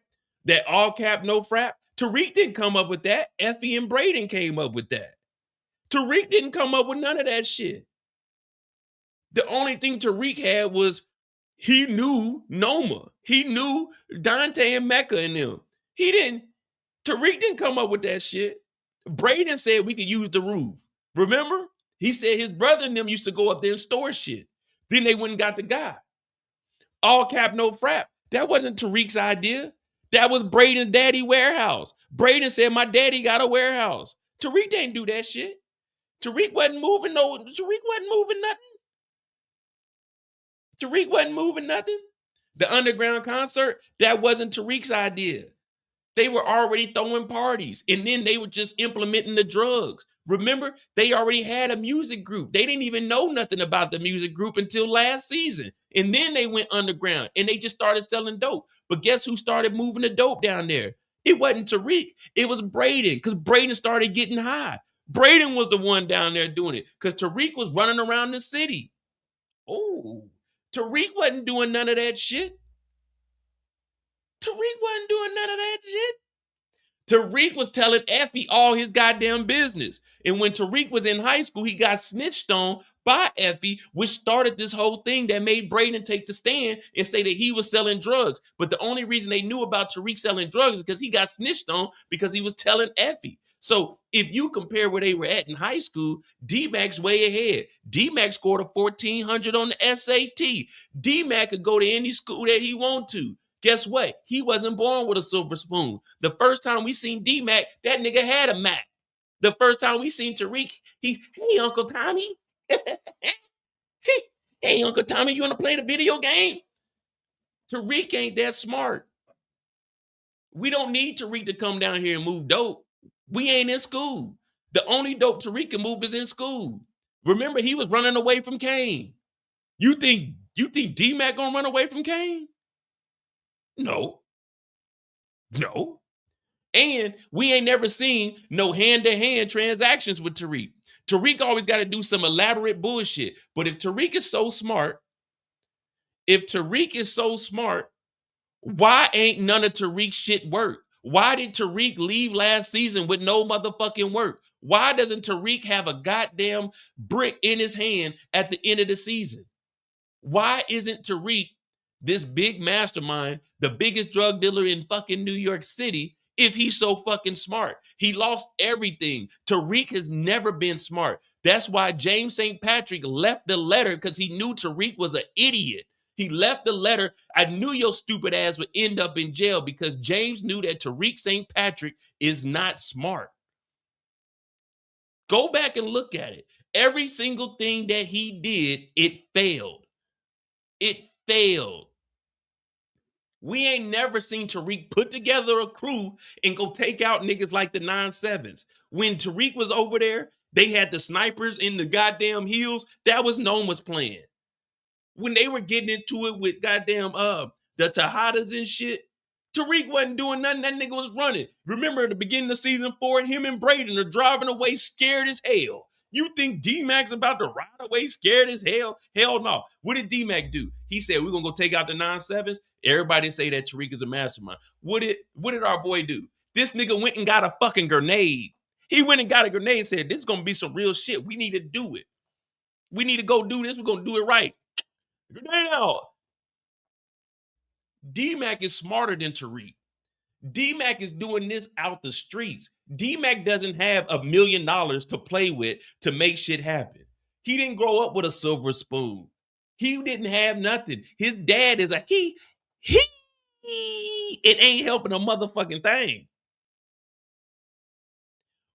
Again, when 2-Bit took his car, you think D-Mac is going to let a nigga take that bike? D-Mac would have shot a nigga right there. Tariq killed Stern's boyfriend.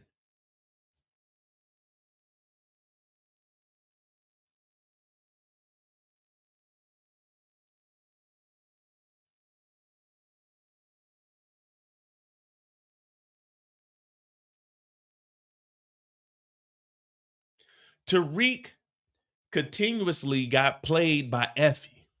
Effie was literally stealing money. Tariq so fucking smart, Effie was stealing money in front of that nigga.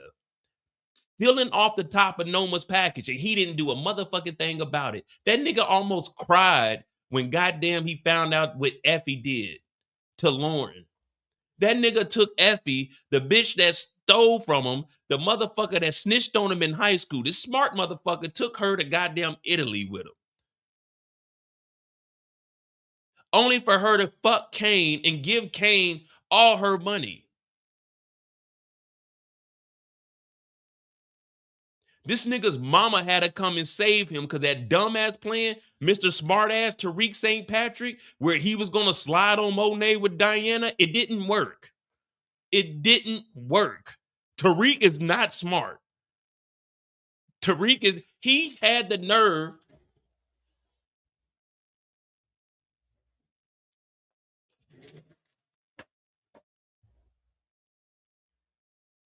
He had the nerve to say that Tasha St. Patrick is a mastermind. Anybody in the Power universe knows that Tasha is a 2-bit half-smart chicken head. This nigga had the nerve to say that Tasha was a mastermind. Tasha couldn't even move dope out the daycare. Teach me the game, ghost.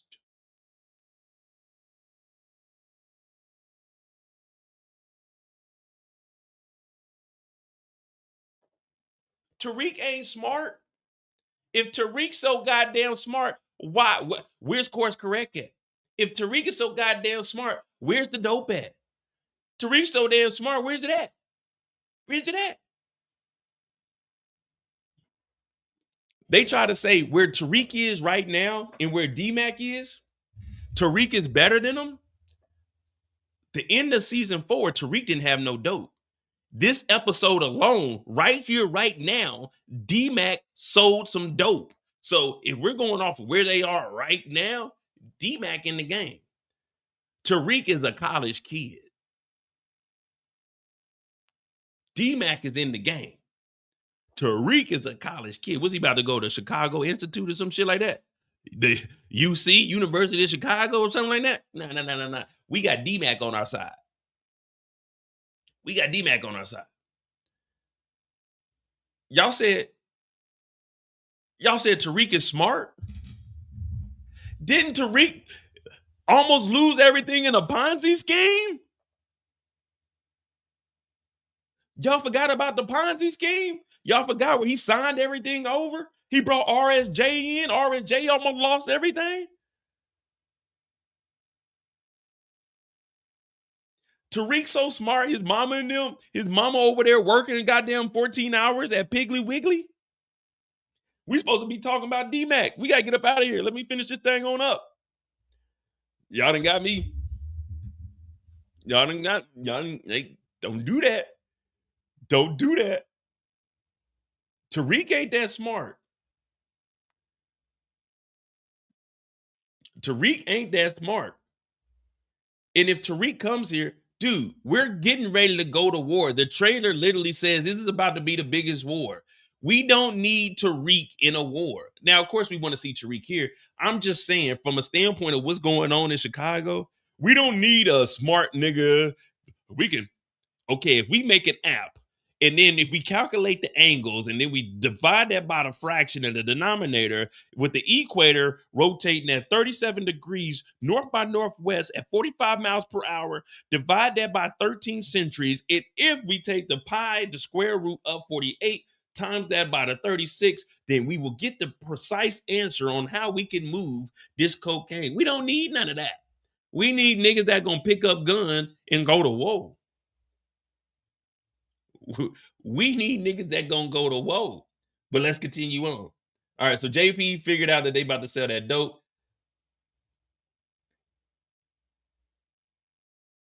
Come on. He goes over to Marshall's house. Now, Marshall's playing some video game. It's some cheap shit right here. I don't know what this is. Knights and Robbers or something like that. But he's like, look, nigga, I got that work.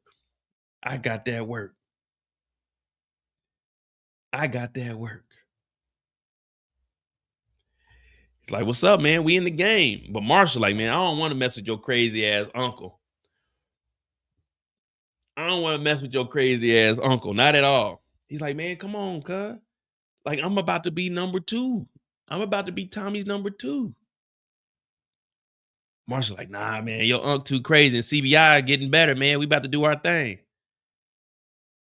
He's like, all right, man, but you need some money, man, because your mama been working 3 shifts and you ain't holding it down. He basically calls Marshall out. He tells Marshall, you ain't making no money, man. Your mama really struggling. You ain't really like that. So they get into it with each other. He's like, oh, my bad. I took it too far, man. That's on me. I took it too far. I don't think he really took it too far. He was really, this is tough love. That's all that is. This is tough love. So him and Marshall, they go their separate ways. He's working with Uncle Tommy and Marshall stays with CBI. And while that's going on, Jenard is on his inhaler. Now, Jenard, we didn't know that Jenard had asthma. But yeah, Jenard does have asthma, so if you guys are wondering. And his allergies are bad too. So Jenard's coming up out of here. And out of nowhere, he gets sucker punched by JP. Hey, Jenard, bow! You done picked the wrong F word to mess with. And he starts whooping on him. Now, Raheem is supposed to be his boy, but Raheem ain't doing nothing. Right then and there, Jenard should have known something was up, but this ain't Jenard's story. Yeah, you trying to get my son? Here, eat this one. How about this? How about this 2-piece? Pink. How about this one? And we're all looking at a JP like, damn, JP, you really gonna whoop on a dude with asthma? He just took his inhaler. You really gonna whoop on him? You ever come close to my son again, Jenard, I'll be back with another knuckle sandwich. You keep fucking around. You think this shit's a game, huh? You think because I'm a that you can just come and do whatever you want to my boy? You leave Darnell alone. He's no longer CBI. He's with Uncle Tommy now. Pink. And he continues to whoop on him. I'm like, damn, I ain't know JP could fight. But this is a big burly nigga. It's just he a little zesty. And JP put them paws on him. And he didn't come about the beanie. He ain't even come about the beanie. He leaves his ass down here leaking. Did y'all know JP could fight? It took us It took us what? 28 episodes to find out this nigga can fight? 28 episodes, we found out this nigga can fight. So at the house, Mireya's over there. And Mireya's helping out. We know she's a nurse. Well, she says she's a nurse. We only seen her at work like 1 or 2 times and she got pregnant. But they go to the house and JP's, ouch. Ooh, that stings right there. Ah, shit, Mireya. What is that? Oh, fuck, Mireya. Shit. Yeah, I really did get JP with this one, Tommy. That knuckle sandwich was something else. That knuckle sandwich had extra cheese on it, Tommy. You should have seen how I laid Jenard out. Jenard will never come around here. Yeah, Unc, you see what Pops did? And he ain't even really a fighter like that. Tommy's like, you did good, JP. You did good. JP like, yeah. Anything to protect Darnell. If I could do anything, I promise Darnell I would. So while this is going on, Tommy goes over to Darnell and he's like, hey man, how much dope have you sold? You're like, here you go right here. So he's like, this is it? Well, Marshall ain't around. All right, Nakima. Marshall ain't around. They done broke up. They ain't together no more. They done broke up. But he does have a little bit of dope. And Mireya's like, you can team up with Miguel. They got the Lucky Charms over here too. You can team up with Miguel. Oh, come on, Mireya. I'm Unc's number 2. Tommy, all you need is me, Unc. Come on, Unc. It's me. D-Mac. Come on, man. All you need is me. So D-Mac like, man, fuck all that. Fuck that teaming up with Miguel type shit. Now, Darnell, listen to your Uncle Tommy. And they find out that Tommy's going to be a dad. Oh, shit. Congratulations, Tommy. Oh, congrats, Unc. Congratulations, Tommy. You're going to have to learn from me a little bit. I could teach you how to be a real pappy because I'm a pappy. D-Mac's like, damn, that's what's up.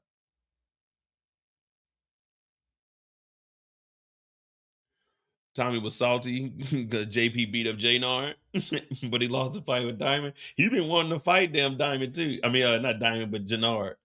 He ain't never get a chance to. And the last thing we see from them is the father and son having a good conversation. Oh, man, this strawberry ice cream good as a motherfucker. I ain't gonna lie to you, Pops. This strawberry ice cream good as a motherfucker. Ooh, wait. Hold on. I got a frostbite. They say when you get a brain freeze, you're supposed to stick like your thumb at the roof of your mouth. I've never tried it, but that's what they say when you get a brain freeze. So he over here eating that motherfucker.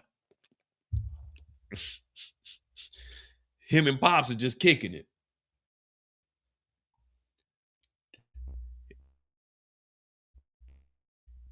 Darnell, what you mean to tell me that all of that is the product that Tommy gave you? Oh, come on, Pops. Nah, that's some of my stuff.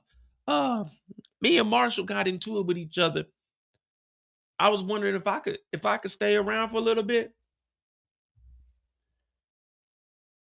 Darnell, you can stay here whenever you want to, son. I actually been waiting for you to come back. You don't have to ask to stay here. You come over, you can stay here. You have a room, son. All I ever wanted was to be a good father for you. Now, my father, he accepted me for who I am, and I accept you for who you are. You're Darnell, but you go by D-Mac, and I can respect that. Now, when I told my father that I was a he, my father accepted me for that. And I accept you for being D-Mac. Son, I love you. This is your home. And everything the light touches is your kingdom. Oh, Pops, but what about that shadowy place over there? That's the elephant graveyard. You must promise me to never go there, D-Mac. Oh, Uncle Tommy be going. Son, you are not Uncle Tommy. You should not go over there. But you do have a home here. And I love you. I love you with all my heart, Darnell. And we have a moment. We have a moment and they hug each other. They have a moment and they hug each other. But yeah, Miss T. Yeah, that Mufasa. That Mufasa. Everything the light touches is our kingdom.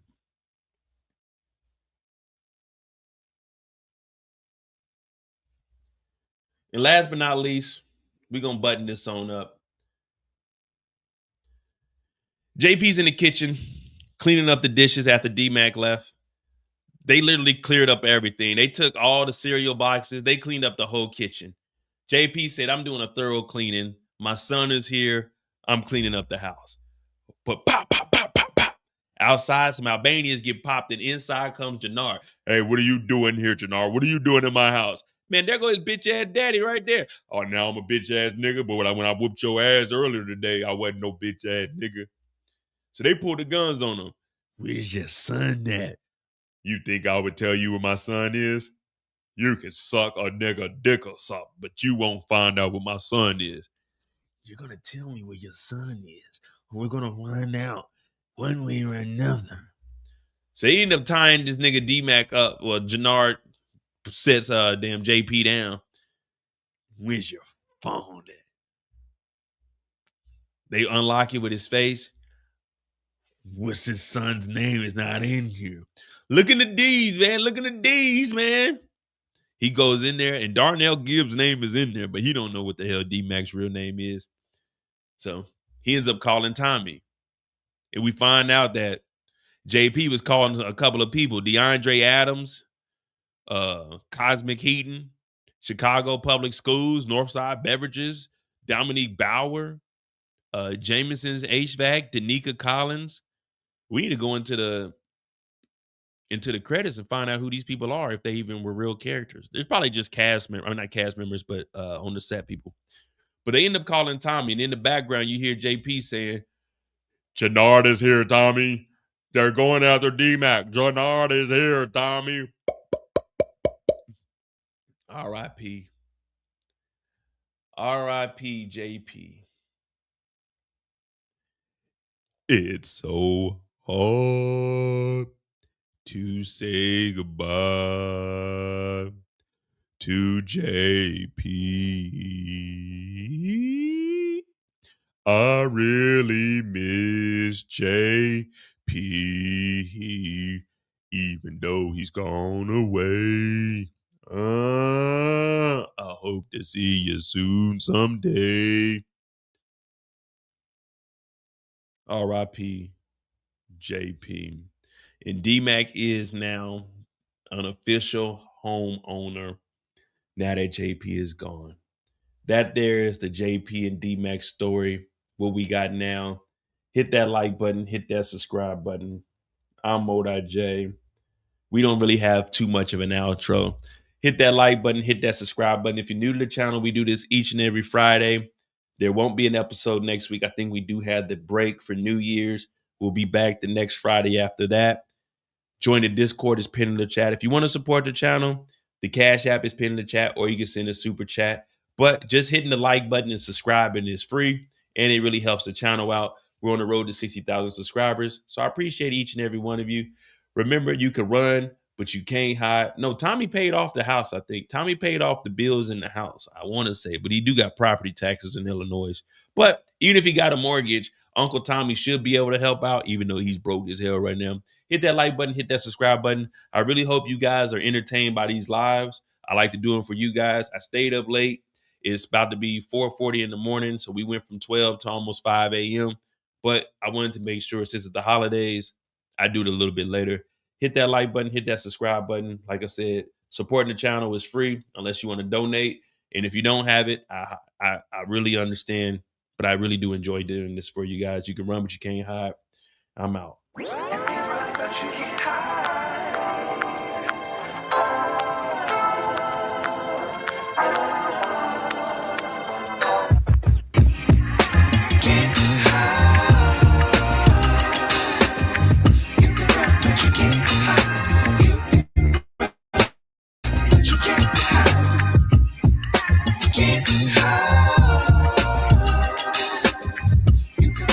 can